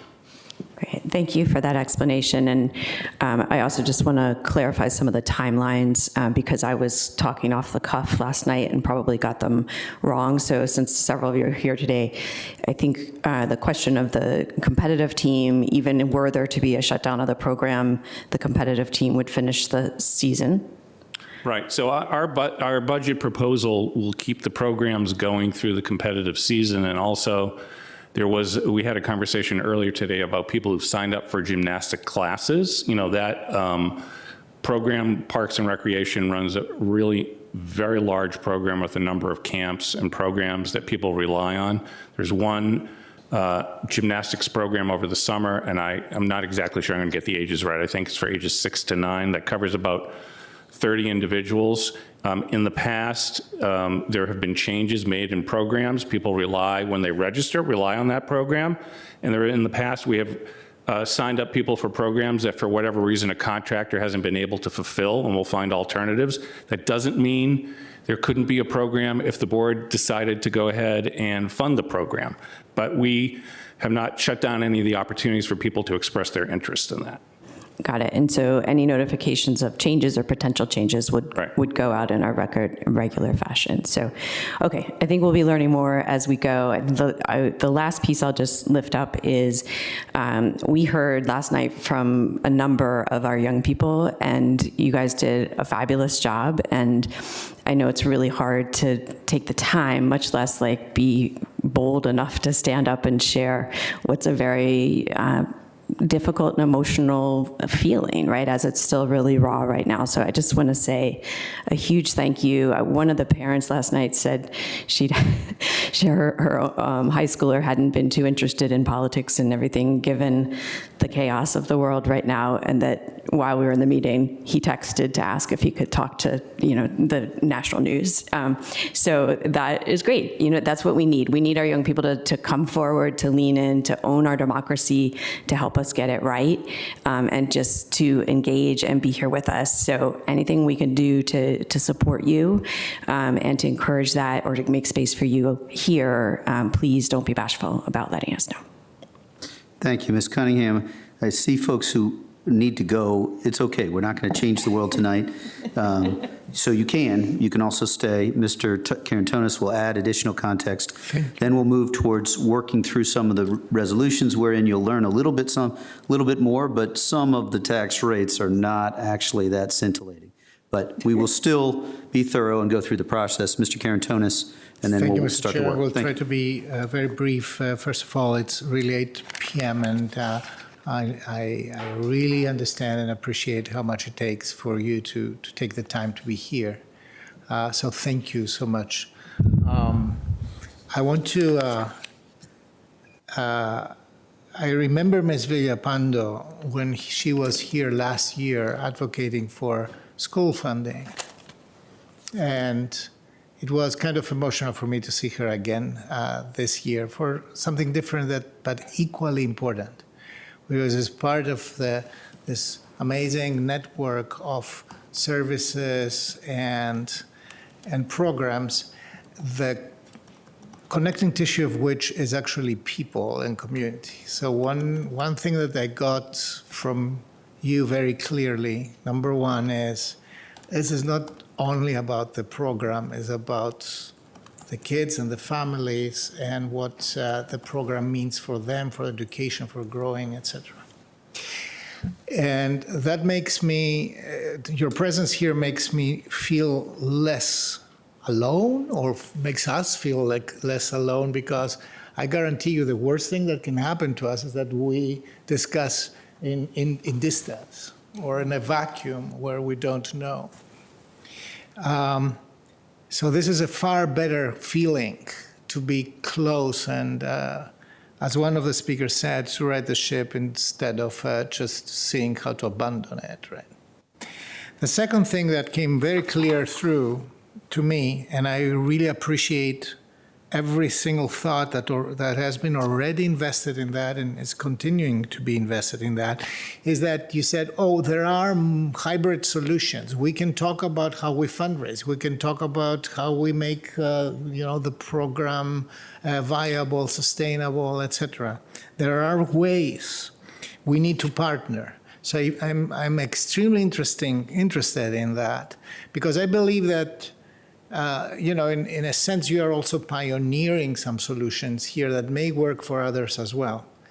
Remember that the biggest accomplishment that we can pride ourselves here to do is to find solutions that are applicable to other problems as well. So therefore, thank you again for bringing that to us. And Ms. Garcia, I will take your invitation very seriously. I'm down in Barcroft very often. I'm not going into the inside. I play soccer outside, but that's for me just a formality to walk through, and I hope to continue this conversation in these coming days. Very importantly, what my colleague Ms. Coffey said, the decision we are not going to take today, we're going to take it within this month of intense negotiations on the budget. So stay engaged. Thank you. Thank you, colleagues. We will now turn, and you evaluate what pieces you want. We'll now turn to items A and B, and I will make a motion and seek a second for purposes of discussion. This concerns the real estate tax rate in A and subsequent ones. And so thank you for coming. Each of you stood and shared thoughts with almost all colleagues, and hopefully I didn't trespass. But we are ready to dig in and try to meet the big $37 million gap that Ms. Coffey, Vice Chair Coffey, mentioned. So now we'll turn to our real estate tax rate and our personal property tax rate that applies to corporations. I'll read the motion. I'll just preface it only by saying that this constitutes the manager's proposed a 1.5 cent tax rate increase. And this motion is going to be for 2 cents tax rate increase. Everybody in this room knows that Arlington has perhaps as large a percentage of federal employees and federal contractors as any place in the nation. So I do not make this motion lightly, but we do have needs that we have to address in a number of key areas. So I will make the motion. I move that we advertise a public hearing on March 26th, 2026 to consider a calendar year 2026 base real estate tax rate of $1.053 per $100 of assessed value using the advertisement shown in attachment 4 of the staff report. In addition, advertise a public hearing on March 26, 2026 to consider the calendar year 2026 commercial real estate tax for transportation initiatives at the current rate of 0.125 per $100 using the attached advertisement also shown in attachment 4 of the staff report. That is A. I will also move that we advertise a public hearing on March 26, 2026 to consider the proposed calendar year 2026 general personal property tax rate of $5 per $100 of assessed value and personal property tax rate of $1.053 per $100 of assessed value, equal to the real estate tax rate for public service corporations using the resolution shown as attachment I of the staff report. Is there a second? Mr. Chair, I have an alternative. I'll second that motion. Yep. So that the motion's been made and seconded, and we're going to give you plenty of time to make a substitute motion. But if I can first speak briefly to the motion, and then we'll get it to you, Mr. Carantonis, if that's okay. My driving motivation for the additional half cent is rooted in a number of different areas. I regret that while the gymnastics advocates were here, we did not get a chance to acknowledge at least that our sheriff's deputies who are here keeping us safe are not in the proposed budget for additional revenues. And that doesn't mean I'm promising to fix all things, but it does mean that that is one of the reasons why I think we should include an additional half-cent beyond the manager's recommendation.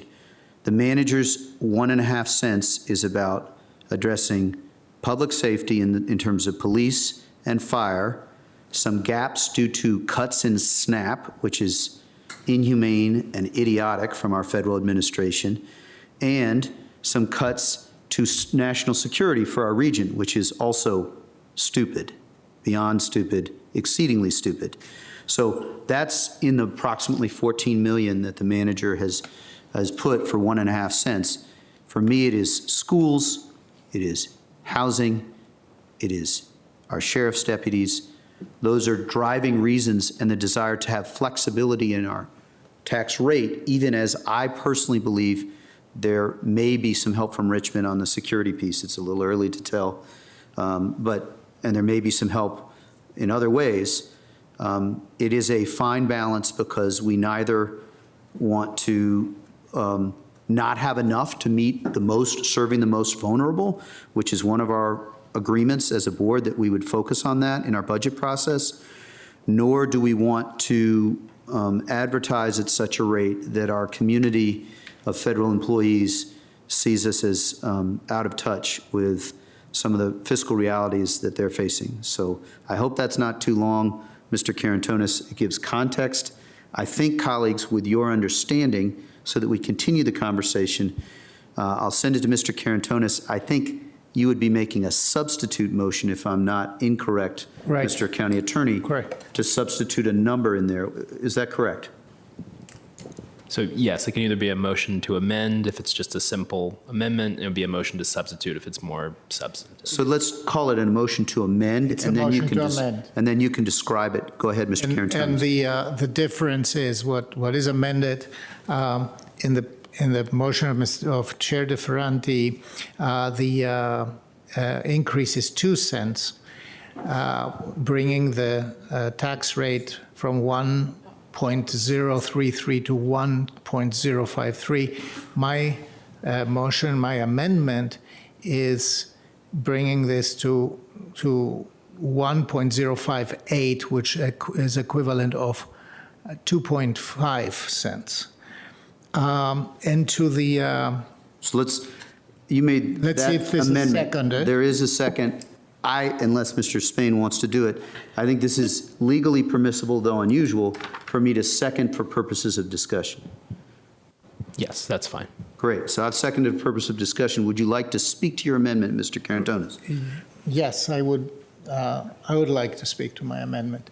So we have, first of all, I align with every single line of the supporting narrative to your motion, Mr. Chair. There is no question that that we are in a tough situation. The manager has made a yeoman's effort to bring a budget that only has 1.5 cents, given what needs to be funded and where we have been in terms of our weakening revenue. Because the elephant in the room is the shifting of the economic structure of Arlington. At the same time, we've said many times that the budget needs to do two things. First, to state our values, but also in a sustainable way, fiscally sustainable way. That's important. And the second is to really focus investment where we get the most return. And one issue that is for me a really big red flag is the issue of the health of our affordable housing fund. To make it a little bit more pedestrian, the difference between the two motions is effectively about an additional, in the case of the 2 cents, which is Mr. DeFerranti's initial motion, the additional ongoing funds, so the fully tax-supported funds, is 4.7 million, and one time is 2.3 million. In my case, it's 9.4 million in ongoing, which is 5 million more, and in one time it's 4.7 million, which is 2.4 million more. What does this make? What difference does it make? Right now, I am advocating to dedicate at least $6 million from this additional money to our AHEF fund. Our AHEF fund will be predictably ending this year with a balance of 39.9, so around about $40 million. But next year it will be at next fiscal year would be at $20 million, and in the fiscal year 28 it will be at 4.3, which means, according to the current projections, the AHEF fund won't be in a very good shape in just 2 fiscal years ahead. The very big difference is that we are not getting, this year we are still getting $17.9 million out of the revolving nature of the fund, but this dries out next year and the year after that. This takes away significant firepower from this fund to fund affordable housing investment. And what's happening here are 2 things. The affordable housing fund, the investment fund, AHEF, is like a 3-layered cake. One is about paying for debt service, because we borrowed money to fund affordable housing. The second thing is new production, which is what we are focusing, which is the whole idea of producing or adding affordable units in our very constrained market. And the third is to begin to buy back aging AHEF contracts that will be reaching the 30-year. For this kind of operation, we need a fund that has a balance that is higher than the ones that we are projecting now to have. Thank you. In the next 2 years. So for this reason, I'm adding this. And I want to add a little bit more. We have heard here 2 things. First of all, we have heard from our sheriff's department. This is significant added funding. If we dedicate $6 million to AHEF, there are $3 million to go, and this could be the space that we need to have a decent conversation on the improvement of the compensation of the Arlington County Sheriff's Office. The second thing is we have heard even testimony here about housing grants and eviction prevention, which is which are funds, which are programs that are now fiscally in dire straits, and we need to see how we are able to fund them. Again, this is an advertisement. We may end up at a lower appropriation if we see that this is not further sustainable. I just want to give this board the fiscal space to make the right decisions. Thank you, Mr. Karantonis. You made a solid argument, and I think that you would acknowledge, hopefully everyone in this room, that every member of this board has a deep commitment to affordable housing, and we are not excited. I've been on the board 7 years. For the first 4 or 5, every penny of one-time funding was put into AHIF. We could not do that last year. We knew that this fiscal mess was coming. 12 of 13 federal appropriations bills have passed, and to date, housing choice vouchers have not been cut. If we lose the November elections, we got bigger problems with our democracy than even the fiscal problems that we're facing. Ultimately, we need to reinstitute that work. For 4 or 5 of those years that I've been on the board, I have asked your question. Can we dedicate more to affordable housing? But at this moment, with the level of anxiety, I don't think that you plan for 2 or 3 years fiscal perfection when you're in a storm. And I think that the difference between $444 and $510 on the average bill is not lost on me. If you are at risk of losing your federal job right now. And I just can't get to a space where this is the year where I think we dedicate that additional funding at that level. That's the first response I would say, being honest. Next year, I'm game. Even this year, if the funds work out, I'm game.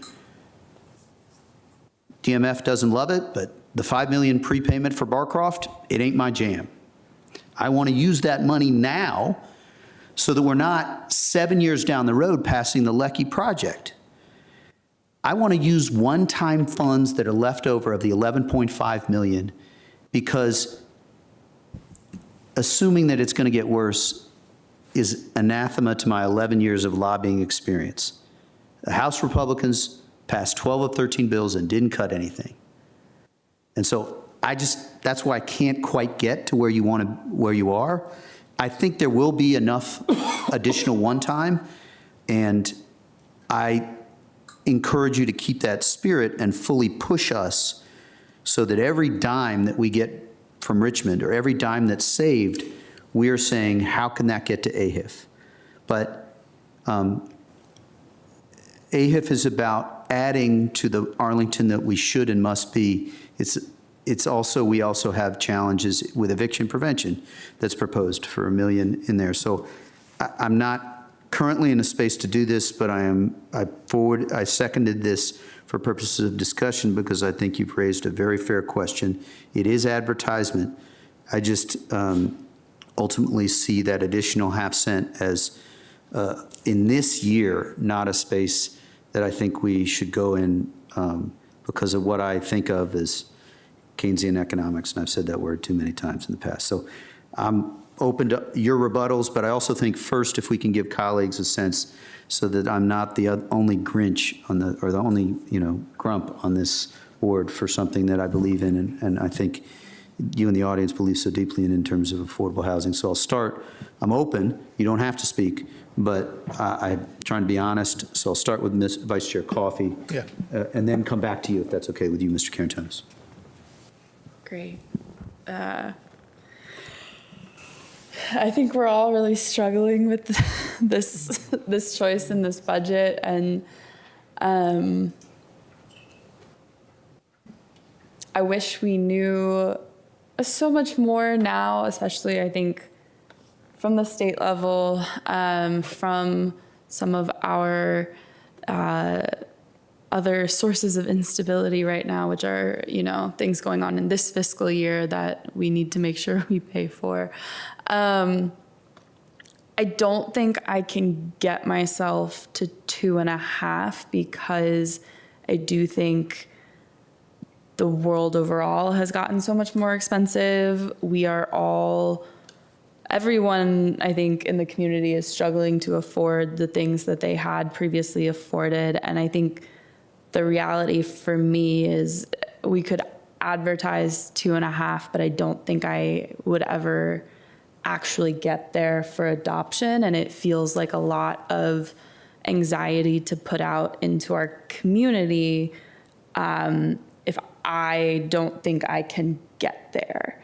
And so I do think I am, very interested in making sure we find as much investment in AHIF or in housing as we can, making sure we're working together with our schools and figuring out a path forward.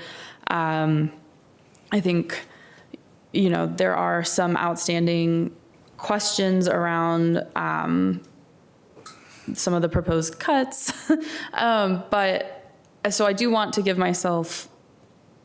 us as a board some room to make decisions and maneuver and figure out how to proceed. But I don't think I am ever gonna land at 2.5, and that's why I don't feel like I can advertise it. Thank you, Vice Chair Coffey. Mr. Karantonis, is it okay if I go to Mr. Spain and come back? Oh, yeah. Okay, Mr. Spain. Well, thank you, Board Member Karantonis, for your thoughtful recommendation. And, for the public, given the very challenging times that we're in, what you're actually witnessing right now is, the board in action, right? What we advertise at doesn't necessarily mean that's where we're going to land at the end of the day, but I can understand the premise of where Mr. Carantonis is coming from. I just want to be upfront with everyone. I mean, folks knew where I was at last year. I think we are in some very unprecedented times. There's a lot of uncertainty in what the demand signal is going to be and what we may need to do to help our schools. But I'll tell you what I'm really concerned about, and that's in areas of public safety. I'm concerned about the layoffs of personnel in our government, because when those folks have to get laid off, right? And if we cut those positions, then guess where they end up at? In the unemployment line in our community.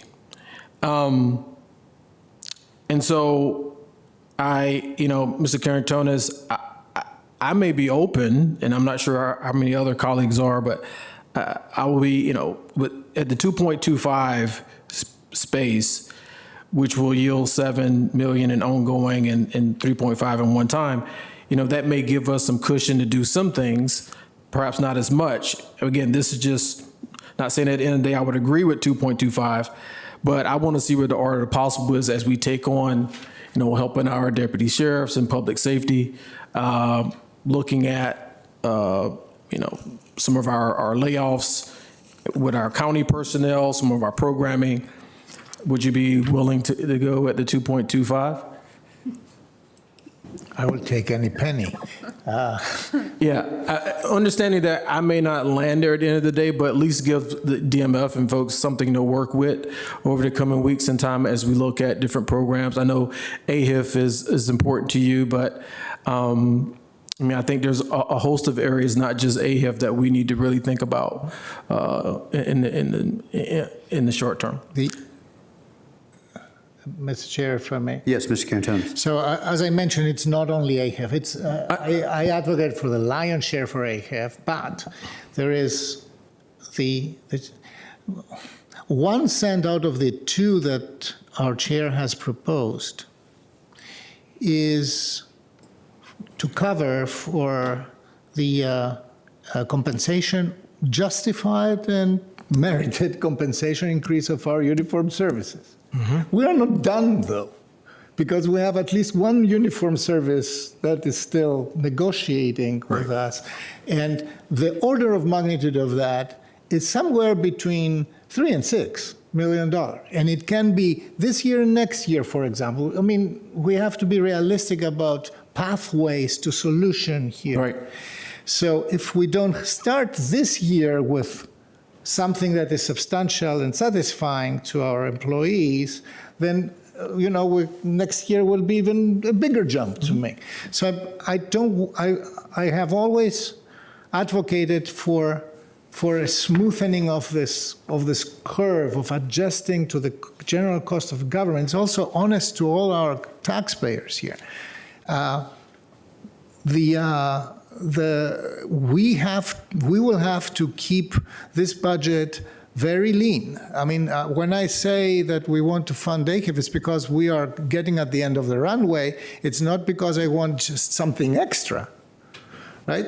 Mm-hmm. So I would be okay with 2.25. So that's fair, and it covers a lot of bases, and it creates still a better environment, fiscal space to negotiate. Again, this is just advertising. This is not approving, and we are actually notorious of going a little bit below what we advertised.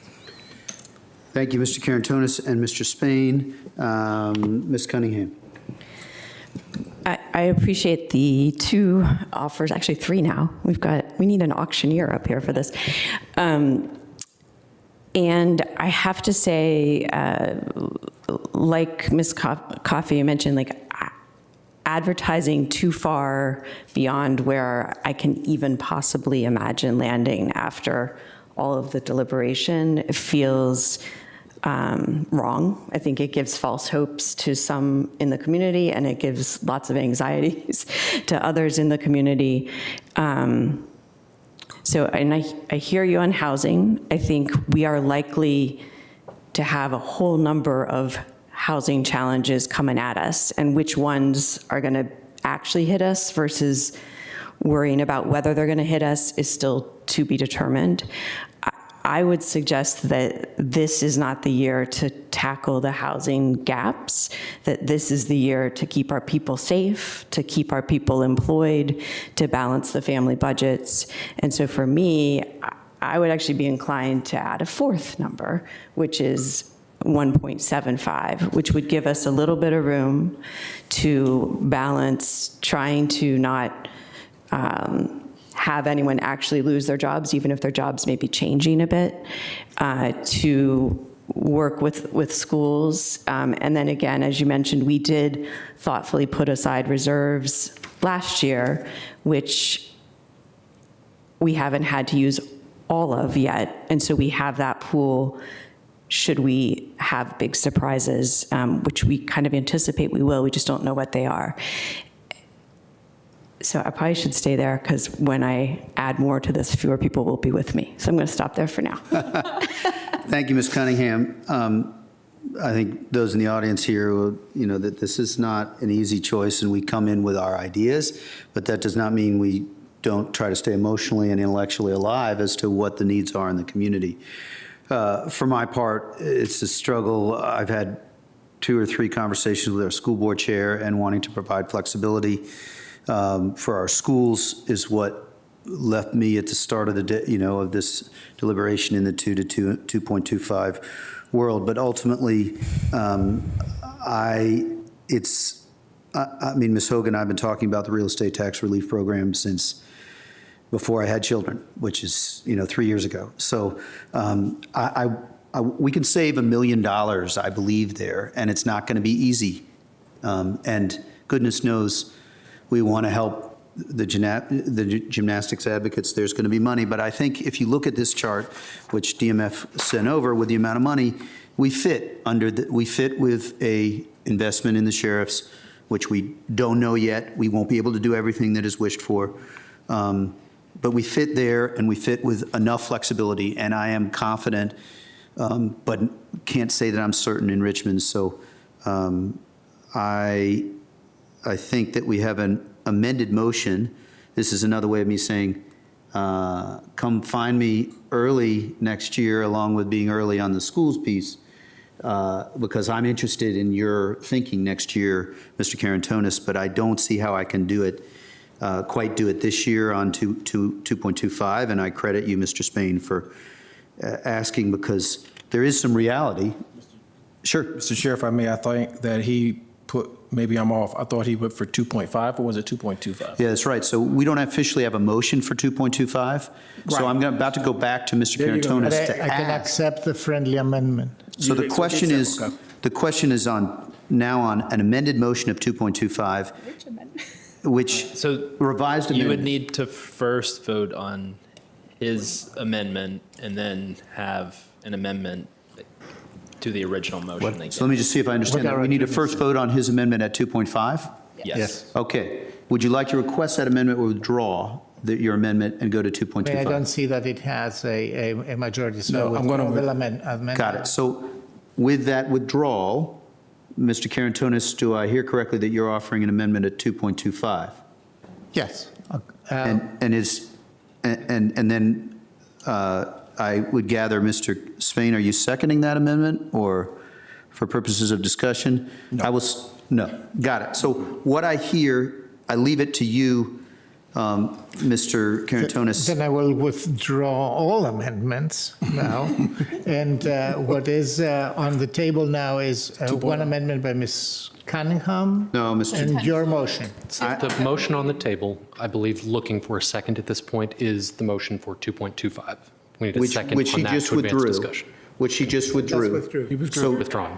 We're back to the underlying motion, and the question is to Ms. Cunningham, whether you can handle 2 or you want an amendment on 1.75. Yeah, I feel next time we need a bouncing ball to follow this exercise. I would like to offer an amendment to advertise with the 1.75 increase, which we'll have to convert to the tax rate, but I won't try to do that on the fly. Got it. So the question then is there, and seeking everybody to be nice, but also be clear, is there a second to that amendment? I'll second for the purpose of discussion. Oh, my goodness. The Lecky folks are not happy about that second. That's fine. But the gentle lady is owed the same level of respect. Absolutely. Thank you, Mr. Spain. So do you want to speak to any further to your amendment? Yeah, I mean, I think we are in a very challenging moment for many, many, many folks in our community.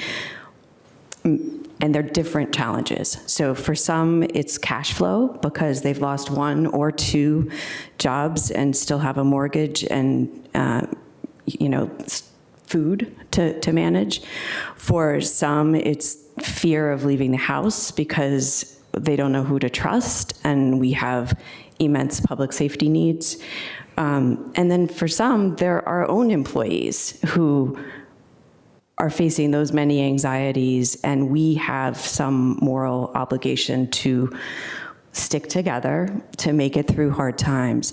And so I just try to bring, if it's my business, if it's my family, in hard times, I'm going to try to take care of the people first, meet the immediate needs, and not create new problems. That is not to say we don't have problems coming down the road that we will have to think about in the future, but that's where I am. And then on housing, I think we have a much bigger conversation, which includes, do we want things by right, or do we want them to contribute to affordability? Do we want to have different size households in the stock that we have, and then all of the other things about ownership, about real estate tax relief. I think that's a big, big bucket, which may be made even bigger if we have housing vouchers and other major changes to HUD programs. We will have to refigure. And I appreciate Mr. Karantonis' work to begin some of that refiguring. I don't think we can get that all done this year, and I don't think we should layer that on top of all of the other major uncertainties that we have. And I think we should try. It's bad enough. Like, we're not even talking about something less than 1.5 here, right? Everyone's taxes will be going up because the valuations are continuing to go up. So I think the prudent option would be 1.75. I think we will be able to balance within that, and we will tap the reserves. We can even tap the emergency reserves if we absolutely have to, because we are in an emergency, or we're teetering on where we might be in one, and that's why we have those reserves. Thank you. Well said. Mr. Spain, did you want to speak to I just want to speak to my second. And again, this is just for discussion, but just for some clarity on what I'm thinking. Remember, last year there was no tax rate increase proposed by, and I don't think we approved one, right? It did not. There was no tax rate increase. And so at 2, I think we are, you're looking at our jurisdictions, we're right at or perhaps below what's happening across our region as they see their rates increase, potentially over time. And yeah, we don't know what other jurisdictions are going to do, but leaving it at 2, in my opinion, is just the sweet spot for right now, even though I would consider 2.5, but I hear you, Ms. Cunningham, but I think I'm going to land at 2 at the end of the day. Thank you, Mr. Spain. For my part, it's the school's flexibility that leads to the wanting to have 0.5, in addition to some of the uncertainty writ broadly. It's so interesting to think about. We have this community that we love, where 50% of the community roughly earns over $150,000. And we have 24,000 residents who live under $49,000 for a family of 4. So who is in each of our minds at every moment when we're doing this? And the rents go up when you add real estate. But we do have a slide, I think, on Saturday that talked about equity and indicated my belief, which is that while it's imperfect, those with higher property value are usually able to pay more. I think the evidence is strong there, while not saying that it's easy for anyone. So that's why I am at 2 cents. Leave it back to you. I think the question would be, and totally reasonable, would you like us to now proceed to a recorded vote on 1.75? Got it. So the question is on Ms. Cunningham's amendment at 1.75. All those in favor, is on the amendment at 1.75. All those in favor say aye. Aye. All those opposed say no. No. That doesn't make it 4-1, but 1-4. But I want to just hasten to go on record as thanking you for the robust discussion. There have been boards where I've been on where unsanctioned actual discussion gave folks the heebie-jeebies or wowzer, whatever you call it. But I actually think that it's very important that our community hears robust discussion on these issues. So the question then is on the underlying motion of 2 cents. Colleagues, I give you the opportunity to close on this, but we've labored on this one pretty strongly. So I would ask if we can do a vote on that. All in favor of advertising 2 cents, keeping in mind we can come down, say aye. Aye. All those opposed? Got it. So that passes 4-1. And I was going to also give you space to abstain if you want, but I heard you clear. And so now we have a real estate tax real estate tax rate, advertised, very clear advertised, and we will be very clear on the process going forward. That is A and B. Colleagues, need to open my computer. Somebody knows. I think it's the bids, and if I'm guessing right, it's Mr. Carantonis. The motion is to you, if you can get us there and do.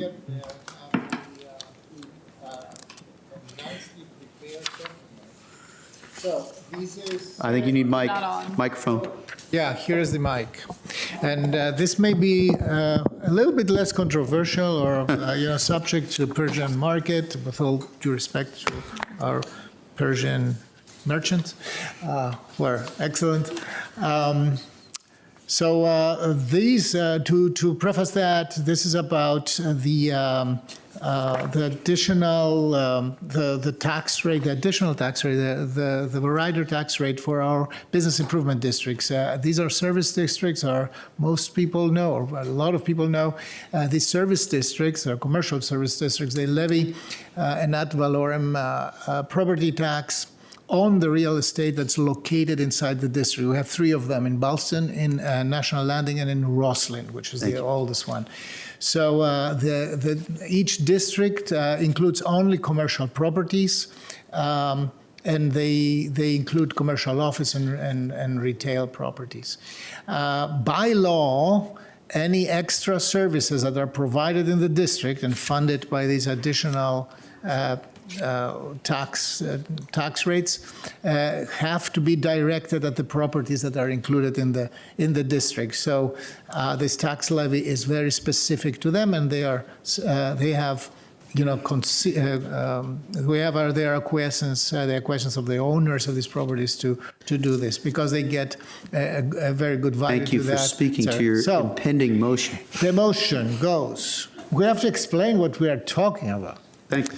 So the motion is item C, to advertise for a public hearing on March 26, 2026, to consider a proposed calendar year 2026 tax rate for the Ballston Business Improvement Service District, Ballston bid, not to exceed 0.045 cents per $100, using the resolution shown as attachment 1 of the staff report. And further, item D, to advertise for a public hearing on March 26, 2026, to consider a proposed calendar year 2026 tax rate for the National Landing Business Improvement Service District of $0.043 per $100 of assessed value, that is in addition to the current real estate rate, using the attached resolution shown as attachment 1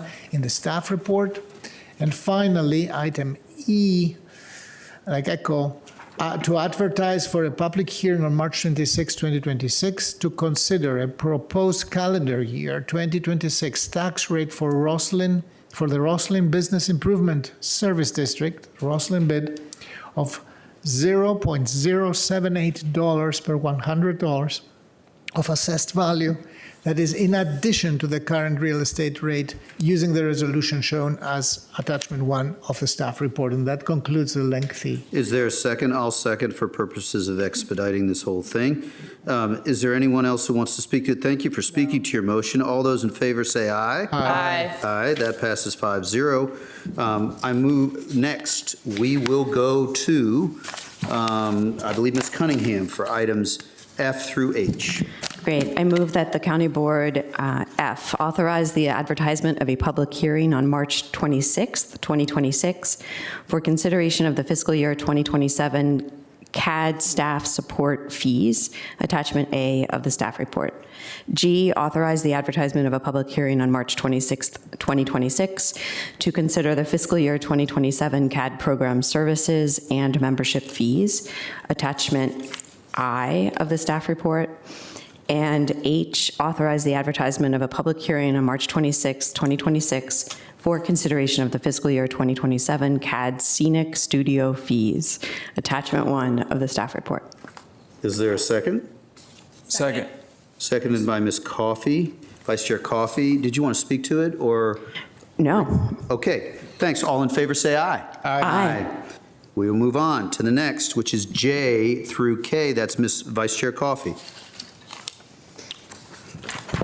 Great. These are all development-related fees that go for paying for various studies, planning, housing, zoning, code, etc.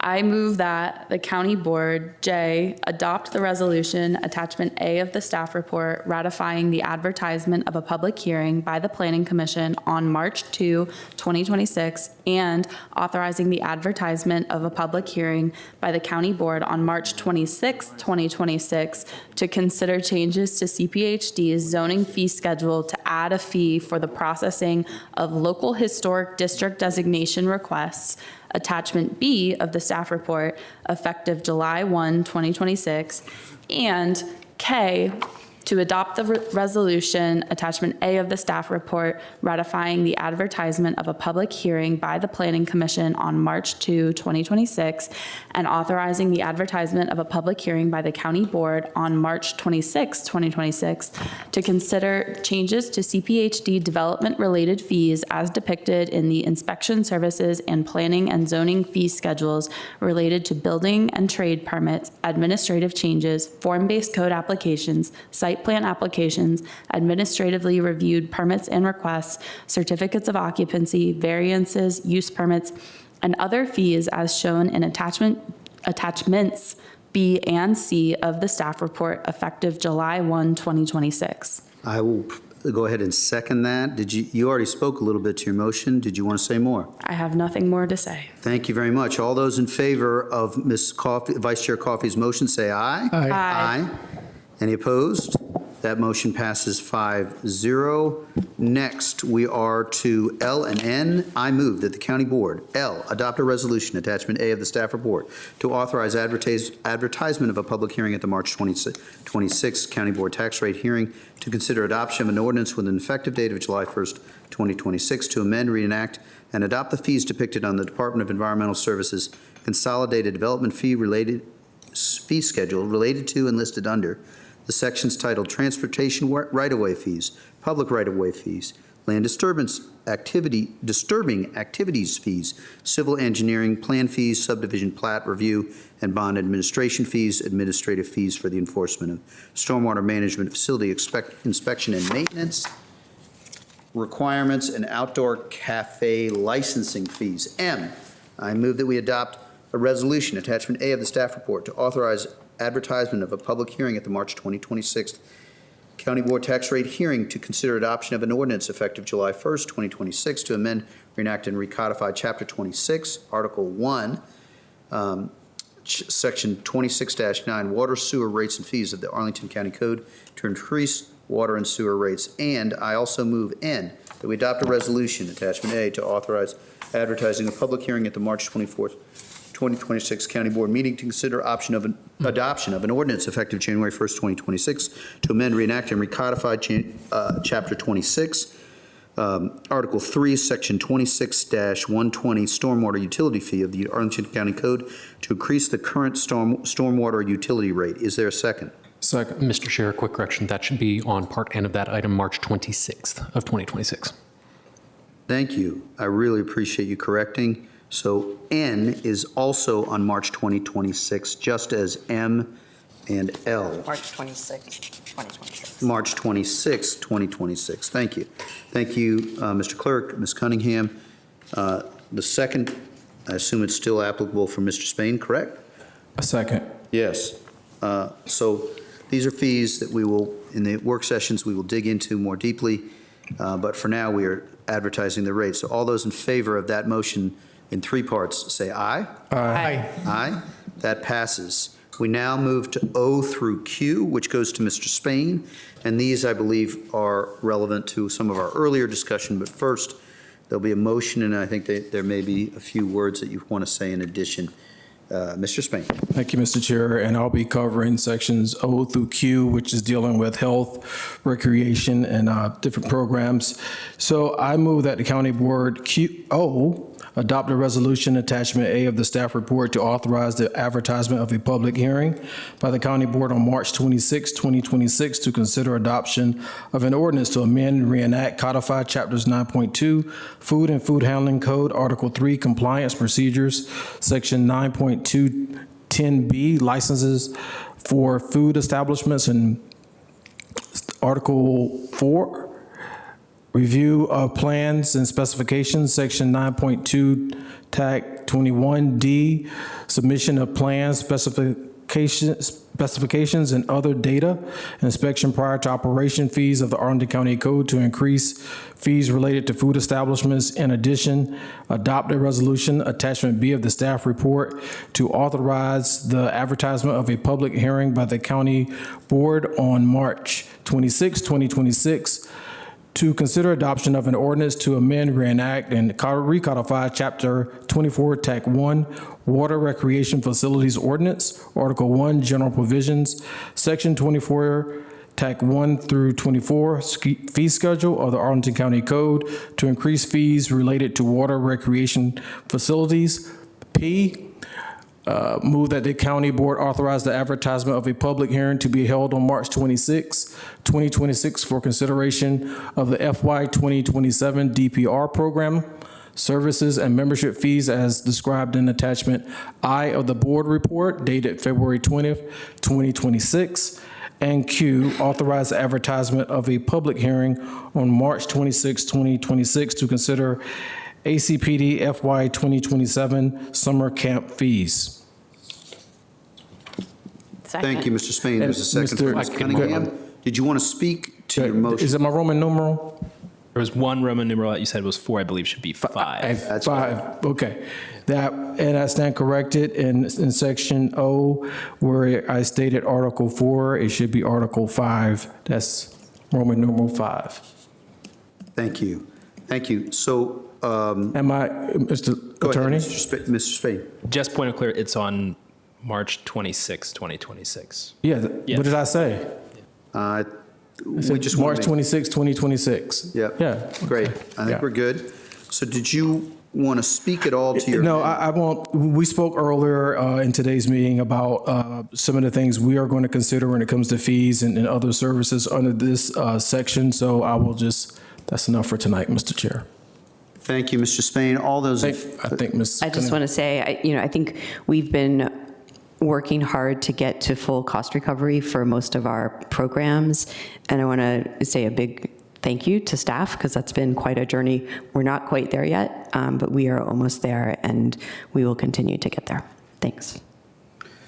Thank you, Ms. Cunningham. I'm mindful that some of these fees, I believe, are related to some areas, I think related to the Department of Parks and Recreation. And so our earlier discussion, we will have additional consideration as we consider some of the advocacy we had tonight. Yes. With respect to gymnastics. But I'm not filibustering. The question is on Mr. Spain's amendment. All those in favor say aye. Aye. Any opposed? None. We will now move on. I think we are at, let's see who's next. R and S, and that would be Ms. Cunningham. Thank you for bailing me out. Okay, I move that the county board are authorized advertisement for a public hearing on March 26th, 2026, to consider setting ACPD fees related to off-duty details, including, but not limited to, special events and vehicle use effective July 1, 2026. And S, authorize advertising for a public hearing by the county board on March 26th, 2026, to consider adoption of an ordinance with an effective date of July 1, 2026, to amend, reenact, and recodify Chapter 27 Miscellaneous Ordinances, Section 11.2, Imposition of License, Tax, and Fee on Owners of Certain Motor Vehicles of the Code of Arlington, Virginia, to impose an annual $250 penalty fee as set forth in Attachment A of the staff report. Thank you. I will second that. Did you want to speak at all to those? Are you good? No, I'm good. Thank you. Colleagues, the question is on Ms. Cunningham's motion on R and S. All those in favor say aye. Aye. Aye. That passes 5-0. It's over for our next motion, I believe, to Vice Chair Coffey. T. Yep. Yep. All right. I move that the county board, T, approve the Northern Virginia cigarette tax agreement, parentheses, agreement, attachment A of the staff report, and 2, authorize the county manager or the county manager's designee to, in a form approved by the county attorney, execute the agreement and anything else necessary to effectuate the purposes of the agreement. In addition, 3, adopt a resolution, attachment B of the staff report, to authorize advertisement of a public hearing at the March 26, 2026 county board meeting to consider adoption of an ordinance to amend, reenact, and recodify Chapter 39, the cigarette tax, Sections 39-2, definitions, 39-4, methods of collection, 39-5, registered agents, 39-7, sale of cigarettes in vending machines, contraband, 39-8, illegal acts, 39-12, erroneous assessment, notices and hearing in the event of sealing of vending machines or seizure of contraband property, 39-13, disposal of seized property, and 39-14, extensions of the Arlington County Code to A, repeal Section 39-7, sale of cigarettes in vending machines, contraband, and B, enact other conforming changes to Chapter 39 of the County Code to enable the county to join the Northern Virginia Cigarette Tax Board and implement various technical corrections. I'll second that for purposes of discussion. Do you want to speak at all to this? You don't have to, but I did want to ask, can someone in DMF help a little bit, please? If I remember correctly, this actually maxes out, we're maxed at what we can charge as a cigarette tax. Is that correct locally or not? Okay. All right. I'm sure hoping we got that right because I'm game to reach the max. And we'll have some discussion when we have the Commissioner of Revenue next week at the work session on this topic. Thank you very much, team, for conferring and then getting Mr. Stevenson to be on the hook. Sorry to delay. Colleagues, the question on is on Vice Chair Coffey's motion. All those in favor say aye. Aye. Aye. That motion passes. Colleagues, we have advertised on our budget. I feel as though our conversation when we had our advocates here should cover us. I would suggest that we move on and ask the clerk to call the next item unless there's objection from any colleague. Seeing none, thank you to our applicant who has come. Please come forward, y'all. As Mr. Kushner calls the next item, and colleagues, go ahead, take the break if you need it. We'll get us situated, but Mr. Kushner, could you call the next item, please? Of course, item number 23 is at 2031 North Woodrow Street. As a reminder, the public comment on this item has concluded. Discussion is with the board. 3-part item. First part is the general land use plan amendment to change the land use designation from low medium residential to low office apartment hotel at 2031 North Woodrow. Second is the rezoning from RA 8-18 multiple family dwelling district to C-0-1.5 mixed use zoning district, also located at 2031 North Woodrow. And last is the site plan number 482 to construct the 11-story residential building with committed affordable residential units located again at 2031 North Woodrow. Thank you, Mr. Kushner. Mr. Manager, over to you for a brief staff presentation, I believe. So Ms. Wallendish has taken taken ill, but she is going to come and join us online. Because we kept her here so long on Saturday? Yes, I think it was the board's fault for keeping her so late on Saturday. But I'm going to turn it over to her for a very short presentation. Ms. Walentish. We hope you feel Yes, better. hello. Thank you. It was actually another daycare plague, but I'm here, happy to be here. So good evening, Mr. Chair and members of the board. Again, and for the record, my name is Chrissy Walentish with the Department of Community Planning, Housing and Development, and we're here to bring back the Lucky Gardens site plan project for your consideration and vote this evening. The board held public comment and discussion on this item at the Saturday, February 21st county board hearing, and due to last minute changes proposed by the applicant, as well as a request from the board to include a special condition for tree T13, this item was deferred and a second supplemental report was published this morning outlining those project and condition changes. So as mentioned, I have a very brief presentation.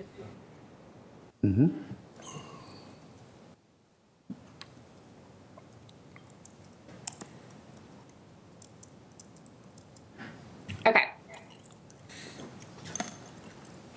Okay, so again, this is just a summary of that supplemental report that was published this morning. We did a complete overhaul of Condition 18 pertaining to the green building certification, and they're going from LEED Silver to Earthcraft Gold. Our air staff has now had time to review the Earthcraft worksheet, which was submitted over the weekend, and we've also crafted condition language for standard requirements for a project seeking Earthcraft Gold. The second item is for the preservation of and protection of and replacement efforts for tree T13. So this is a new condition we added per guidance from you all on Saturday, and it requires monitoring the health of the tree prior to construction. If the tree can be preserved, the condition lays out an extensive preservation plan to mitigate impacts of construction. And conversely, if the monitoring studies determine the tree cannot be preserved due to the root system being compromised, the developer must remove the tree and replace it in accordance with the tree replacement guidelines.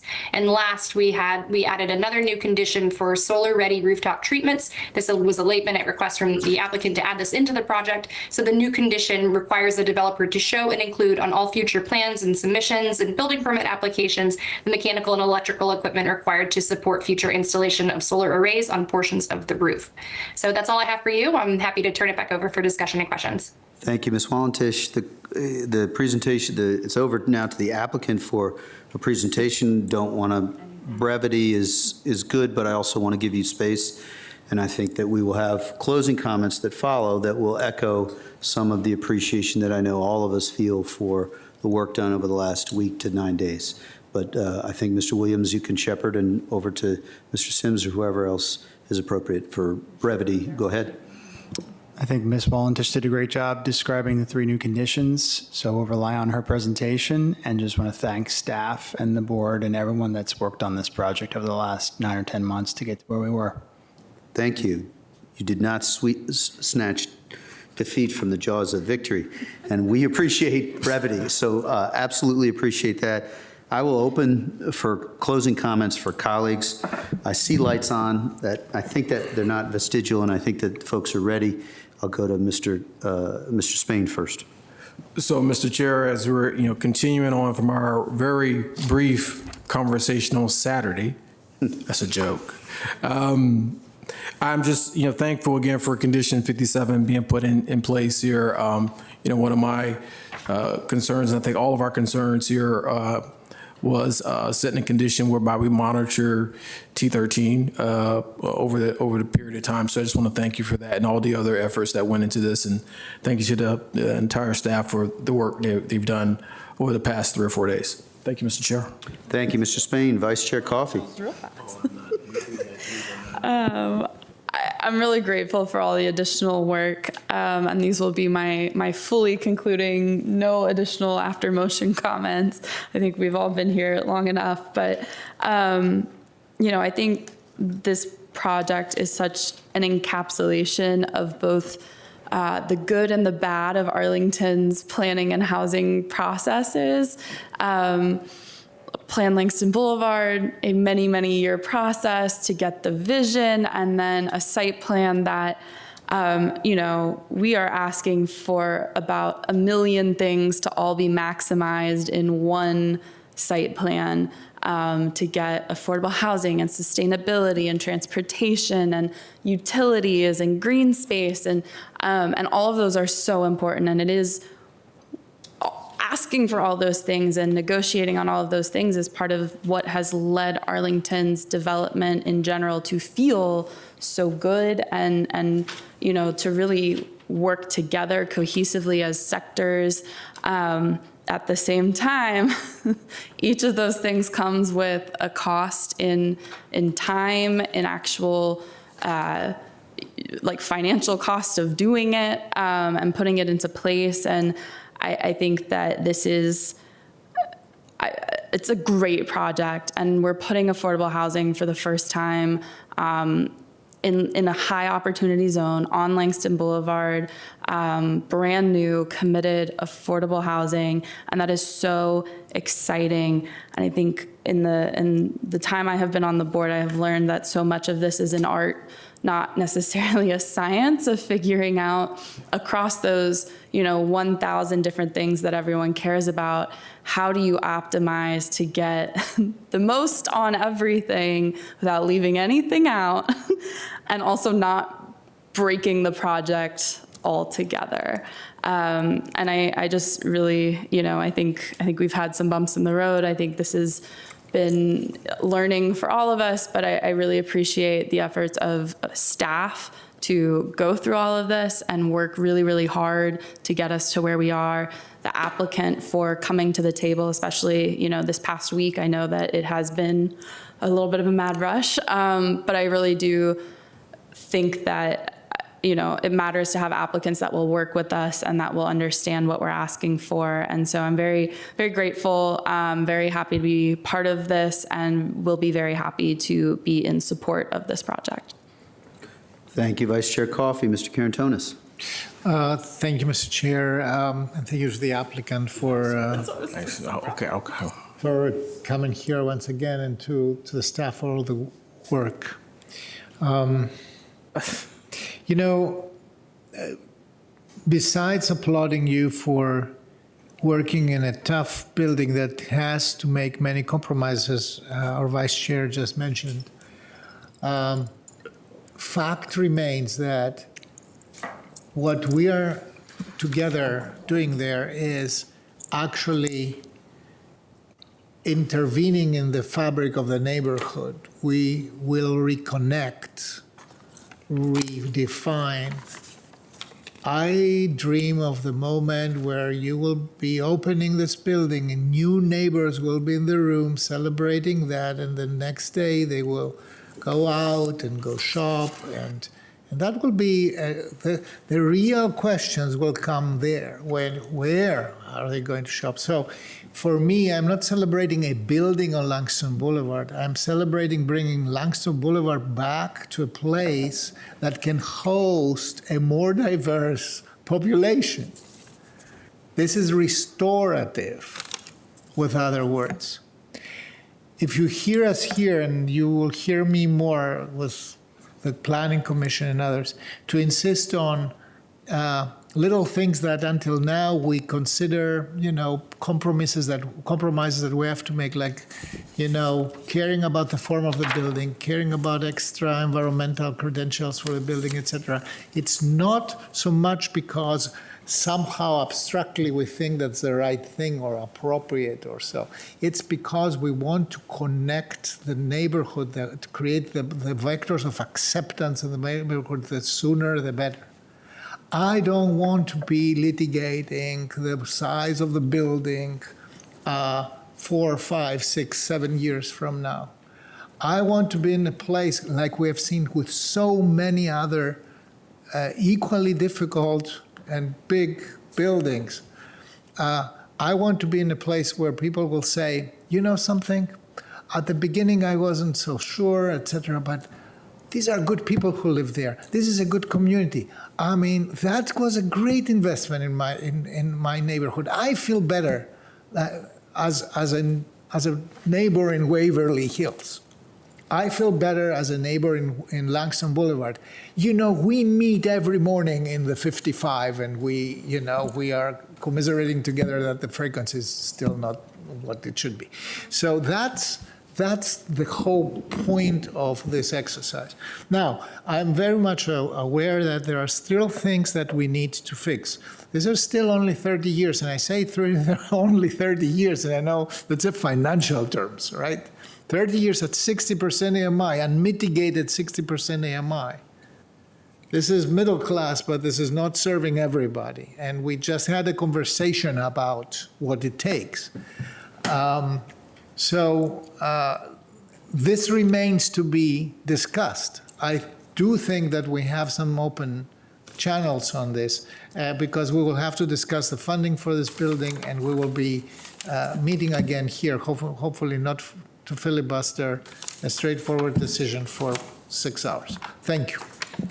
Thank you, Mr. Carantonis. Ms. Cunningham.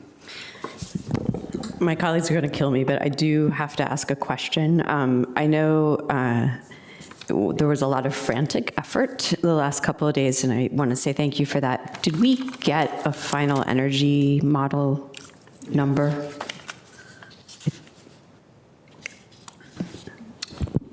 I can answer that. So I'm Aaron Schreiber at the Planning Division. What we got on Friday evening was an Earthcraft scorecard. And so what that does is that shows how the applicant intends to achieve Earthcraft Gold. I think with the limited amount of time we had to review it, we felt comfortable with the commitment that the applicant made. Obviously, there is some risk on their part agreeing to that, but they feel confident with being able to achieve these additional points. But again, I would just remind you that Earthcraft, similar to LEED, it is a point-based system that does not lock you into anything. So it's how they can achieve those points.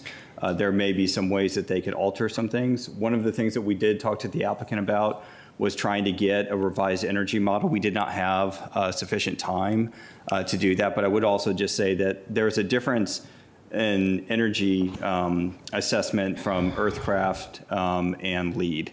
And so again, what they were able to do is make the commitment to reach a certain energy efficiency rating using a HERS model rather than ASHRAE, which is the baseline for LEED. So that changed things. So if you were looking at the condition that was in the original report, when it was based on LEED, it was looking at it from an ASHRAE basis, and there was an energy savings.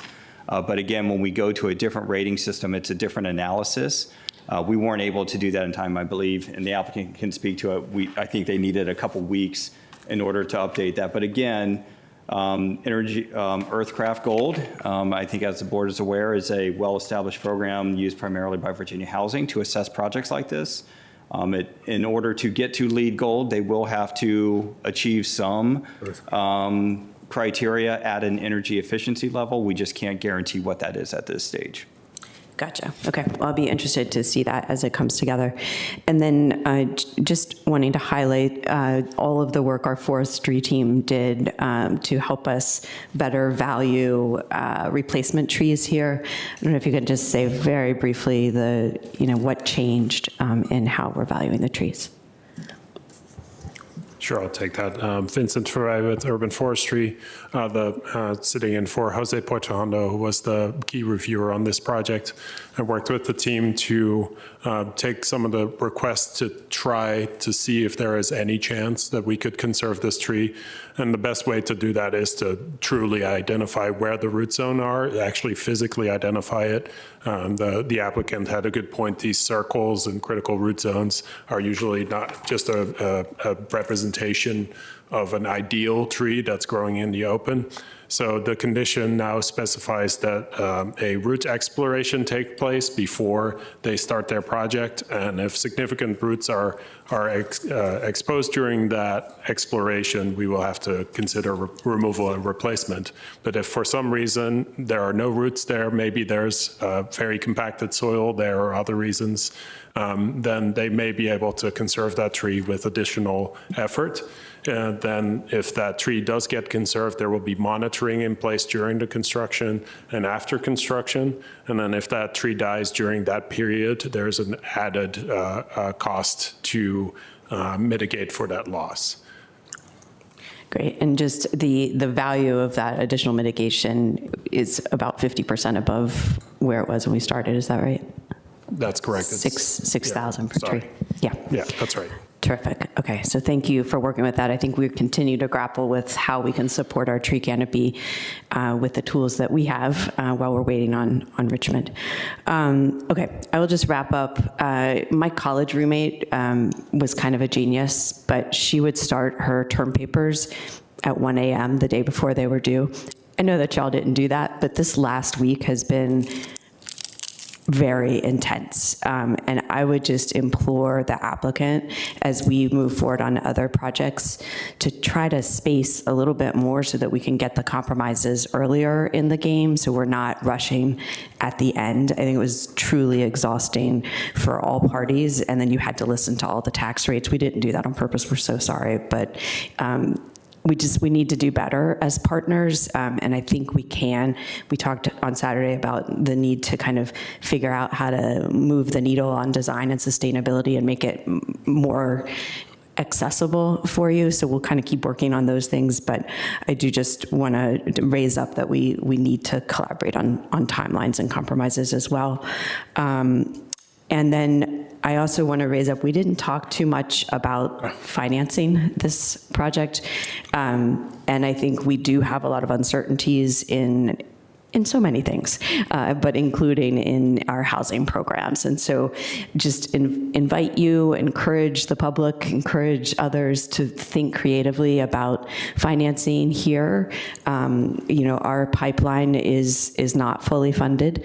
And so while we're getting the site plan moving here, we don't know when or how the financing will happen. And I know we'll have lots of conversations about that, but I just want to leave us with that. Finally, there are a couple things that came up in the conversation that I want to tag for our team on the planning side and transportation side. I think we still have some work to do on interpreting and or clarifying the Langston Boulevard plan. I think we had conversation about 10 stories versus 11. We're going to have the same about 12 versus 13 at Walgreens.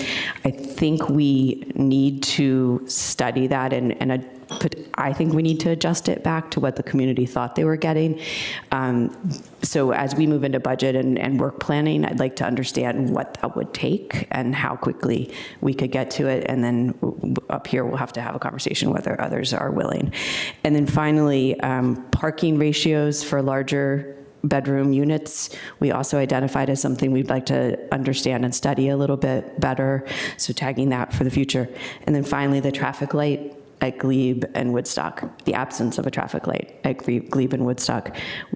Mr. Manager, we need our transportation team to be working with VDOT to mitigate that situation. It's been an F, it's still an F, it's going to be a worse F, and it's dangerous.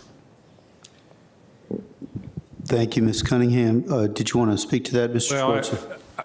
I think Mr. Veracruzia may want to add something on that last point.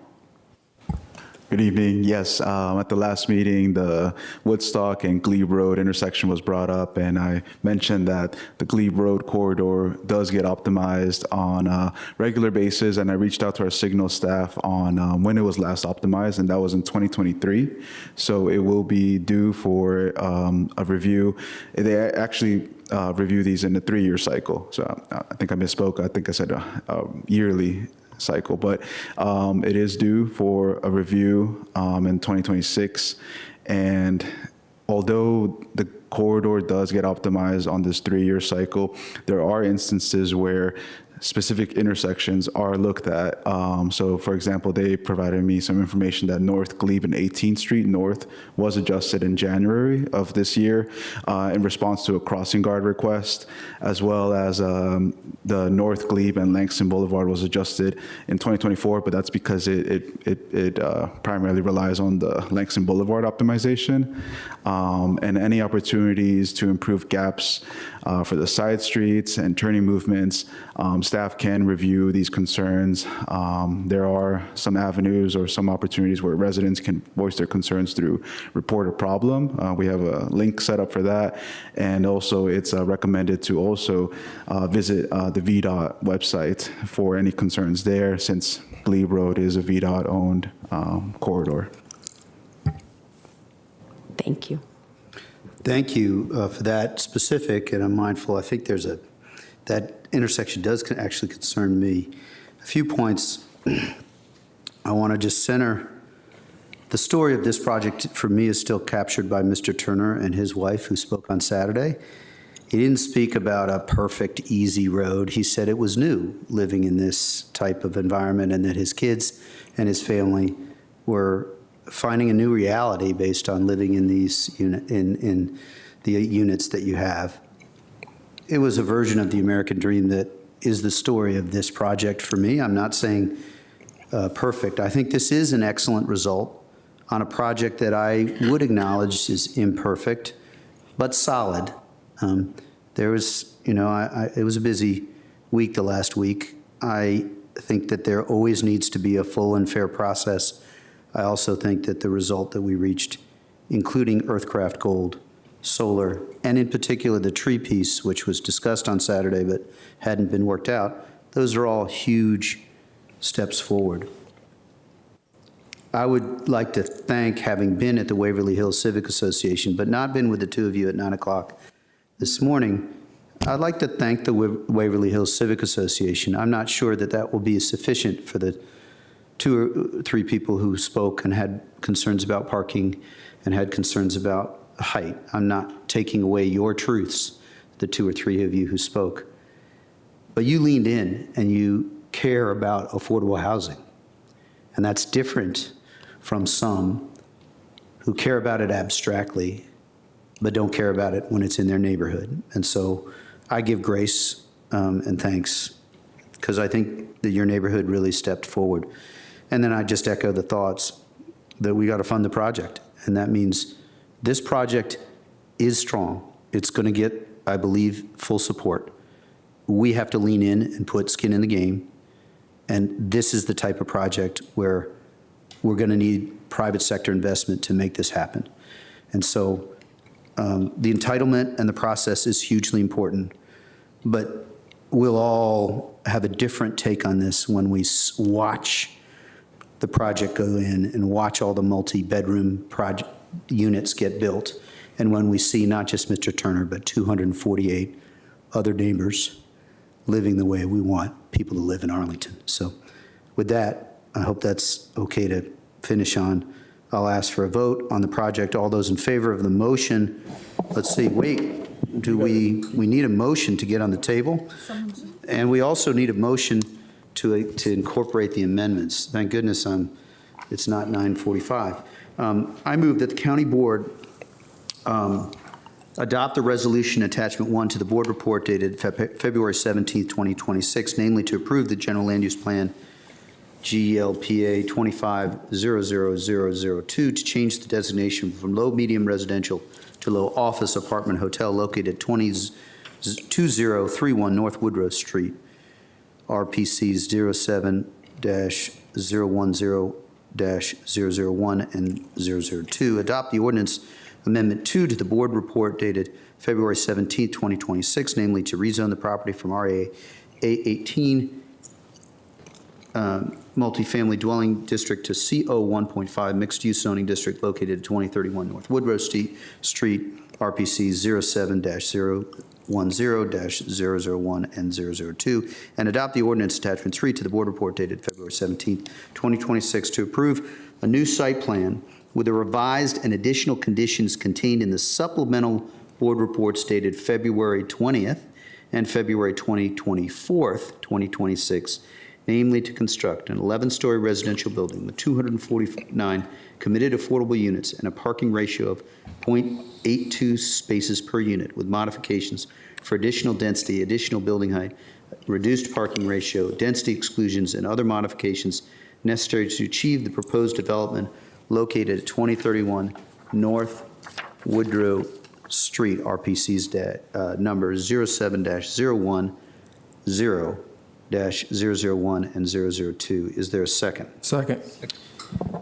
Thank you. Now, with the motion there and including the 2 supplementals as mentioned in the last part of this, all in favor of the motion? Mr. Chair. Yeah. I thought when I spoke earlier, I didn't know you were going to go to conclusions. Go to it. Yeah, Mr. Spain, I'll go be ahead. brief because as the liaison to LBA, I think I need to provide a few comments. And I'll keep this brief. This is to the applicant. We were here 9 hours on Saturday, not all for Lucky Gardens, but I just want to ask you a question. Anyone could answer this. This is opinion. What lesson did you learn in this process? One. What did you learn in all of this, if anything? I think I've learned every project is very different, and the communities, the civic associations that we work in are all a little bit different. I think I certainly hear Ms. Cunningham's point about trying to sort of advance some of the discussions earlier for a number of reasons. I think we were rushing to try and meet the financing deadline on this. I'm glad that I hope that we are about to do that so we can submit for tax credits this year. But I do think we would have benefited from some additional time and trying to get the application in earlier to allow some more time for discussion, both with staff and with the community. Yeah. I said something up to, it's 14 months that I've been on the board now. And when I first came on, I used this line that I've learned over the years, that effective communication is the key to success, right? And I think what we've learned, is that in not just this project, but many projects, the folks on the ground, the neighbors, have not always a great understanding of what's going on in the backyard. And I think to all parties, that's including staff, we could always endeavor to improve ourselves on how we communicate. I echo what the chair says, hearing from the neighbors in the surrounding community about parking and height is one thing, but I can tell you, LBA in a letter to us stated that this is an opportunity for us to start off with a premier project.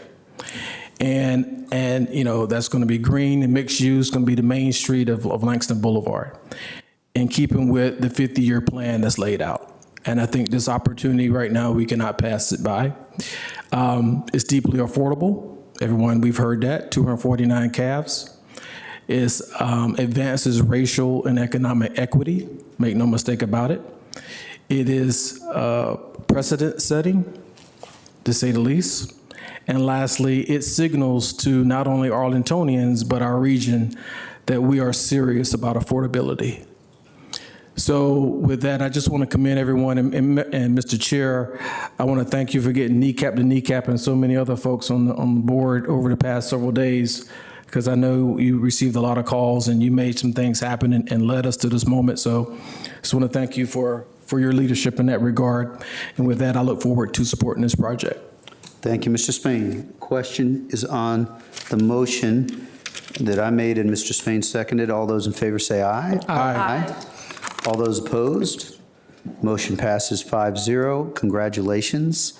It's a long process, and thank you for being patient this evening, as well as on Friday. Colleagues, we have one more item to come before the board, and you guys can stay, but you don't have to. It's not going to take most. So long. Yeah.